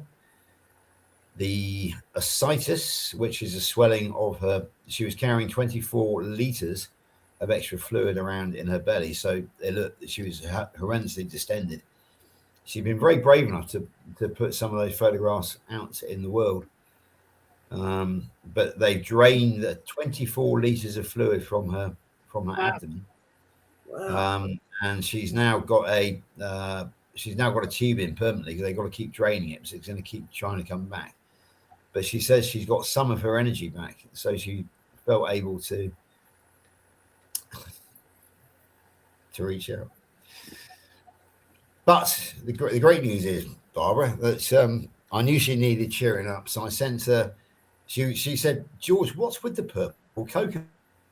I sent her the Purple Coconut song and told her the story, and I also sent her the Knicker Elastic song and the one about me, the one about the laundromat chat.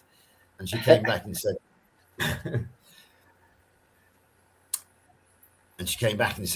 no, thank you so much, George. You've given me a really good laugh. So thank you, Barbara, for giving Stephanie a good laugh in what is a difficult time.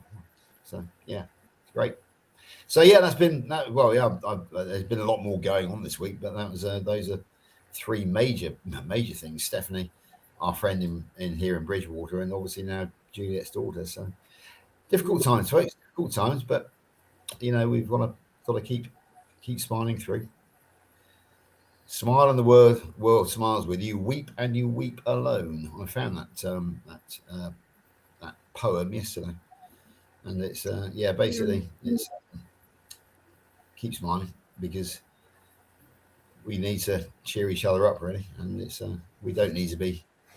No point in complaining about life, because if you complain in one hand and you take a dump in the other, which one's going to fill up first? That's a saying from the platoon. That's very true. So yeah, complaining depends on how constipated you are. I mean, if you're very constipated, you just might not shit in that other hand real quickly. True. Yeah, there we go. Actually, the lady in question, I don't really feel I want to name her yet, but she was actually a very successful carnivore for a year or so. She lost 42 pounds, and she actually did a Dave Mack. So she was a very enthusiastic carnivore, but then for some reason I think she fell into the trap of thinking it was a weight loss diet and went back. Once she'd achieved what she wanted to, she went back to the bad old days. I'm not going to say that's got anything to do with her cancer diagnosis, but it was just it was sad that she was so successful to the point where she was so proud she did a Dave Mack. Is that Annabelle you're speaking of, George? No. It's a lady here in Bridgewater in Somerset. I won't name her yet, but I haven't got permission to do so. So, but yeah, she was a carnivore. She was very enthusiastic about it as well, and. But the thing is, she's now in that day 4, I think, of her journey. So it's very, very early days yet. And Lainey is going to help her. So there you go. Yeah, and I also successfully managed to put DC and Stephanie together this week, which was nice because the two have got similar stories of terminal cancer, and they're both fighting terminal cancer. DC has had very good news this week, I think. On Wednesday, he came on and said that basically there is now no evidence of disease whatsoever. And he's just waiting for the latest blood tests. Now, who's this? More and more confident that he can go back to his wife in Japan next year. And he wants me and Lainey to go and visit him in the following year in 2028. So. Oh, you're talking about DC. DC, yeah, absolutely. So, yeah, it's been a week of mixed news, really, I suppose. But But life has its ups and downs, as we know. I don't know how DC survived his treatment. Seriously. Oh my God. How, like, when he describes it, it's like, how are you still alive, mate? You know? Yeah, I mean, Barb used his own quote to entitle the song that she wrote about him, was "He beat the unbeatable." Yeah. You know, it's amazing how so many people get a death sentence, actual death sentence of Yeah. just a couple of months. Oh yeah, doctors just And shut their mouths. DC, not only did he pull through one, but then I think it was what, 2-3 years later, he gets another death sentence. He's going to be dead in 3 months. Yes, it was Trust two me. years, Barb. When you get the first one, when they That's tell you that for the devastating. first time, I think the second second one, time probably is not as hard because you've already been through, like when they tell you the first time that you have stage 4 cancer and that you might only live 6 months. It's crazy. But how man. many of us, now I've thought about this, how many of us would have held strong and fought to the end? You know, there's so many times that these people, especially someone like DC, could have just gave up. It's too much. It's too much of a battle. And look at Stephanie. You know, she was one of those that was given the death sentence of just a few months. And they're fighters. To me, I see these people as definite heroes. There's no way around it. Even if, you know, sadly, if they don't make it and the cancer wins, they're still all heroes because they fought for so many years. All those ones that have passed on before, the Jeff and the I can't remember all those names. They all got added time. They were blessed with more years, and they were only given a couple of months. They're all fighters. They're all heroes. They're all of our heroes. You know, that they prove to us that if you have something like cancer, there's an answer. You know, carnivore. You know, they helped us understand that if you starve cancer, you could survive. You know, if you fast, there's people that have fasted and they beat cancer because they starved the cancer cells. You know, so I don't know. I just think of all of them as heroes. Even if they don't win the battle, they're still heroes. Well, I think some people have a really strong will to live, and they'll go through a whole lot of shit. You know? Yeah, that's true. Yeah, I see Lady as a hero. She could have given up. You know, she didn't. She fought her way through it, and she became the victor. She's a hero in my eyes. Oh, I like that, Barb. I've been saying that Lainey's no longer the cancer victim, but she's now a cancer survivor. I like that. A hero. From victim to victor. Victim to victor. I like it. Yeah, victim to victor. Yeah. Mm-hmm. Yeah, when the doctor it says, Sorry, Jim. when the doctor says that, you're right, George. When the doctor says that to you, it'd be easy just to give up, wouldn't it? Because you probably trust him, her. Yeah, You know there's nothing that we can do. You're gonna die in 3 months. They make me sick. In other words, they're telling you just give up. There's nothing we can do. Just be comfortable, go home and die. And then you got people that fight that don't take that as an answer. And that just goes to show you that the word of a doctor is not the word of God. But yet we look upon our doctors as the word of God. That's exactly it. It's really all about God. It has nothing to do with any of the other things. Yeah, that's exactly what Stephanie was told. She was told by the National Health Service that she's under palliative care, end of life care. The only thing they can do now is help relieve the symptoms. There's nothing more they can do to treat her. So she has basically liquidized all of her assets. And she is now living over in Turkey under a hospital. It's gonna cripple them financially, but it's a choice between filthy rotten money and life, isn't it? Really, that's at the end of the day. Yeah. Can you imagine if you're poor, you die? Yeah. If Yeah, you're rich, exactly. you can fight a little bit longer and live to have Yeah, more yeah, time. It's really sad that what it comes down to is whether or not you have money. yeah. But I mean, no, Steph was a fairly successful business lady.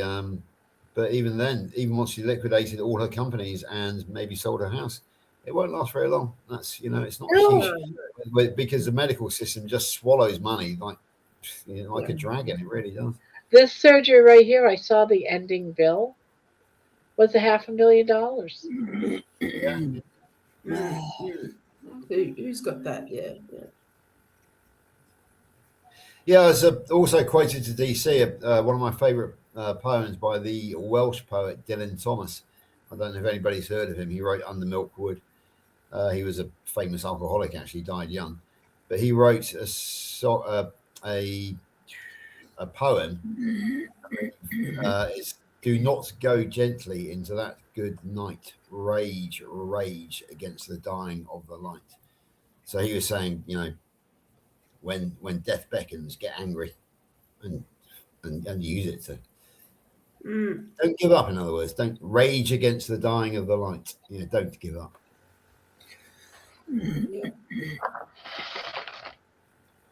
Not to change the subject, but I did my whole piece of yarn into a chain, and now I can't frog it and open it back up again for some reason. I've never had this happen all these times I've done this. How come I can't get it to frog out? Did you do it too tight? It's the type of yarn that you have, perhaps. Oh shit. This is the only yarn I have right now. Some yarns, you can only frog them so many times before they become, the fibers just become Get too weird. too friable. Yep. Mm-hmm. Well, crap. I guess I'll have to go buy some yarn tomorrow. That makes me mad. That pink yarn I had worked really good. This blue one is obviously not the same. Nope, they could be vastly different, but yet made by the same manufacturer. So you just never know. But if I'd say any yarn has like they call it a halo. It's more of a fuzzy, like it sort of has like a halo to it. It doesn't frog very easily. Well, that's what this is like. I'm looking at it. I can see the Toss it halo. in the trash. Just toss it in the trash. I don't want to. I'm attached you got to it. Don't just toss it in the trash because that's what it is. Now I gotta go buy a new piece of yarn before I talk to you tomorrow live, Debbie, because I don't know my practice yarn unless I fix this. I'm still gonna try. You try, but I would be throwing it in the trash. It's because you're a professional and I'm an amateur. I'm not a professional. I just know that I've fought with that kind of yarn too many times that I won't even buy it. So. And you're retarded, Terry. I'm retarded. I'm just retarded. I'm retarded. Yeah, just to go back to the chat, folks. Julie's saying that Lainey is a sweet hero, which she is, and that she had me. But my ability to support Lainey was limited to really practical stuff. I went to work every day. I got the money and kept the roof over our head.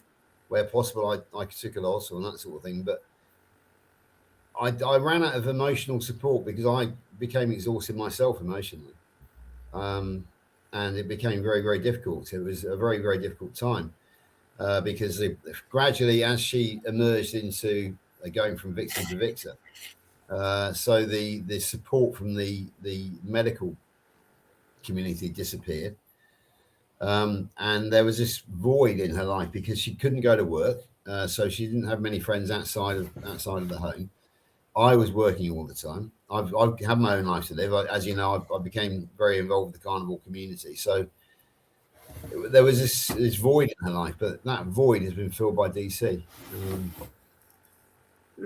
because they both can relate to it, because DC is rebuilding, and they were talking the other day, and DC has had trouble as he's got a wife over in Japan, but I mean they've barely seen each other for 14 years. So as I always say, it's like I haven't got my life back. I've been reborn with getting away from type 2 diabetes and getting away from morbid obesity and getting a new life, not my old life back, because I've never been this healthy in my life before. So there's a new me. So I am not the person that Lainey married. I'm a different human being with the same name, and it's the same with Lainey, because she has now been given a new life again, not the one which she left behind her before cancer. It's a totally new personality, and we are basically now having to get to know each other again. It's almost like waking up one morning and find. Have you ever seen the film 50 First Dates? When she loses the memory, and every morning she wakes up, she has to start life over. It's very similar. It's very similar for me and Lainey like that, because we've both come close to death, and we pull back from it, but we come back as different people. We are reborn as different people. So it's hugely complicated. It's not just about beating disease. It's about emotions. It's about the mindset. And the only person really that's been able to help Lainey with that has been DC, because of his story, and because they share this feeling that, you know, that the marriage is having to be rebuilt as well. So I think when we look at disease, we look at it as a physical thing. But you've got to remember that for every person, every wife who has a disease, every husband has a disease, there is also the person next to them, and they go through a very, very hard time too, as to understand it, to try and get on with day-to-day life. So yeah, we have to be very mindful of the person who is alongside the victim, at the same time as we have to be mindful of the victim. For example, our friend in Bridgewater here, her husband was in the army with my brother, which is how we know them. So, you know, he is going to take, this is probably where I will come in if I'm required at all, because unfortunately I've given up drinking, so I don't go down the pub so much anymore. But I can talk this chap through what it is like to be the supporting cast, the co-star, if you like, versus the star. So anyway, anybody got any comments on that? Anybody want to add anything? Well, I think it's important to recognize that your partner cannot be everything to you at all times. You need outside help. I think that's a very important thing to acknowledge, you know, for one thing. It was quite funny. Another thing too, that when someone you love that you're close to suddenly is very ill, and you're a person that's helping them get through it, you've got that illness too. You're just as sick as the person that is sick, because you're going through all that emotion. You're feeling the pain of that person. If you love somebody and they're devastated, and you're there holding that person that's devastated, you're devastated too. So you're just as ill as that person that is ill, because it's, you know, I agree, Barb. You know, it's it affects anybody that's involved. It affects them. Did you feel the pain of Lainey when she was at her sickest? That's a really difficult question, actually, Barb, because we have I had to keep a roof over our head, and I had to keep food on the table, and it was almost like I had to put focus on just being the provider in the house. So it's very hard to, if I'd let Lainey's pain get to me, I probably would have had another nervous breakdown and probably wouldn't have been able to be the provider. So in some ways, I had to be almost harsh, almost too strong, because had I let all the emotion overcome me, that is part of the illness. That's still the illness. You couldn't allow yourself. You had to be strong. You couldn't allow yourself to be vulnerable because you had to take care of things. That's still dealing, Yeah, exactly. You turn into a workaholic, so you don't have to be home and face the pain of what you see at home. That happens too. Yeah. You avoid it. I don't know if you'd call avoiding it. It was his way that things still had to be taken care of. And everything had to fall on his shoulders. So while she was dealing with her sickness, he was dealing with it too, but in a different way.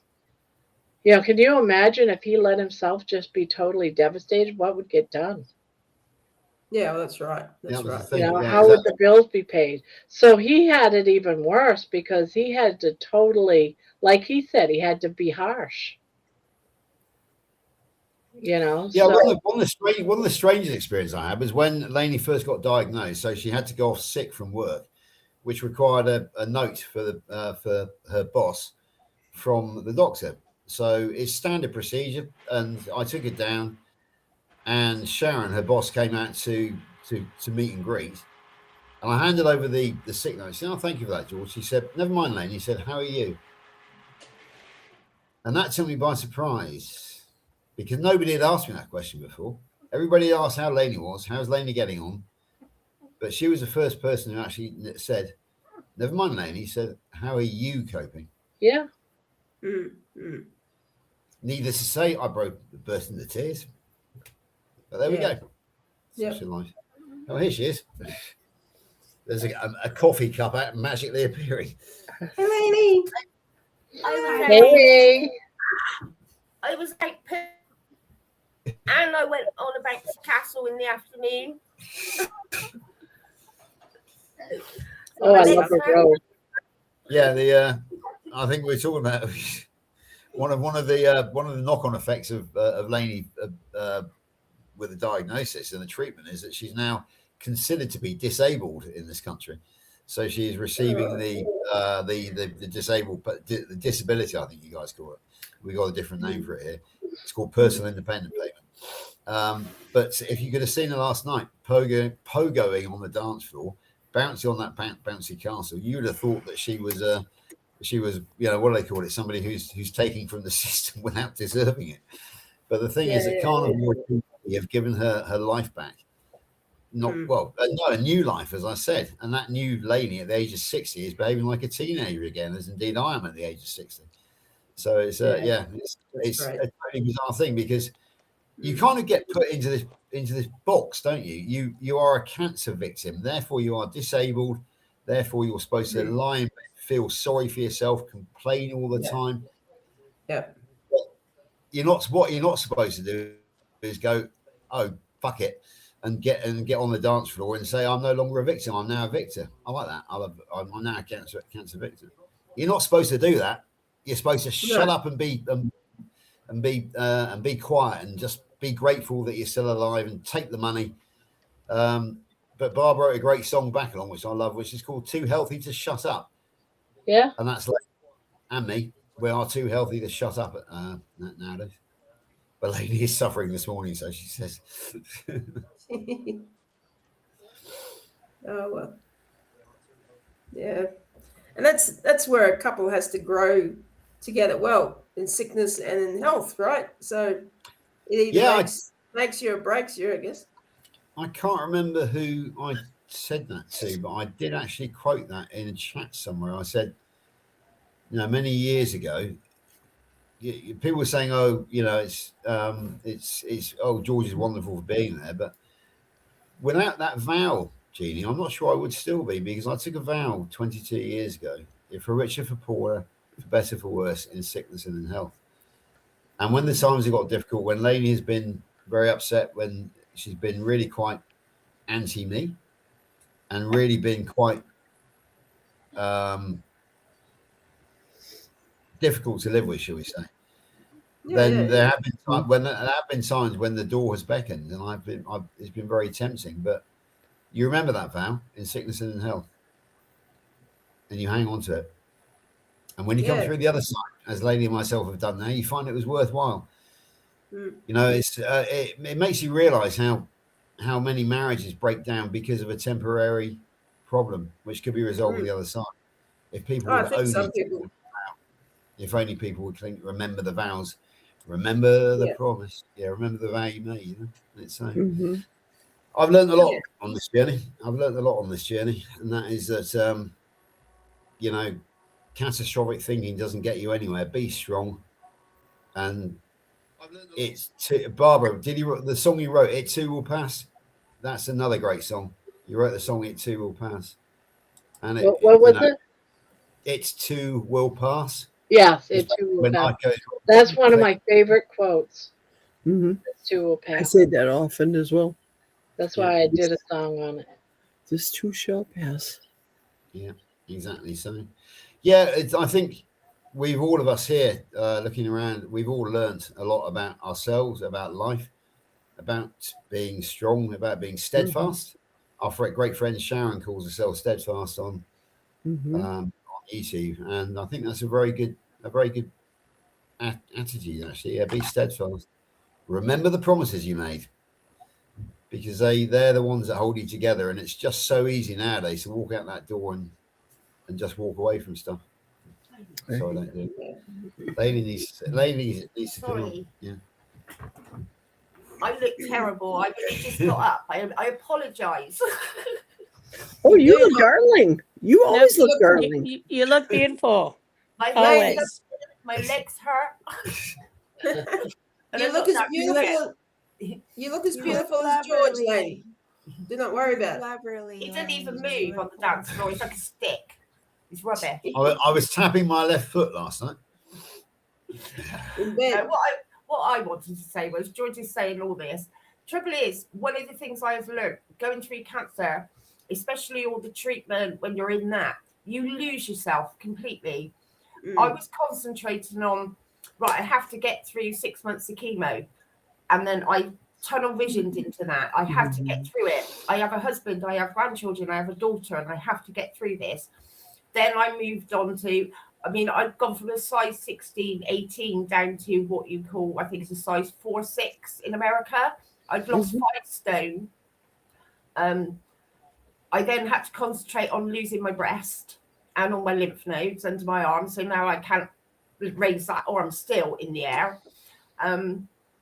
Then I had to concentrate on radiotherapy. George was at work all the time. I was at home all the time on my own. So he had contact with people and I didn't, sort of thing. And I completely and utterly lost myself. And I did go into a counsellor. So I was only allowed 12 weeks. But the first thing I said to her is, please help me find me. Because I'm going to cry. Because I've lost me. I was such a happy, bouncy person. And it's taken me 3.5 years to get back there. I couldn't even look at myself in the mirror. I hated myself that much. I'd lost me. I was a bag of bones. I never had breasts. My arm went in the air. I couldn't do anything. And I hated me. It wasn't George I hated or anybody else. It was me because I wasn't me anymore. And I couldn't be that funny, bouncy, lovely, chunky black person. Dance floor and things like that, and cooking a lovely tea and holding barbecues and having parties. I just lost me completely. But I'm back. Yes. DC has pulled me back. So the party started, and oh boy, am I suffering today. How are we here? Anyway, I'm going back to have some nice coffee and some Paracetamols. Alrighty. Bye, darling. Hi, Lainey. Yeah. She's What such an a insidious thing, eh? Like, It is. I say people, I think it's important to tell the story of the mental things. As she said, she came to hate herself, and she projected that hate onto me and to people with whom I was friends as well, with who I am friends. And she didn't want me to have any friends outside of these four walls. So it was well, she did, but she was very suspicious of the carnivore community. She thought we were a cult to begin with. So it's been very difficult. But now, as she says, she's got herself back now, and she's lovable again. So we are now starting a new marriage. The old one died with the cancer and with my diabetes, and now it's trying to find a new one. Happy anniversary, George. Well, yeah, happy. Well, yeah, it's not exactly anniversary. It's more like, well, we'll call it February the 1st. That's when Lainey finally accepted DC into her life. So yeah, February the 1st, 2026, maybe the start of this particular journey. People talk about their carniversaries. Well, perhaps we should. Lady and myself should have a rebirth day, our marriage should have a rebirth day, which is the 1st of February. So yeah, and that was the day that Barb wrote the cold shower courage, Lainey's brave moment, which is quite a funny one. I tried to have a cold shower this morning. It wasn't happening. It's cold here. It's like, no. It's I need some heat, rain baby. here. George remembers more of these songs than I do. Well, I should hope so, Barb. I'm your agent, aren't I? So that's my job to remember these things, to take them on board and to remember them. Yeah, Barb, and as your agent, George, you've got to put together that comedy playlist, because it's the comedy And I songs. keep saying did I already? Because I know I was going to the other day. So did I already? You put together a new one. I can't remember which one that was now. Well, certainly the parody songs, but we need a comedy playlist so that we can find the comedy songs quicker. Terry, you were going to say something. Sorry, I talked over you. I don't remember what it was now, but I was just looking at Jerry, and you know who she reminds me of right now? She looks like Doris Day. She's laying there on her pillow. Yeah, you're right. You're right. Yep. Mm-hmm. My hip was getting sore. I had to get off it, so I had to just lay down for a little bit. I need to go get a mic. Yeah, my bum gets sore on this chair after a few hours. Yes. I know. That's why you have to get up and move around a little bit. Too. Yeah. Was it Doris Day who played Calamity Jane? Yeah. I think it was. Yeah. Yeah. Doris Day did a lot of good movies. She did. Yeah, too. Seems like That's who you look like right now, Jerry. You totally look like Doris Day. Where's too. Rock Hudson? Rock. Come on, Jerry, give us a rendition of Once I Had a Secret Love. I'll be right back. No, it's all about que sera, sera. Whatever will be. The future's not ours to see. Que sera, sera. Exactly. Now that's an oldie. That's when. That was one of my mother's favorite songs. That was Que Sera. There's a super cute video of it on YouTube of Que Sera. A new one, you mean? Like a modern day? It's old. Oh.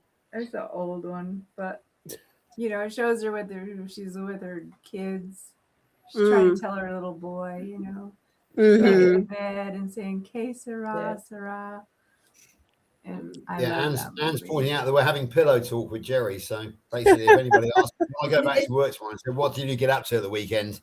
George, I'll say, "Well, I nipped over to Wisconsin and had some pillow talk with Jerry." There you go. Jerry's making me totally jealous for me to get in my damn bed. So I'm going to go there right now because I'm so tired. Good old Spanky. You can always rely on him to bring the conversation down to what matters. Doris Day had a nice rack. Just saying.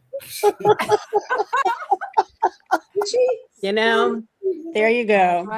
That's why we love Spanky. Well, I'm switching over to my bed because Spanky, a gentleman sees and notices, but he doesn't always remark.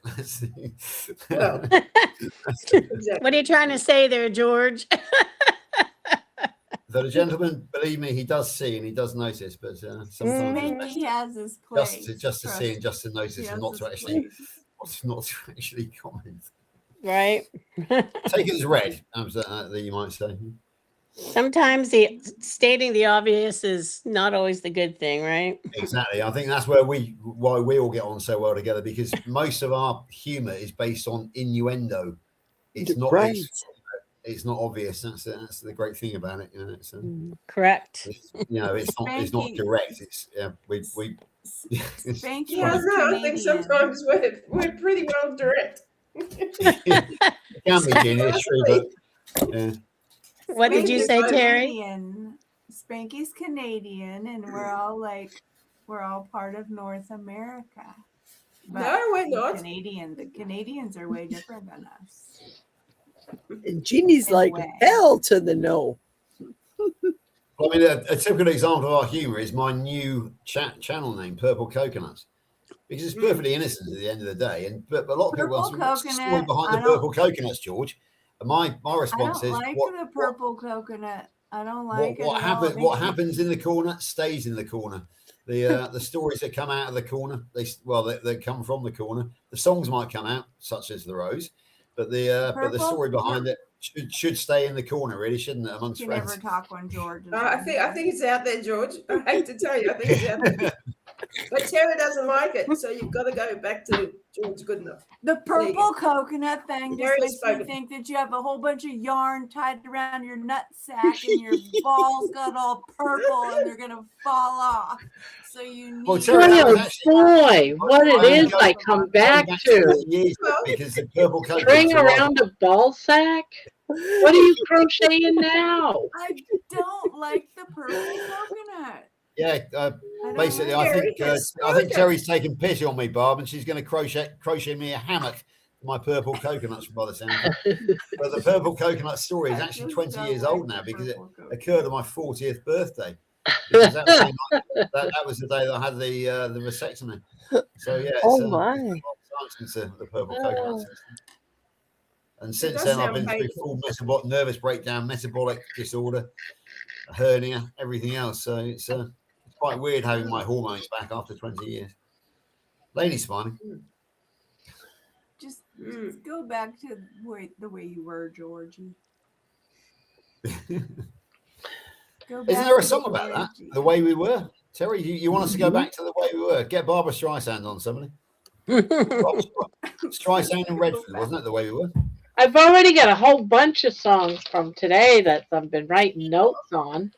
Lainey, I don't like. Oh my gosh, who knows what she's going to come out with next? He got a vasectomy for his 40th birthday, but for his 61st birthday, he's coming to Kalamazoo. Yeah, I am. I'm going to get a ticket to go to Kalamazoo. Yeah. On my 61st birthday, I should be flying. I shall be in the air above we will be in the air above the Atlantic Ocean on our way to see Jerry from this panel, Jerry and Barb. I know. And you got to promise me that you'll do that butterfly dance when we meet. I'll do it with you. I'll do it with you. Okay, Lainey? We'll all do it. We'll all do Lainey's butterfly dance. Right?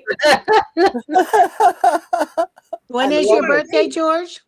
September the 2nd. So it'll be 3 days before the meet up at Kalamazoo. So that'll be our travel day. Mine's September the 11th. Mine's the 17th. Mine's the 17th. Oh, right. So we're all virgins together then, aren't we? There you go. Right, George? Exactly. We're all virgins.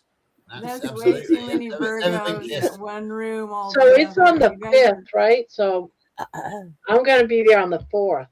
We're going to show up on the 4th and show up the evening before. I think we get in pretty much on the night of the 2nd. So we're spending the first night in a hotel right on the airport, because we won't have time to mess around getting to Kalamazoo. So then on the Thursday, I think Thursday the 3rd, is it Thursday the 3rd? Yeah, Thursday the 3rd. We'll make our way into Kalamazoo, go and check into the Holiday Inn West, find out who's in town, who's all in town, and then we'll go out. We'll mosey on out into town and go and probably find somebody to go and eat with on Thursday evening. And then of course All Friday kinds of comes. things all around there. Yeah, I was looking yeah, at exactly. the map. Yeah, and then Friday comes around, and of course that's when everybody starts gathering. And I can confirm, as Barb will know, that I was talking to Kerry with her on the call last Thursday night. Kerry's very excited that we're all going. He's really quite excited to meet everybody. Kilts is going to be there. Nelson, we believe, as well. Lynn Devoki is very jealous because at the moment Lynn doesn't have a ticket to go to Kalamazoo, and she's committed to another one somewhere else shortly afterwards. So she's not sure she can make it. Amy's coming. Yeah, so it's going to be quite a gathering. Isn't Kilts and Nelson going to be there? Yeah, Kilts is going to be there as well. Yeah, but I mean, but Rob's an old mate of mine now, so it's boring. I've already met him. No, he's still Dr. Kilts to me. But yeah, I'm looking forward to on the Friday, basically going on the standing on the shores of Lake Michigan, and I'll be looking out for the sail coming across from Wisconsin, so I can meet and greet Jerry as she comes romantically sailing across the ocean or the lake to come and meet me. I expect for us to fall tenderly into each other's arms, Jerry, but please don't squish me. But it'll be the wreck of the Edmund Fitzgerald. Yeah, the wreck of the George Goodenough, absolutely. What did you do wrong? I'll probably have babies. All I did was give Jerry a hug. Are you going to take our carriage with you, Barb? I probably should. Yeah, make it comfortable. Easy for you too. Yeah. Yeah, it's actually very hard being a lion in the world of Well, we lioness. expect videos. There's an awful lot of very strong lionesses out there, and of course, as carnivores, we hug. And last year, when I first met young Nikki Now Taylor, I can't hear who's anybody. Stephanie Taylor's younger sister, she's a sort of like iron lady, triathlete, and gym person. And when I first met her, I got a hug off Nikki, and I think I heard about 3 of my ribs pop. The problem with carnivore ladies, they forget their strength. Because the carnivore gives us strength, and I say some of you ladies out there, you do forget the fact that you become lionesses, and yeah, think about us poor gents who've got to be on the receiving end of these hugs. Yeah, precisely. Yeah. Oh well, you big wuss, George. You'll just have to do some weights before the time. I'm not strong. My iron skillet. No, I'm not here. My I'm gonna iron hop skillets off. are so heavy. I'm gonna hop off and do things. You're gonna hop off like a true Aussie, like a true And wallaby do or a kangaroo. Like And a bunny do rabbit. things. Yes. And do things like what? Horse and kangaroo. Yeah. I need to hop into bed. Is where I need to hop. Okay, well, it's Gary been fun looks again. so comfortable. See you, chat. Night, night. See you. Good night. See you Have a till good the- day, Jeannie. Bye. Bye. You going up in your bed? Okay, go on. Go. No, you changed your mind. No, she's gone. No, she was gone. She's Do I still taste good? you. You still look like Doris Day, Jerry. Thank you. I look at myself and I see my mom. I see my older sister in myself. I know. Ooh. Isn't it funny when you look in the mirror and you see your mom? It's so Right. weird. I have outlived my mother's cancer diagnosis now for 10 years. I'm the oldest that has not gotten cancer in my family. That's why I fast every year. And people say, "Oh, you're just starving yourself." No, I'm not. There's a reason. No.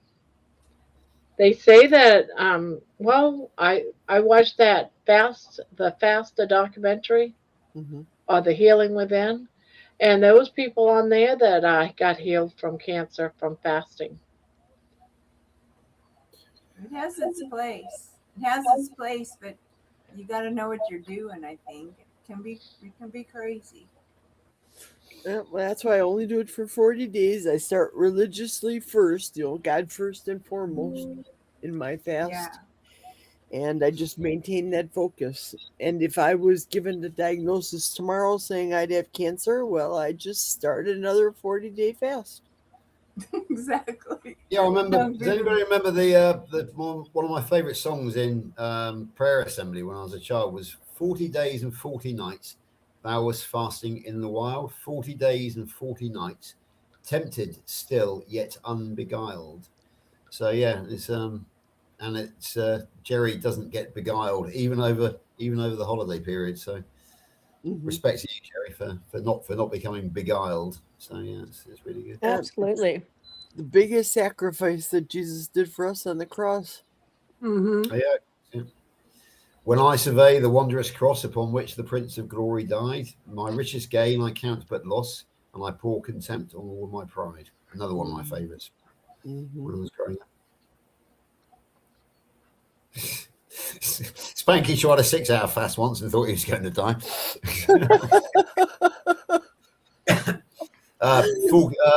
Full confession here, what do you call it? Full disclosure. 60 hours, and that was with coffee. That's been my longest fast. So it was a 2 day. What's that? 2.5 days, isn't it? I think. Yeah, 48 hours plus 12. Yeah, 2.5 days. Well, I wanted to do a fast this coming weekend, but with being sick, I don't think I want to.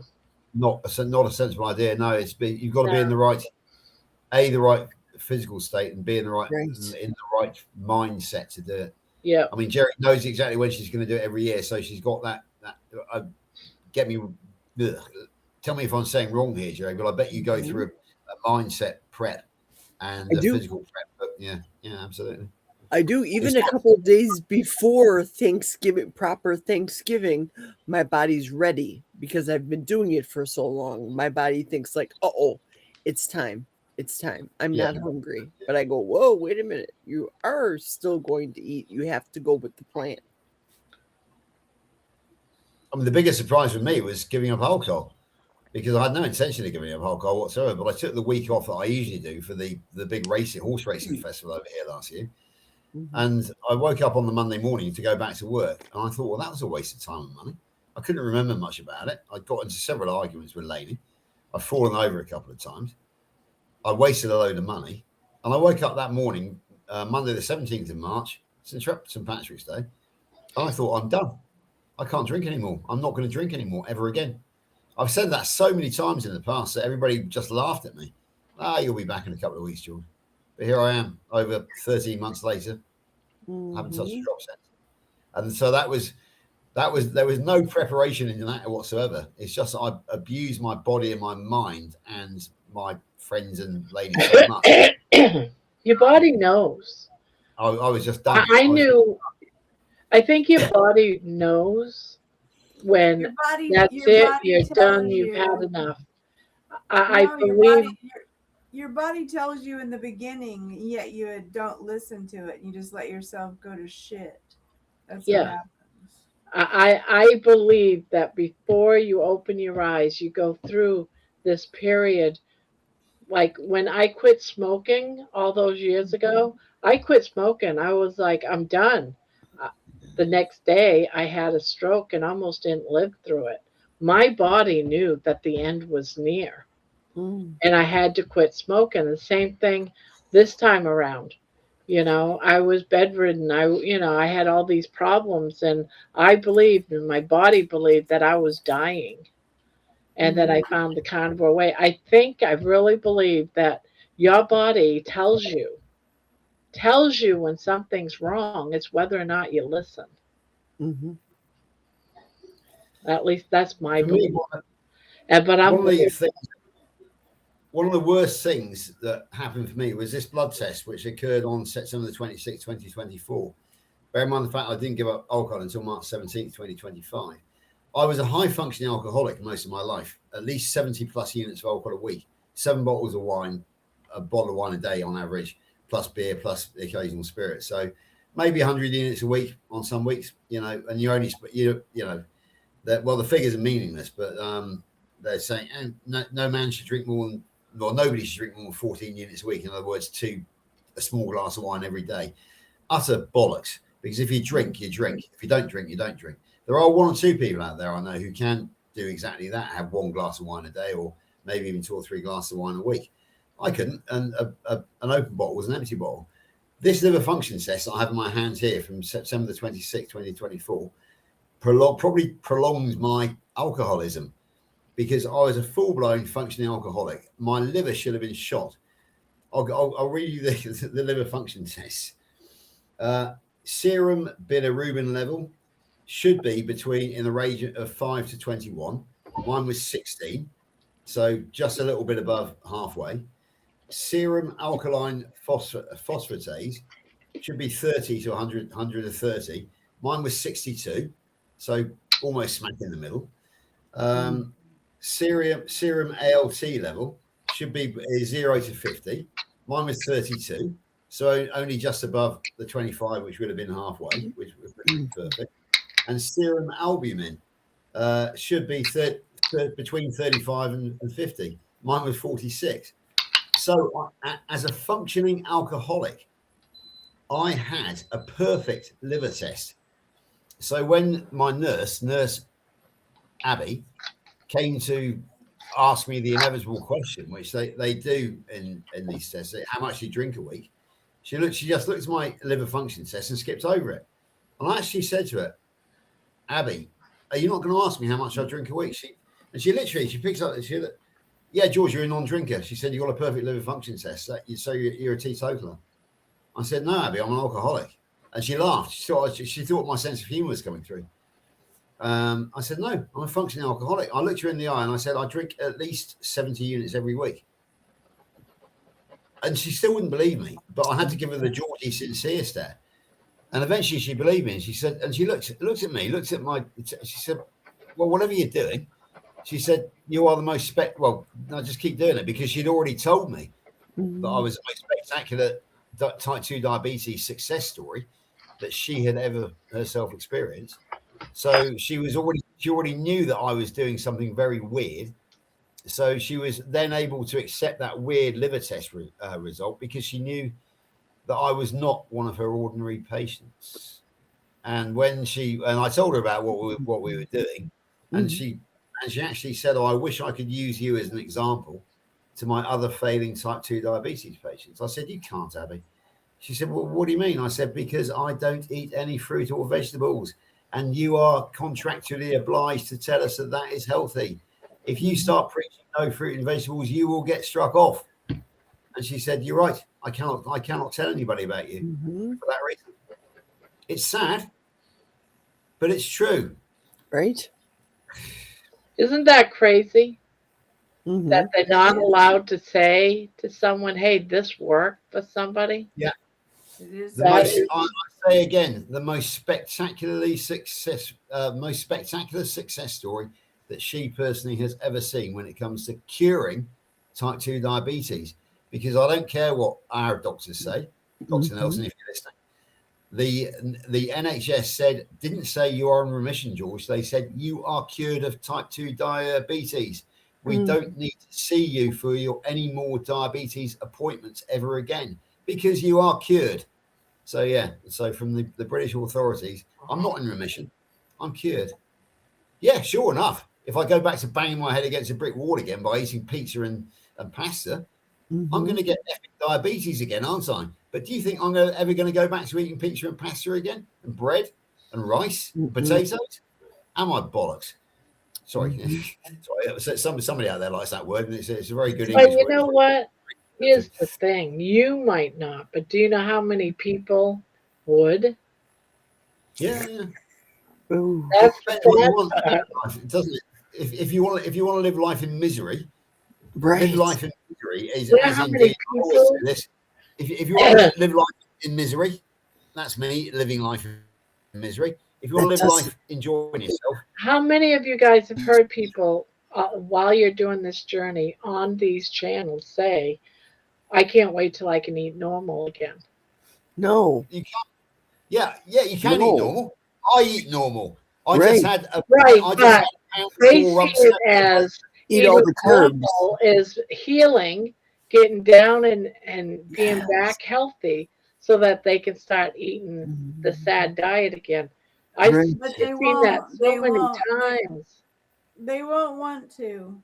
They won't want to eat normal again. Nobody does after they've been carnivore, ketovore for a while. You don't want to eat that. All that shit tastes like crap. It does, Like, you and might you go- spend so much time in the bathroom I know, pooping. and it's so awful. It's So- awful. I know I'm not going to do it. I know I won't. That this is my way of eating for the rest of my life. I don't like the stomach pains of eating all the vegetables and sitting on the toilet all day because you have to. Does not You have taste gas or All the cravings. cramps and Right. I couldn't tell you how many times I have not been like this and rocking because I had such severe pain Yes, Barbara. for if not days, you know. Mm-hmm. I haven't had that once eating the carnivore way. Not once. Right, and I don't feel miserable because I don't poop. It's like, well, I haven't pooped today. I feel great. I feel fabulous. How And many you're- people I hear, oh yeah, I went and had a hoagie, but I just took extra insulin. Yes. You know, that like drives me crazy. I Me just too. want, Yes. but you can't say anything because they have to do what they have to do them. And they know, but they have to do them. You can't. George, were you ever taking insulin shots? No, never, because No. I was only just diagnosed with type 2 when Nurse Kathy Moran pulled me into her office secretly, off grid, off the record, probably putting her own job at risk, and sat me down and said all carbs are sugar. I'd only just been issued with the prescriptions. Right, I know. I mean, my brain fog was that bad then. I know one of the prescriptions was for metformin. The other one, I don't know whether it was statins or insulin. I can't tell you, Jerry.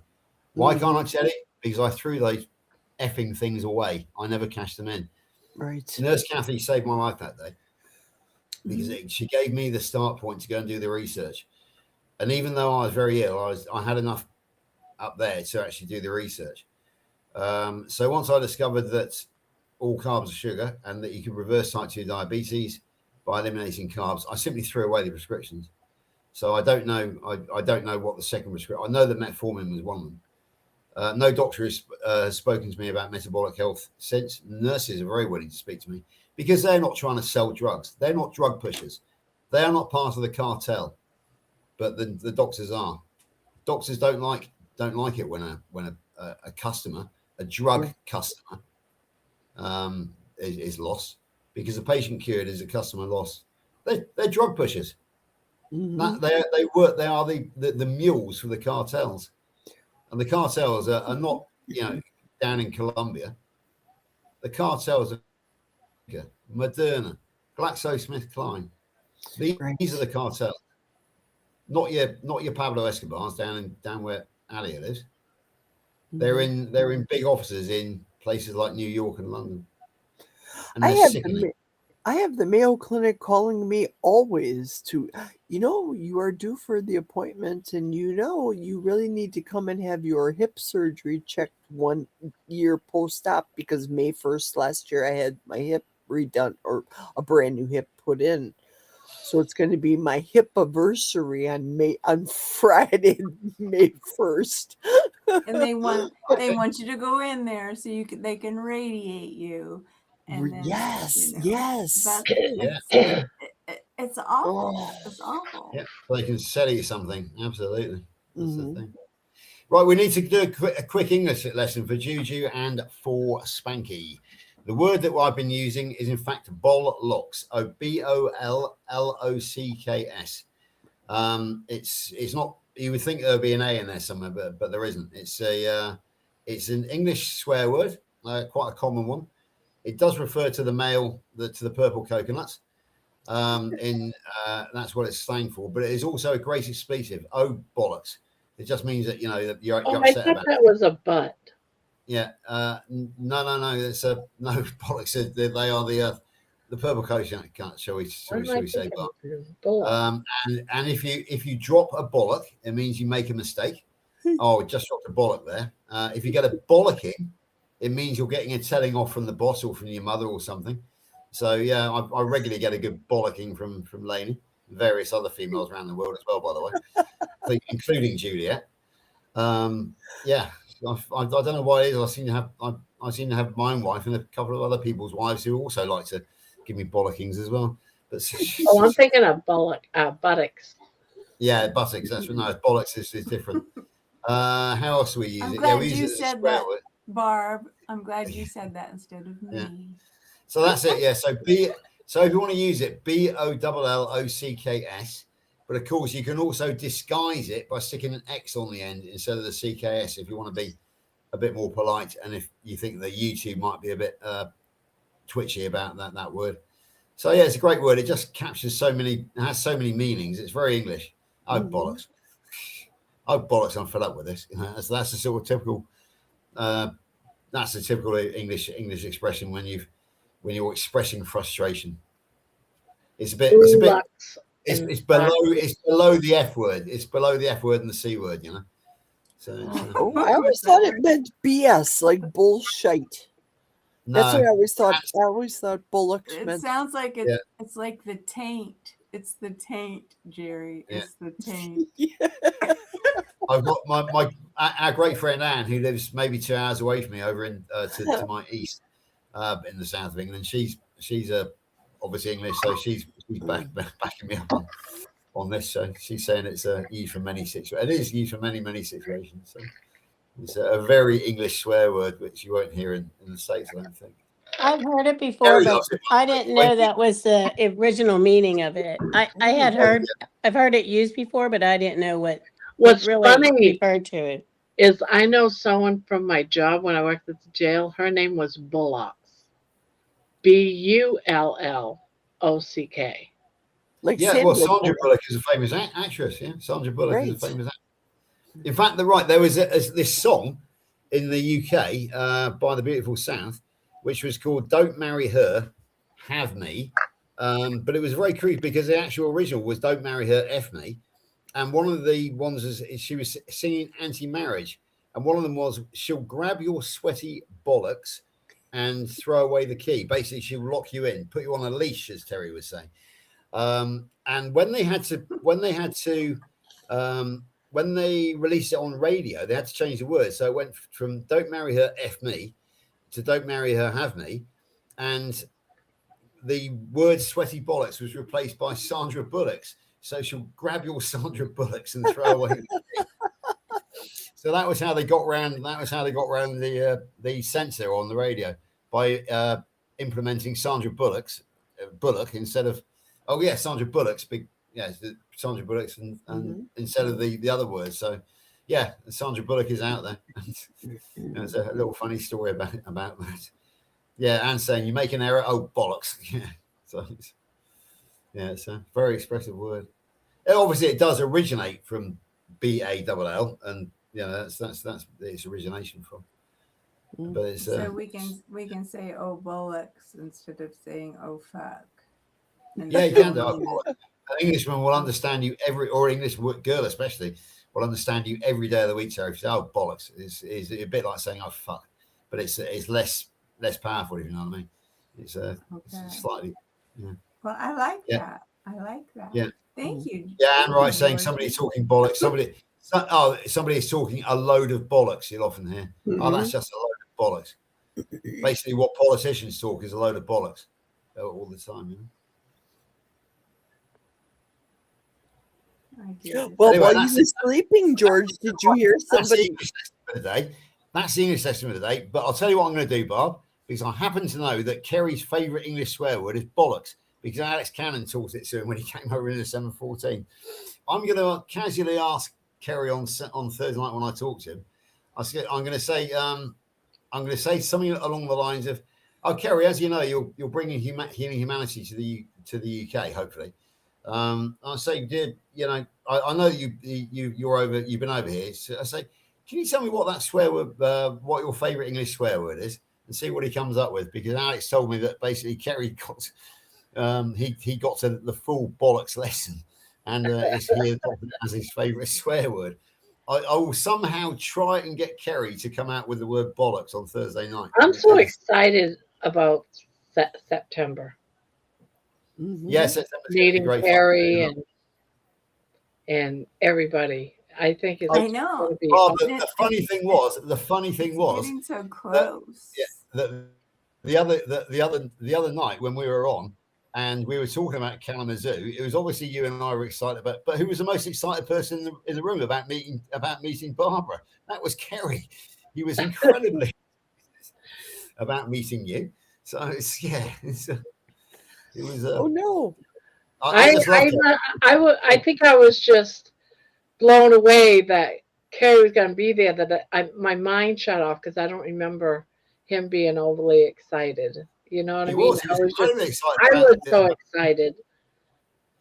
He was incredibly excited about the fact that you're going to be there, that I'm going to be there, that we're all going to be there. He was like listing all the people who are going to be there. So it was great. Really, I'm really looking forward to meeting Kerry because he's such a lovely guy. He's only a little chap as well, apparently. He's not much bigger than Dr. Kills. So it's again, Jerry, careful you don't squish. Yeah, I can't remember if he said it was going to be Emma that's going or Jen. Yeah, well, I can't remember which one, but one of the two of them is going, and I can't remember. Yeah. I say, all I ask is that you lionesses be careful with Kerry because he's a delicate little chap, and we don't want to lose him to a bear hug and have him coming off to the hospital. Yeah. Terry, what happened to Terry? She said she went off to switching to the phone in bed. Yeah, I looked up. I was like, looked up, and I'm like, oh, she didn't even say bye. She just like poof. Yeah, I just now looked up and she's gone. Poofed. Yeah, she waved her magic wand, got on a broomstick, and disappeared. You're not here to defend yourself, Terry. She's not. That's what happens, right? Exactly. That's right. Yeah. If you don't want to be talked about, don't leave the room. You're safer that one. You're safer that way, right? Yeah. It's always the case. Debbie, what is that light that's in your window? That I see like a flickering light in your window. So this right here. Yes. So that's my patio door. So it leads out to my patio. And on around the roof, I have like a string of like basically Christmas lights that I just keep up all year back there. Just something fun and festive. On the front of my house, have you heard of the Govee lights that you can program different things? Yes. So on the front of my house, I have those that I can those are I run those off of an app. These are just your basic like Christmas kind of lights that, string lights. My Govee that sounds terrible. It sounds like we Govee, but it's not my Govee. The light is run to my Alexa. Is yours run through your Alexa also? I don't have any of that. Oh yeah, I love it. I'll tell Alexa. Funny story about that. So I did have one. Oh, probably shortly after they, first came out. Mm-hmm. And I was sitting here one evening. I didn't have anything on. I think, sometimes you just want it quiet, or sometimes if it's raining, I just love listening to the rain, Mm-hmm. So I was sitting here and all of a sudden the damn thing starts talking. Ooh. I unplugged that sucker and got rid of it. All by itself? That's so weird.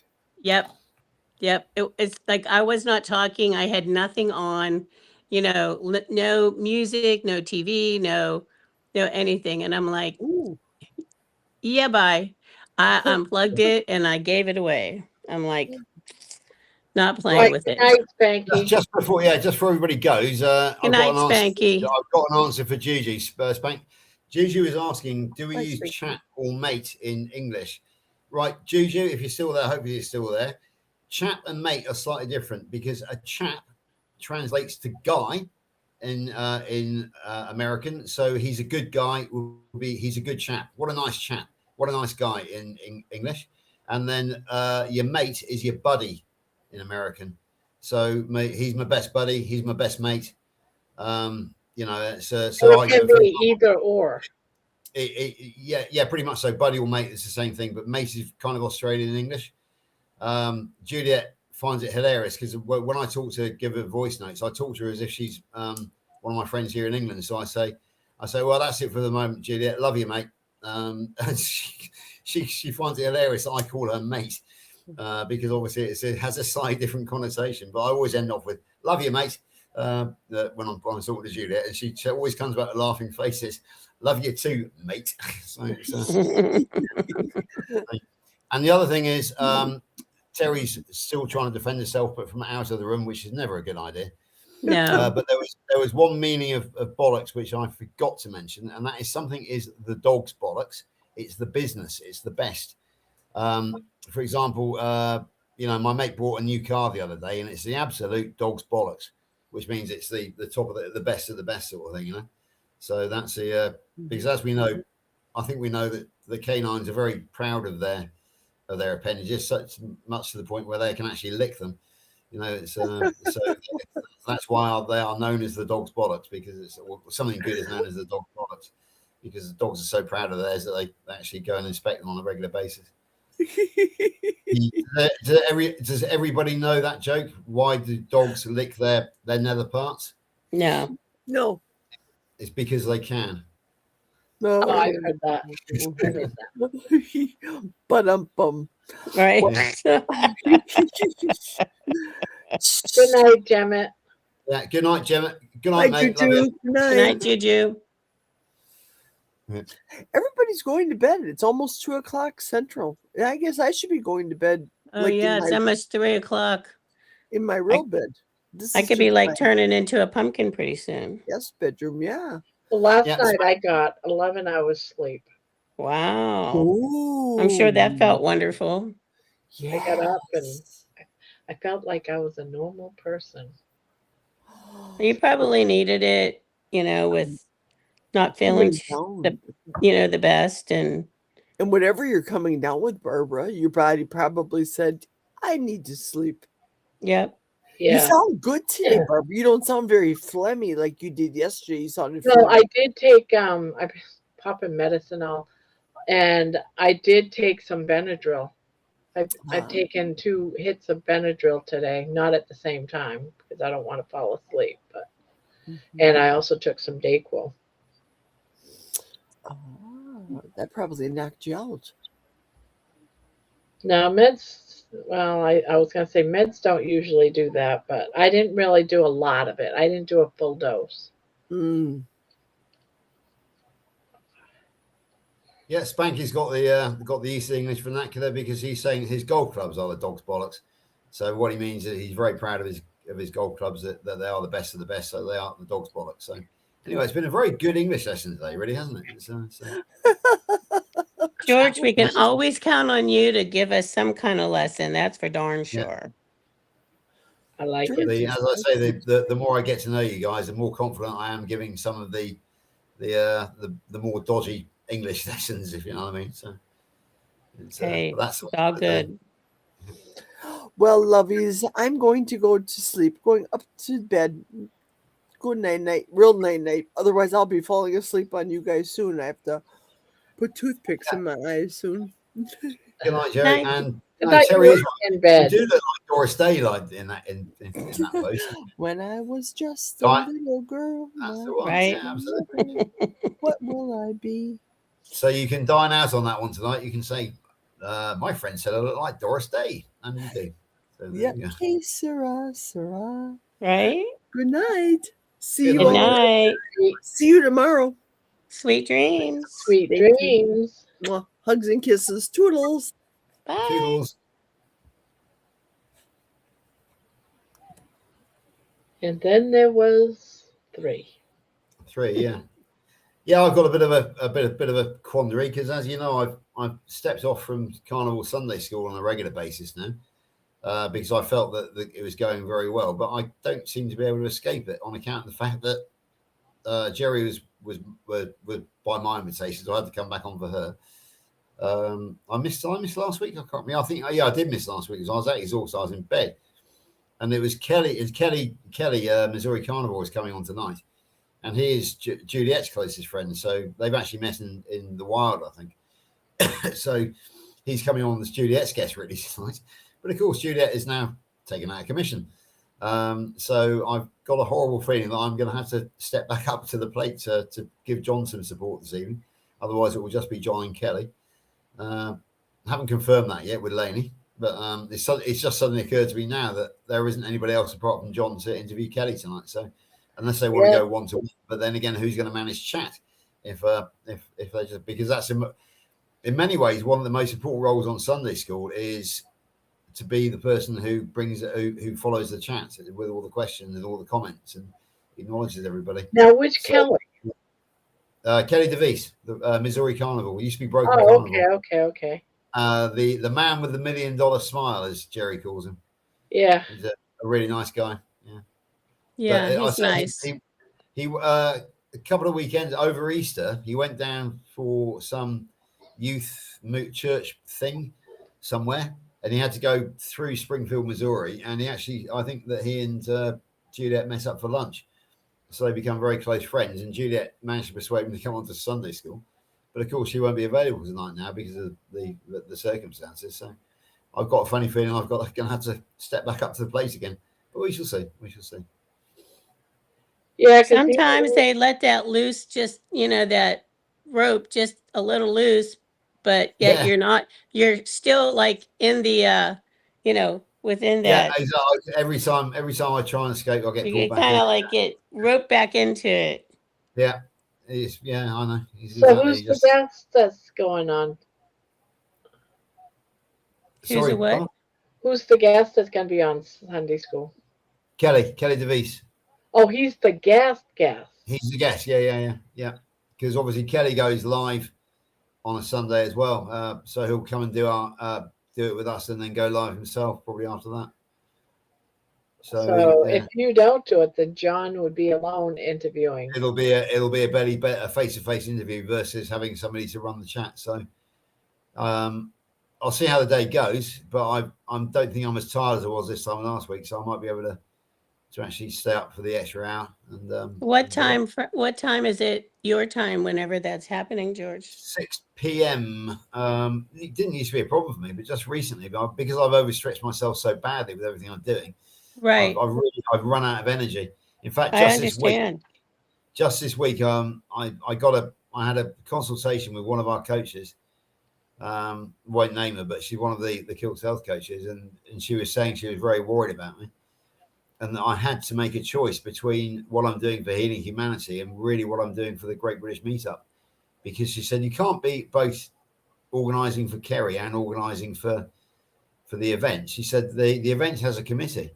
She said, which is the most important to you? So I had to go away and make that decision. So what I decided is because I'm a one-man band when it comes to Healing Humanity over here, I am going to concentrate on Kerry and Healing Humanity. And I've resigned from the committee for the event because the committee is now in very good hands with a top class businessman who's much better than me anyway. We've got everything in place, so I am now focusing. I've now walked away from the event organisation. I bought a ticket, so I will be a guest there, a paying customer versus a member of the committee. And the weight off my shoulders, guys, it's absolutely huge. So it has to be. It has to be. Oh, is that the event that's going to be doing the music? Yes, that's the one. Yeah. So, I mean, it doesn't change anything, Bob, other than the fact that it takes a lot of responsibility away from me. I will still be organising the arrival of our American friends and the accommodation, but I won't have to worry about setting the place up, about the financial side of things. All the worries have gone. I can now focus on the arrival of like Coach Angela Mullins, hopefully Doug and Juliet, but I wouldn't be at all surprised if they can't make it now. Kilts is still booked in. Nelson's not coming anymore. yeah, so it's Angela Lero. I hope is still coming. So I've got enough to worry about without having to worry about have we got and sold enough tickets? Are the expenses sorted out? Do we need extra chairs? Do we need an evening dinner service? I don't have to worry about that anymore, and it is a huge relief. So I can only thank the Kilts Health coach who gave me that, and it wasn't Juliet, by the way, but it was somebody else who's equally strong-minded. I can only thank her for focusing my mind to the point where she made me make that choice. She said, otherwise, George, you are going to burn out before long, and you are going to be no use to anybody, let alone Lainey and your new marriage. So she was highly persuasive. So yeah, I had to make that decision. Decision's made. Huge weight off my shoulders. I feel that everything feels a lot lighter now. Can focus on Kerry, can focus on Lainey, and can focus on Kilts and the crew when they come over here in June. So yeah, great decision made. That's good, George. I mean, sometimes, we get so involved that we can't see the forest through the trees. Exactly. We're just like in the thick of it and trying to juggle all these different things because we want to. We want to be involved. We want to promote them, whatever the case may be, and it's really challenging. It's like, I don't want to let people down. I've committed to this and da da da da da da, but yet you're taking the brunt of it from a personal, physical, spiritual, all that, perspective. And it's just not, it's not good. Some people aren't strong. Some people are not strong enough in their own selves to say, I'm stepping back. You know what I mean? And it really takes strength to do that. I mean, it really does. It takes strength to do it, but it takes even more strength to like, okay, I'm letting go of the reins. You got this, But so you're talking about when it comes with Carrie, you're talking about the documentary. Yeah. I'm doing a lot of work behind the scenes for him, Bob, which I'm not at liberty to disclose at the moment. But rest assured, I'm doing a lot of work behind the scenes for him. But the funny thing is, what Debbie just said is when I had this chat with the female coach on the other day, and she with 45 minutes, it was almost like a consultation, and she actually said, I said, you know me, I'm not going to be able to make that decision. Anyway, the next day, overnight, I made that decision. The next day, I resigned from the committee and explained my reasons why. And the first thing I did was voice note my coach on WhatsApp and said, I've just made a decision. I said, I've done what I've done. And she came back and she said, George, I'm amazed. She said, I am so proud of you because I never expected you to actually make that decision based on what I said. She said, all I could do was tell you. She said, well, I couldn't make the decision for you. So she said, I am so proud of you for what you actually did to actually make. Well, here's my take. Maybe I'm lack of understanding. The movie, once it shows, it's done. And meetups go on every year. So, okay. Right. So just temporarily you're out of it, or that there is no. I'd already made up my mind that once this year's event had been delivered, that I was walking away from event organisation anyway. Oh, okay. Roles. But the thing was, right, a bit of history here. The event is my baby. It was it was my idea, my concept, but I needed a partner to be the other parent in that particular thing. So I knew the best persons would be to recruit would be Carl Day of the Primal Lifestyle. Excellent bloke, very good businessman. So last year together we delivered it with a few mistakes which we learned from, but it's became quite clear that Carl is a much better money man than me. He's a very good organizer. And so kind of it's a bit like you and me, Barb. I inspire you with my words, but then you're the one who puts everything into action in the song. And it's a bit like that with me and Carl. it was my idea, my concept, but Carl was the guy who made it happen, really, along with me last year. But this year, because it's already in place, it kind of doesn't need both of us, because it's his company who's running it. So I'm kind of the creator, if you like, who's kind of looking over his shoulder and probably getting in his way a little bit. So what I've decided to do is, instead of worrying about it for myself, I've decided to hand over the baby to Carl and go off and do something else with Kerry. So I think he's quite relieved not to have me looking over his shoulder all the time. And I absolutely have faith in Carl to deliver it, because he's a superb businessman. And so that's my reasoning behind it. Yeah, I suppose if in a way I was the father who provided the seed, if you like. But the job of mothering the event has been handed over to Carl, because and like any good father, I can just walk away and forget about it, like a lion does.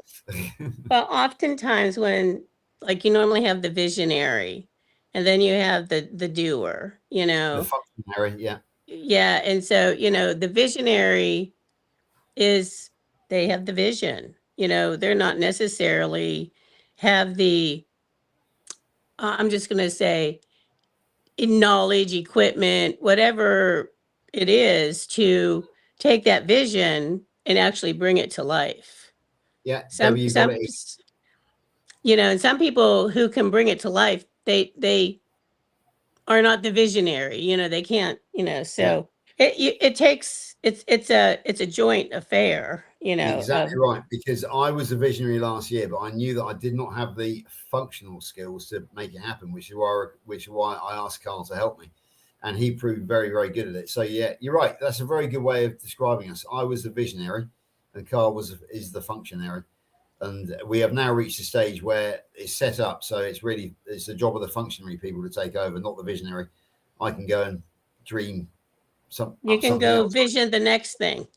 Yeah, I can vision Barbara's next songs, for example. There you go. Exactly. Yeah. Hey, I think I got 2 songs out of tonight already. Already? Yeah. So now we'll have to wait and see what comes out in the next few days. Is that what you're saying, Barb? Maybe even 3. Wow. I mean, the only problem I know is I'm going to go as a guest, a paying guest to the event this year. But people who remember last year are still going to think that I'm the go-to person to ask about what should be done. So I'm going to have to get used to saying, no, you're going to have to go and speak to Carl, because I'm not involved with the organisation anymore.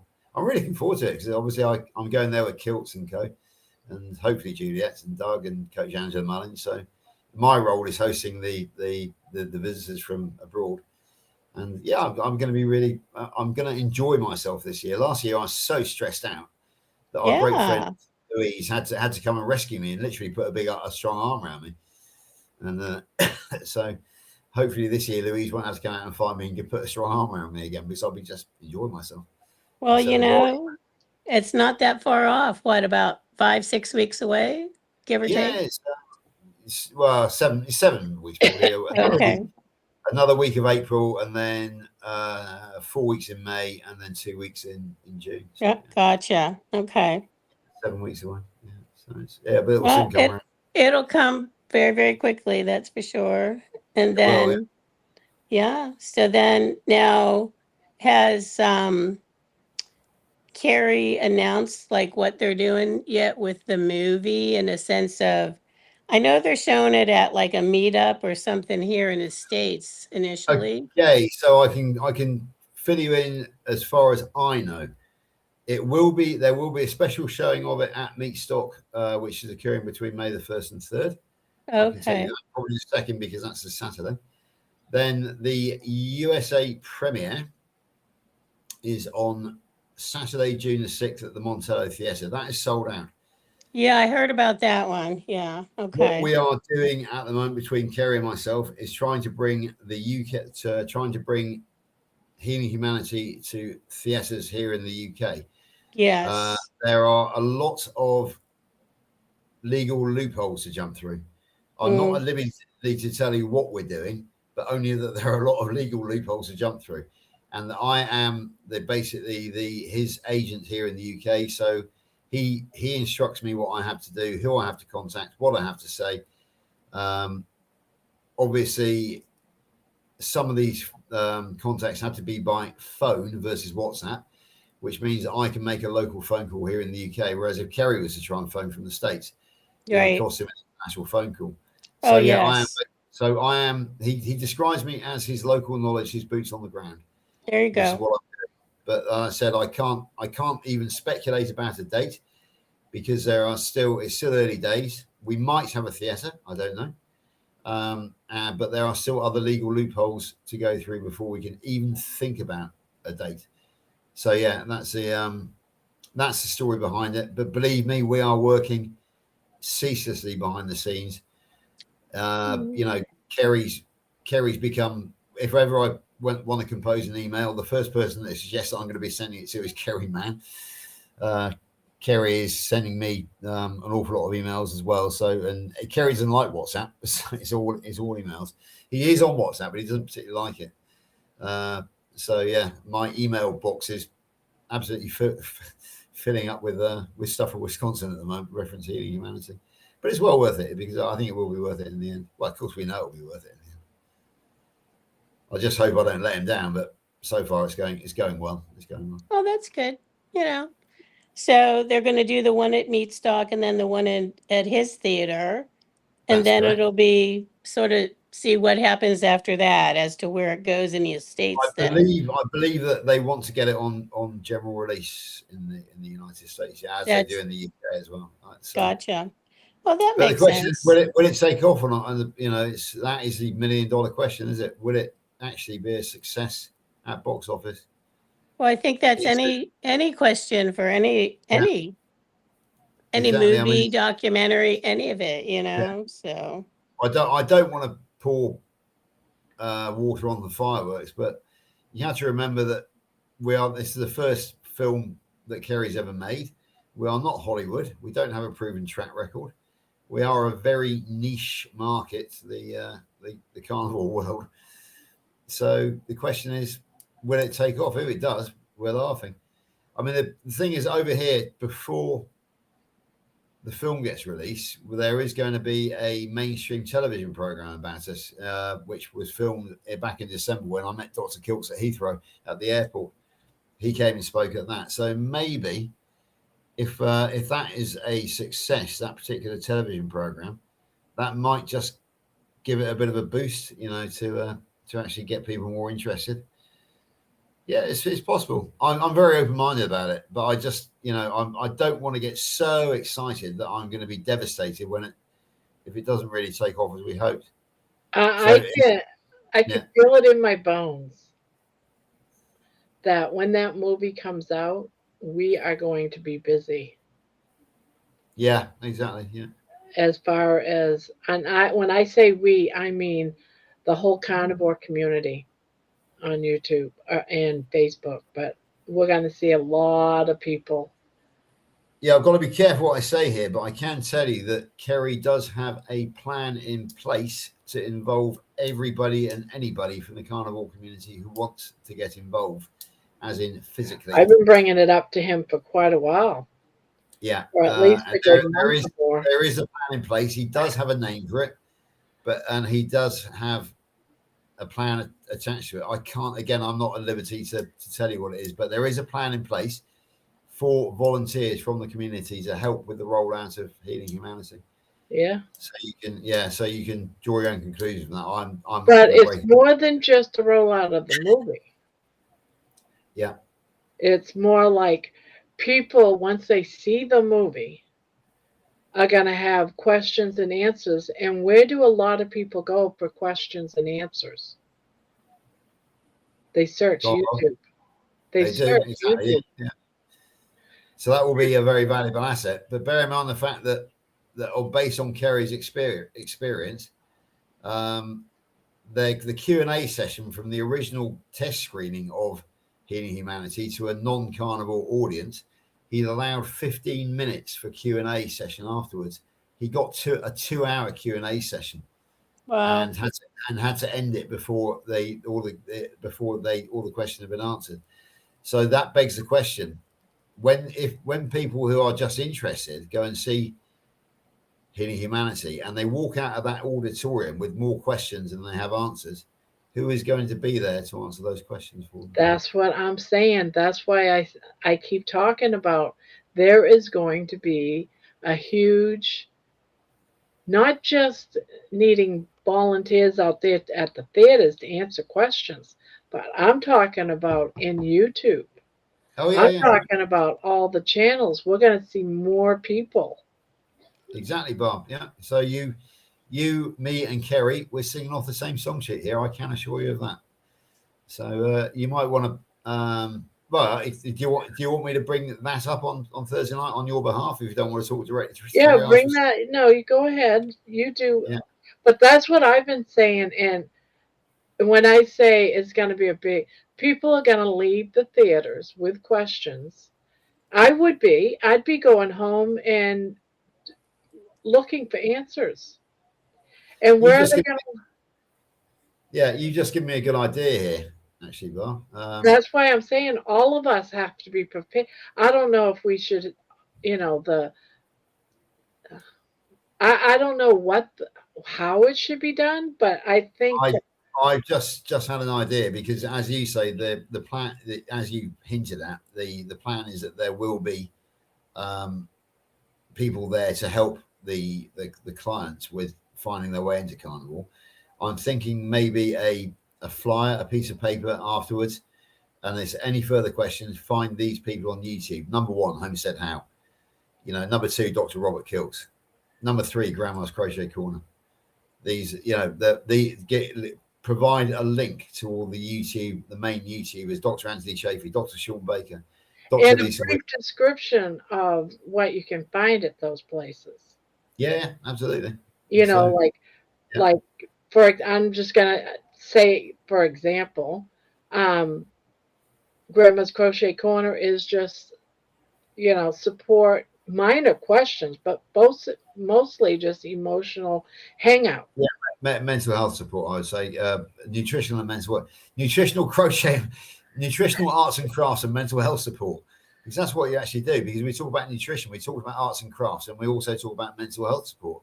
Because the arts and craft really is it helps relieve stress. Your cortisol goes down. Yeah, exactly. That's what I'm saying. Yeah, so there we go. Anne, is it going to be available online? Your guess is as good as mine. It will have, probably through Netflix. And then even coaches, a list of coaches, health coaches. It's so what you're talking about really is some advice on what to do next. But I don't know if you can do, because we don't want to actually, it's a fine line because you don't want to send people because we're not doctors. No, exactly. Yeah. So there has to be that fine line there. If you just want to talk about it, because that's what we say. This is not medical advice, but people's experiences. This is a conversation. This is a conversation. It's not a consultation. It's a conversation. Exactly.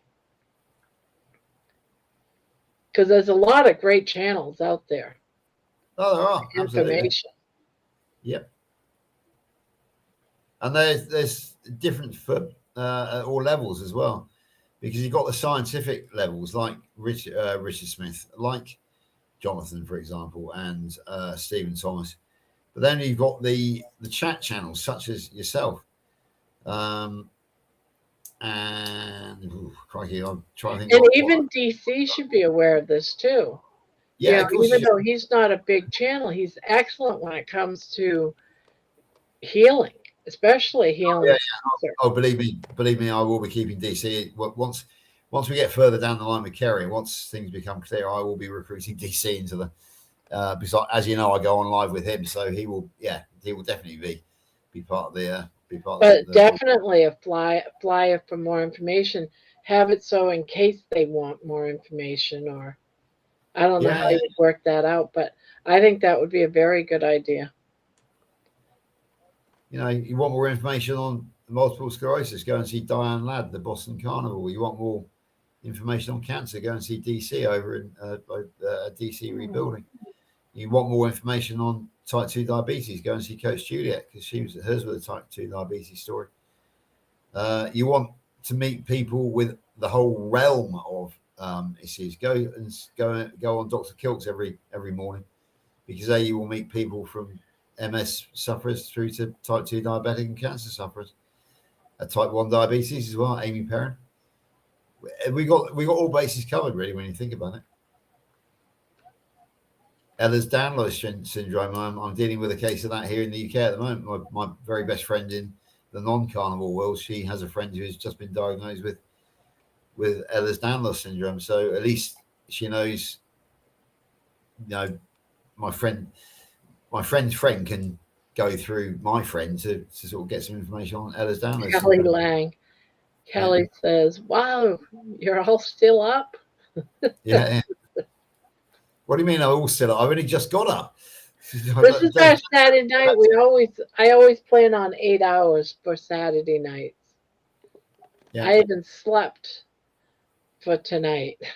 Well, we're coming up to the 8:30 mark mine now, which means we're coming up to my 2 hours, which I allot to myself every week for you, Bob. And I think otherwise we just start rambling on a bit, and I know you guys get tired. So in about 5 minutes, I will be going, because we have some shopping to do. We've got to go to Aldi, where we have 15% off through our bank account. So we will be loading up on steak, 15% off the steak. And Aldi are already fairly cheap. So now is the time to strike while the iron is hot, make hay while the sun shines. So no speeding now. No. It's not a ribeye run today, Bob. Yeah, Anne's getting some great results by the sounds of it. So that's really, really good. Yeah, I was just reading that. Yeah, we all are. My mobility in my neck had improved massively in the 3.5 years since the 2 tests I had in between. So, yeah, there was no evidence of arthritis last time I had my neck check, which was at the end of last month. Nice. So it's really encouraging. I really believe in the carnivore that heals. Yeah, me too. Just for how it's helped me. Yeah. I'm very controversial in as much as I support Dr. Kiltz, and as much as I believe that you should eat your fat solid, preferably raw, if not do what I do, which is to cook or Laney cooks the ground beef, but I don't eat it hot so that the fat is rendered. It goes back into the refrigerator. I then take it to work the meat and I eat it cold so that the tallow has solidified, gone to the top and turned into almost like a chocolate bar, a white chocolate bar, and I'll eat it almost like I would eat a chocolate bar. Yeah, so I do that. I get some tallow. I never eat liquid fat nowadays. Never eat liquid fat. I only ever eat solid fat. And do you know, my health has improved massively since then. There's no more rushing to the toilet anymore. My eating fat either raw or cooked and cold, I find massively to my health benefit. People hate it when I talk about eating raw. Nobody wants to know. Everybody I says, eat my beef just about raw. You might as well say it's raw. Yeah, Not me. The only thing I don't eat raw, and that's I don't eat chicken and pork, and I don't eat raw fish. No. I would never dream of Only eating them. just beef. Yeah. The only thing I eat raw is lamb and is any ruminant steak. But that's all I really want to eat nowadays. So I've only had lamb once in my life, and that was like a couple of months ago. I enjoyed it, but lamb isn't like it's not around. It's not so much. Not around here. Once in a while, I might see it, but yeah, you might see it like at Easter. You would see it. That's when I see it most prevalently, like when it's around Easter time. That's when a lot of the stores will definitely sell lamb. But for the most part, you have to go to like maybe a specialized butcher, not just your run-of-the-mill butcher. So, but Anne said she made her first granny square yesterday, Barb. Oh, nice. Yeah. And I don't know what time it would be for you, probably in the wee hours, but on Friday night at 7:00, Barb and I do on her channel here, we do crochet talk I'm aware of it. I see it. Yeah, but Anne, if you are up at that time, like I said, I'm not sure what time that means for But you can you. always watch the replay. Yep. It's midnight. Yeah. Yep, and you can email Barb pictures of your granny squares, and we'll be happy to show them. So we love that. So anyway, just FYI on that one. But yeah. Just to let everybody know, I'm going on with live with Dr. Nelson at 3 p.m. Eastern, doing his. I'm his guest for the Tuesday 3 p.m. show this coming Tuesday. When are you doing that? What? Sorry. When did you say you was doing that?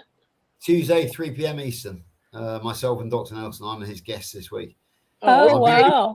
Okay. I've been given some thought to what I want to talk about, and I've got a couple of things, but one of the ones will be the eat raw versus cooked, because everybody says we've been cooking for thousands, we must get it right. But I actually believe that was our first mistake. That the idea of cooking meat was the first step on the road towards ultra processed foods, because cooking is taking it one step away from its natural state. I believe that the reason we started cooking was because of Barbara, you were saying about Prometheus the other day, that fire came from Prometheus. Yeah. I believe that fire did indeed come from the gods, but from the heavens in the form of lightning, and that lightning would have sparked a dry forest fire. And of course, what happens during forest fires? Animals can't escape; they get killed, they get cooked. So ancient man would have come along, found a convenient dead animal carcass, which had been. I'm going to have to do more research, because I'm really interested in our ancestral eating. Yeah. Well, think about what I'm saying, Bob. If you're ancient man, and after a forest fire, you come out of your cave where you sheltered, and you find an animal dead in front of your cave where it couldn't escape from the fire, and you think, oh, that's convenient. I'm now going to eat this animal because I don't have to catch it. But of course, you eat it, and of course, it's been cooked. So you notice that the flavor and the texture of the meat has changed, and you like it, because there's something which has now been called the Maillard or Maillard effect. And that is that basically when you cook food, you trigger some sort of reaction which changes the texture and makes it sweeter. Gives it more flavor. So I firmly believe that when man realized that when there was a lightning strike from Prometheus, or whoever else you want to call it from the gods, that he can actually eventually control that fire, learn to control that fire, use it as a tool.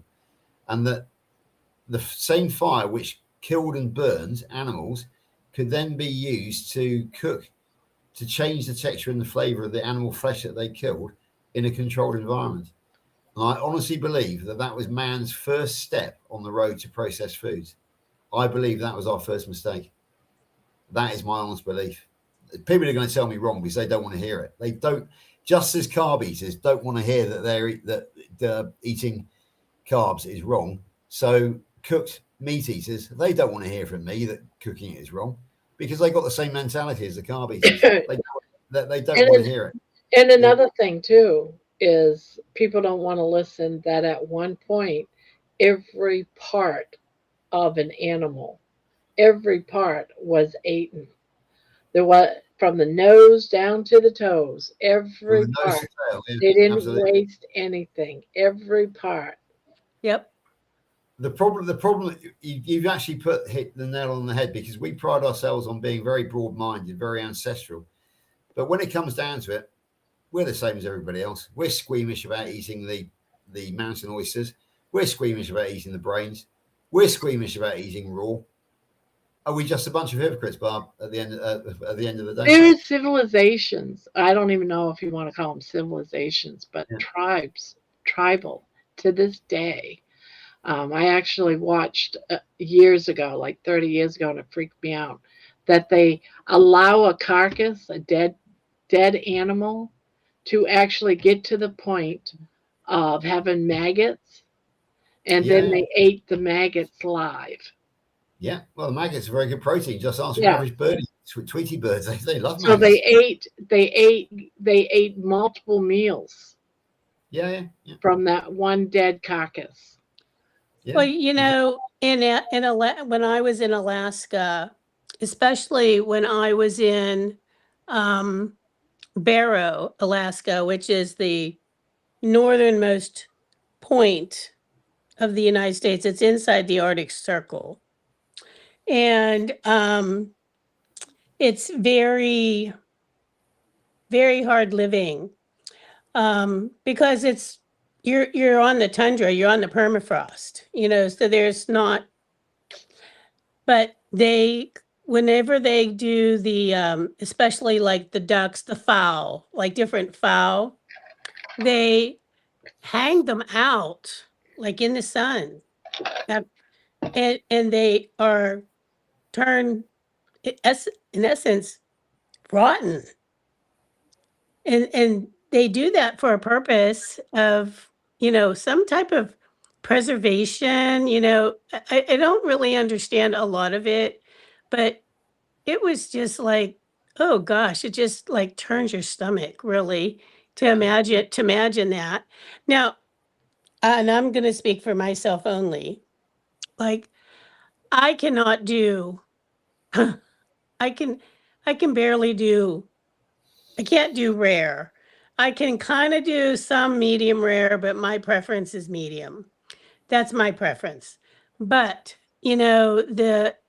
everybody's a little different, but I have never been able to do the organ meats of any various sorts, and growing up, my parents, my grandparents, they ate some of the stuff.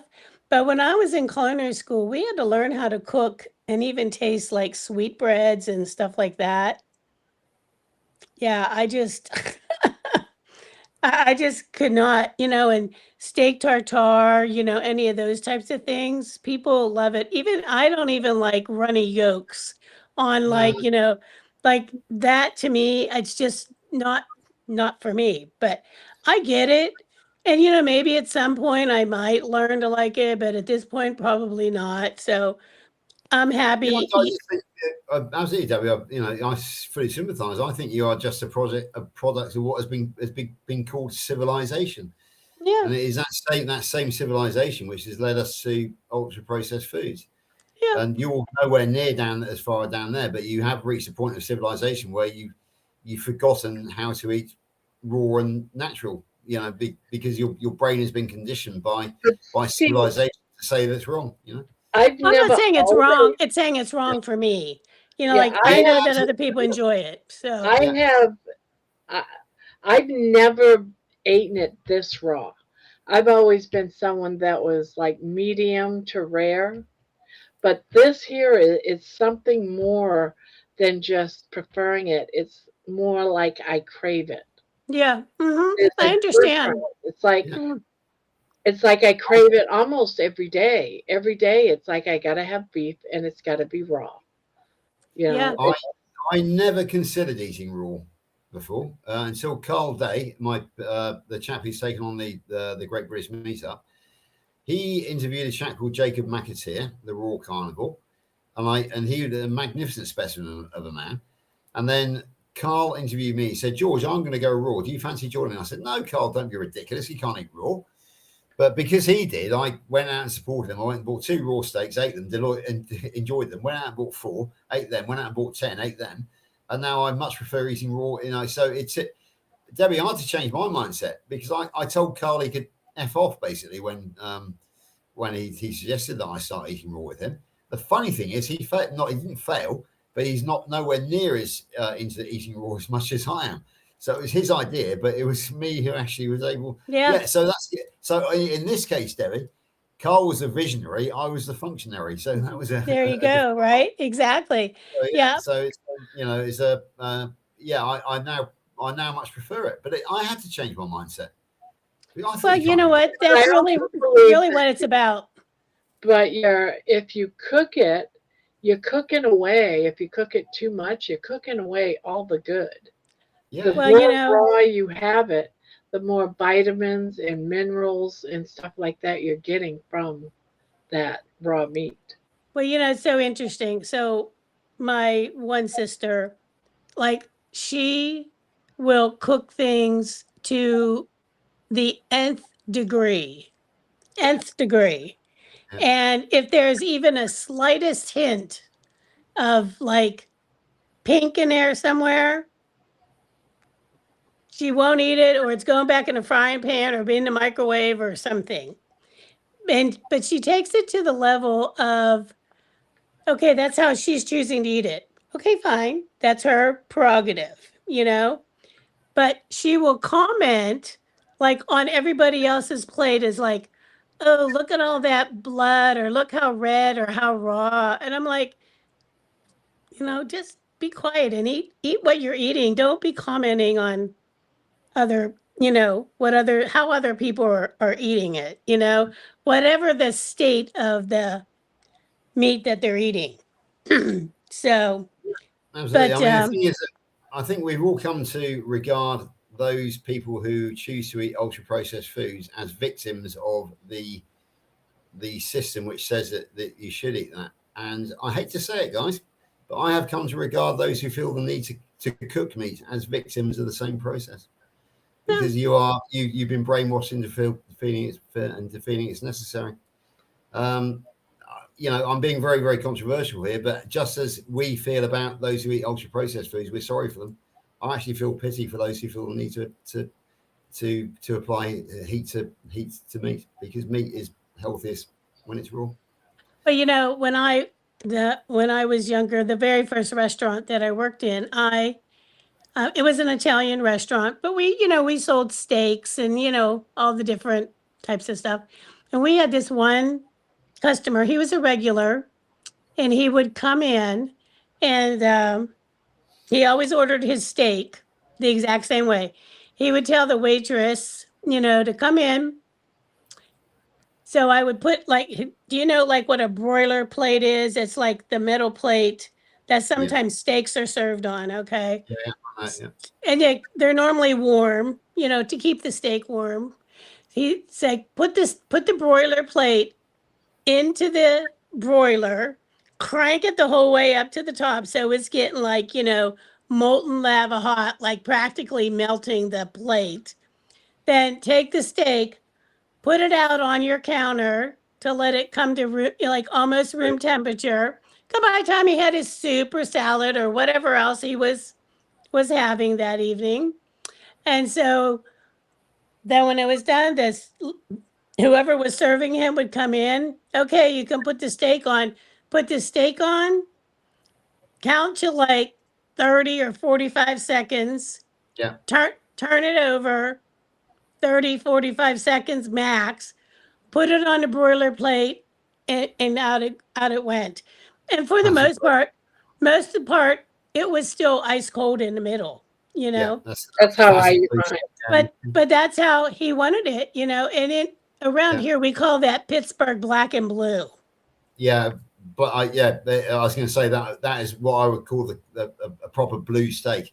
Yeah. And obviously Dr. Kills calls it the way he cooks steak black and blue. So I've never heard Pittsburgh black and blue, but it kind of makes sense. I think they just put the Pittsburgh on it, because it's local, we're in Pittsburgh. So yeah. I've never heard the term black and blue in terms of cooking before I met Dr. Kilts. But black and blue is like it's often described as a bruise. I'm black and blue from yesterday, Yep. I like black and blue because obviously it's black on the outside and blue in the middle, and so it's correct. It's good. Yeah. And that's the only if I have and fall sweet in a social situation now, that's how I'll have my steak. I'll ask for it blue in a restaurant. Yeah. And that's what most people do. We're not even allowed to serve it blue. I said, well, how about very rare? They said, yeah, we can do very rare. But they're not allowed to do blue because we are so stupid nowadays that we come to believe that raw steak is going to kill us, when in fact raw steak makes us healthy, makes me healthier than I've ever been in my life. So everybody's in a different state, different stage of things. So it's true. Yeah. But anyway, it's going on 4:00 here. Yeah, I'm 10 minutes over time, so I do have to jump. Well, have a good day, George. Tell you and Lainey whatever you all are up to and everything like that. So I'm going to say good morning, good night to you, Barb, and same to you, Debbie. So I'm going to leave. I will be in chat. If I need to email you, Barb, I will do this week. And I will see you same time same place next week. Have a good week, I'm everybody. already looking forward to it. Good night, George. Good day. Bye. Bye-bye. Bye-bye.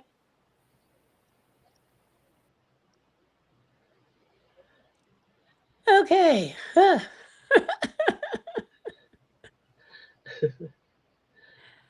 Another successful Saturday Yeah. night. Another successful Saturday night. Yep.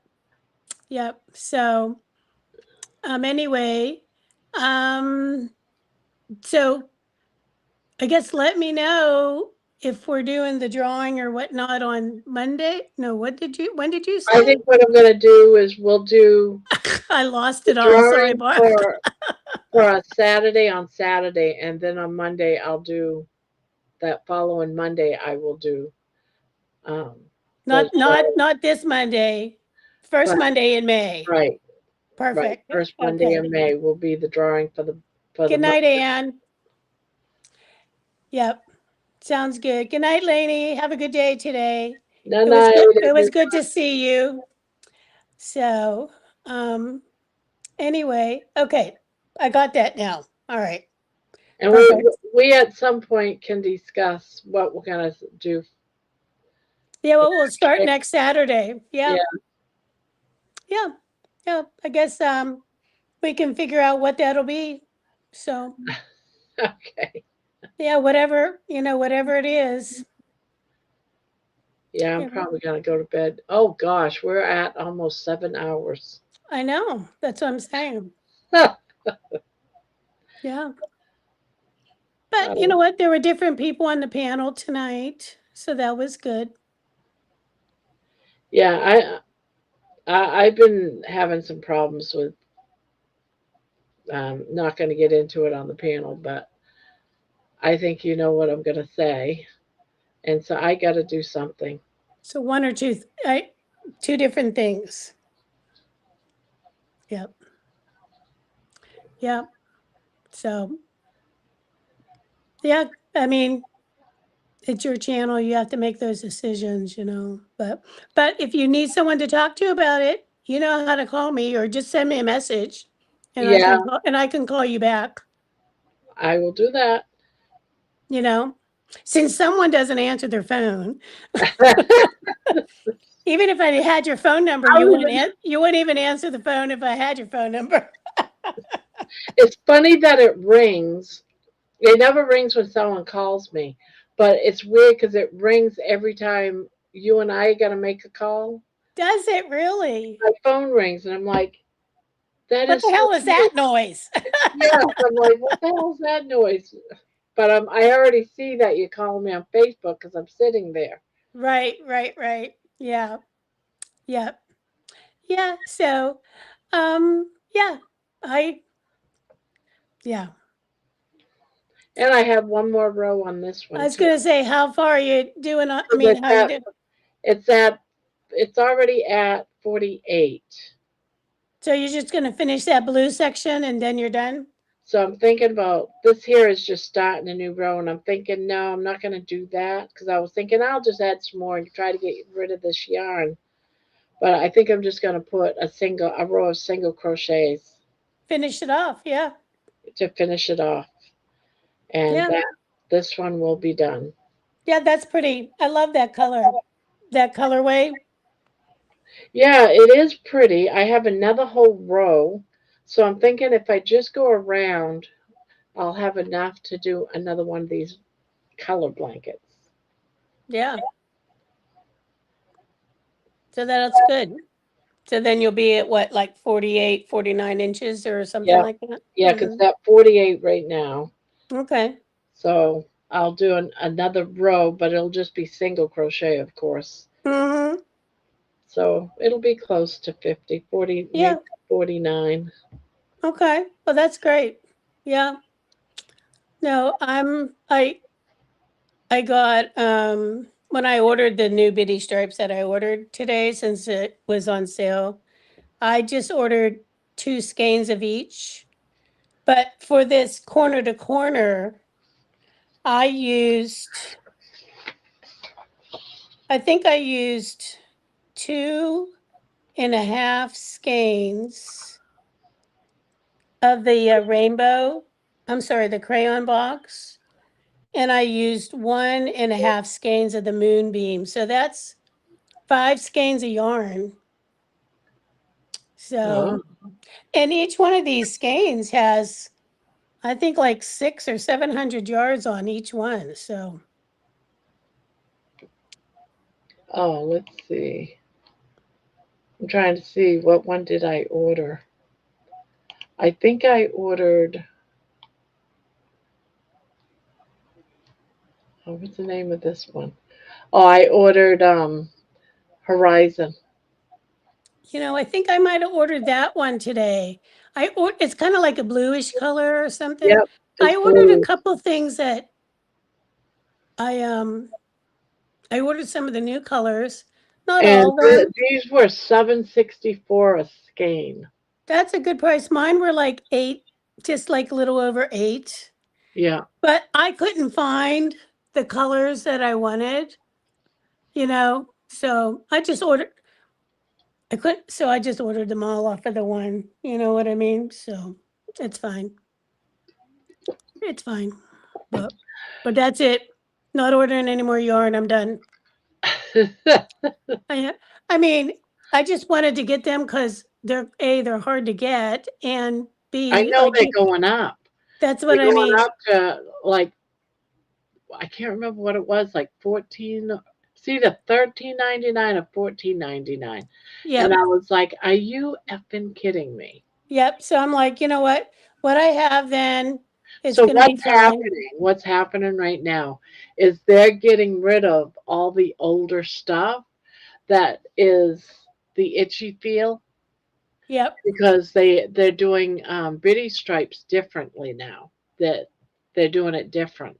So that's why there's so many sales and deals on this bitty stripes. Even though it wasn't as bad as regular red heart. Yeah. Anyway, that's why it doesn't bother me using it. It's very, Yeah. very light. Yeah. So I figured I need to buy it now. Exactly. So Kelly, your inspirations, I don't know if it was just for Saturday or if it's for the weekend, they had a flash sale on bitty stripes, 30% off on your inspirations. But some of it you can find on Amazon was a little bit cheaper. Yeah, But you're two skeins Mhm. of bitty stripes for $15.27. Yeah, so the bitty stripes that I got on Your Inspirations was just like a little over $8 a skein, and not much of a difference. But I decided just to order it off of Your Inspirations It's because going I to could. skyrocket as soon as this Yeah. bit is gone. Yep. So just FYI on that. But anywho, yeah. So who knows? Whenever that comes in, gonna go from there. So Well, mine I order it from Amazon, and I will get it. you'll get it earlier than me.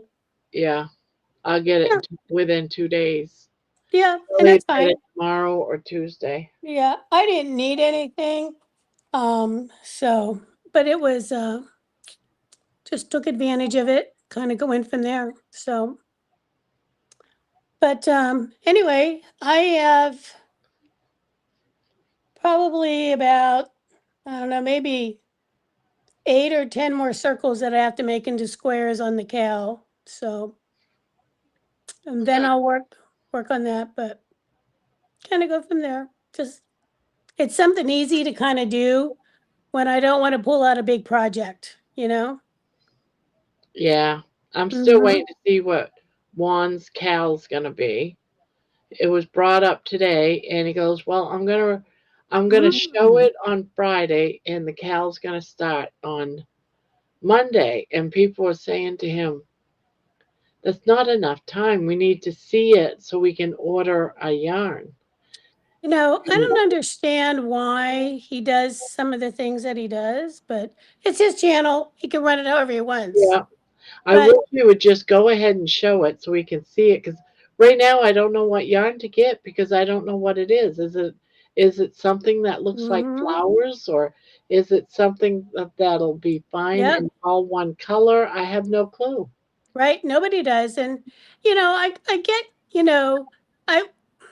it's frustrating. So I remember back in the day when Mikey from the crochet crowd, he would do a lot of crochet alongs, especially with Joanne's. Okay.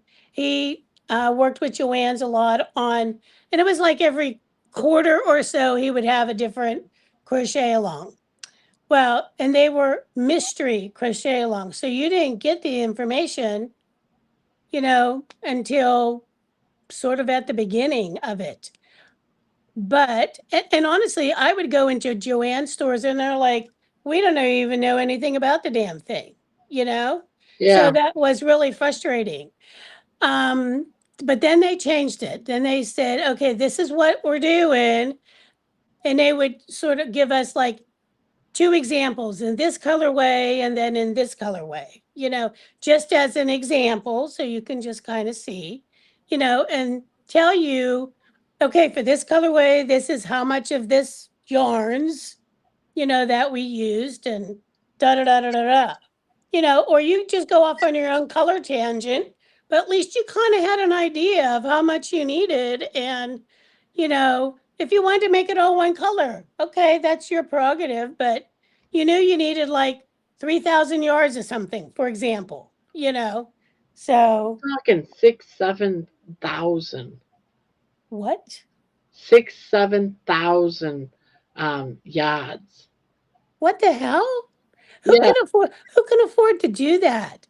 Barb. I'm like, I that's why just it's like, I need just to know like what- our corner to corner that we just made, like with the, like I said, I used probably 5 skeins. You probably used the same amount, give or take. And with the bitty stripes here, I think there's like, how much is in this damn skein? 700 and something. That's what I'm looking here. Is it So 700 or 800? 700, I think.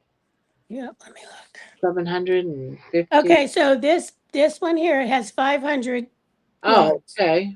So they're probably all about 500. We'll say 500. So that's 2,500. That's 5 skeins. If it's 7,000, like 10 skeins would be 5,000.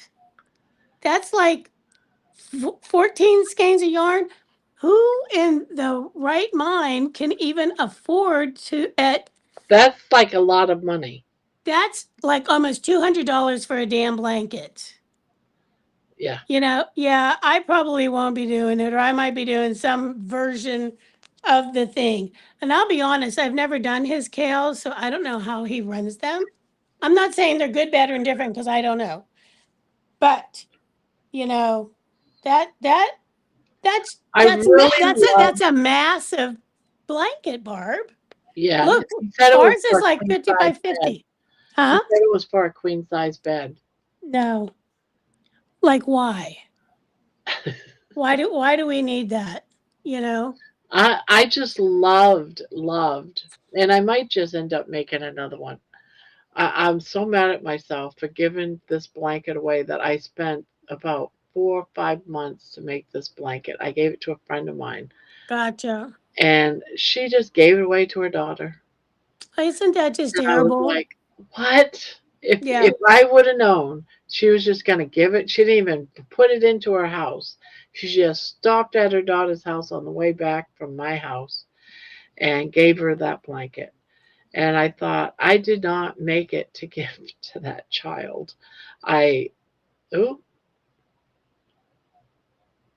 She left me. She really wanted to go anyway. So I guess that's how it goes.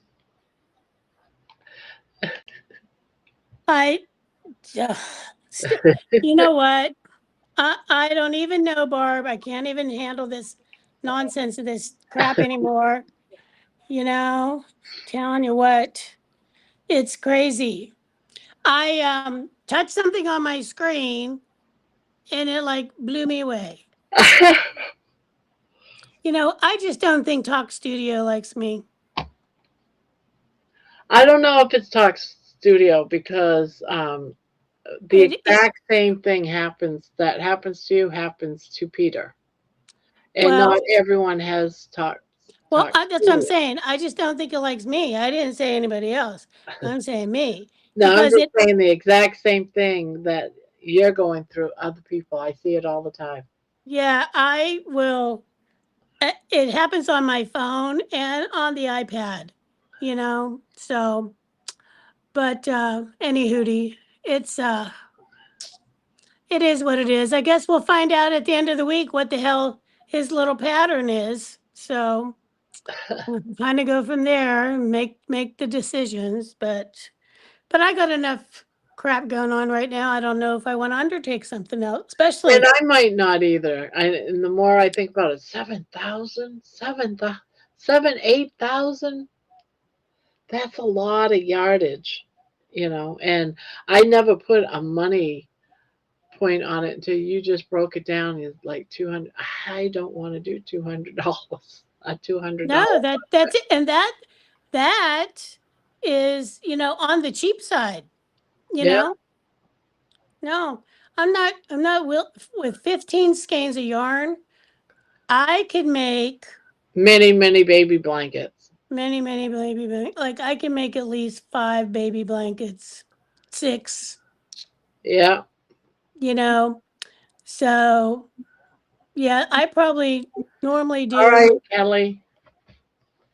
Bye, Kelly. Have a good one. Yeah, just I'm sure it'll be a beautiful pattern, but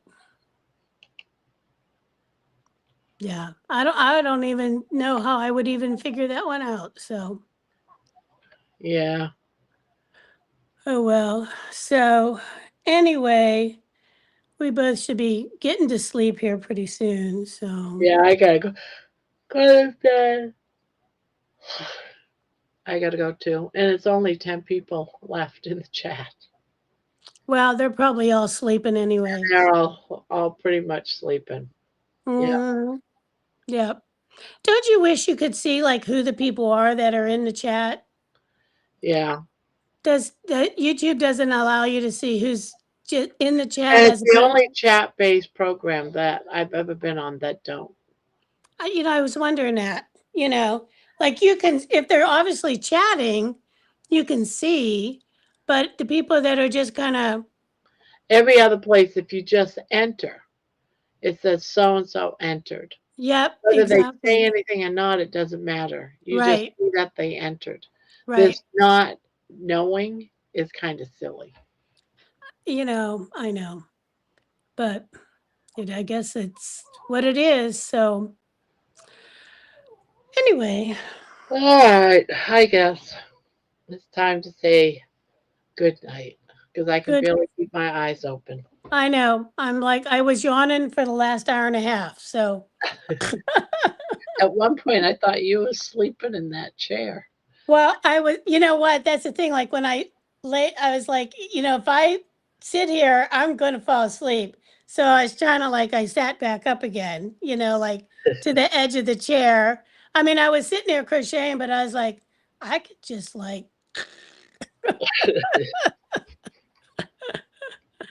Yep. So anyway, like I said, Barb, just send me a message if you want to chit chat, whatever. So kind of go. It won't be tonight. It won't be now.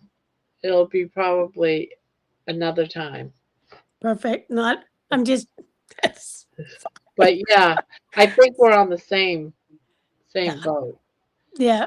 Mm-hmm. Yeah, definitely. So, all right. Well, thanks again for everything. All right. Hey, we finished another blanket, so that's good on us. Yeah. Yeah. Mm-hmm. Yeah, definitely. All righty then. All right. Nighty night. Nighty night. Sweet dreams. Sweet dreams to you too. If anybody's still in the chat, good night. Yeah, good night. I am going to head off too, guys. So there you have it. So let's do a countdown. Okay. 3, 2, 1. Beep.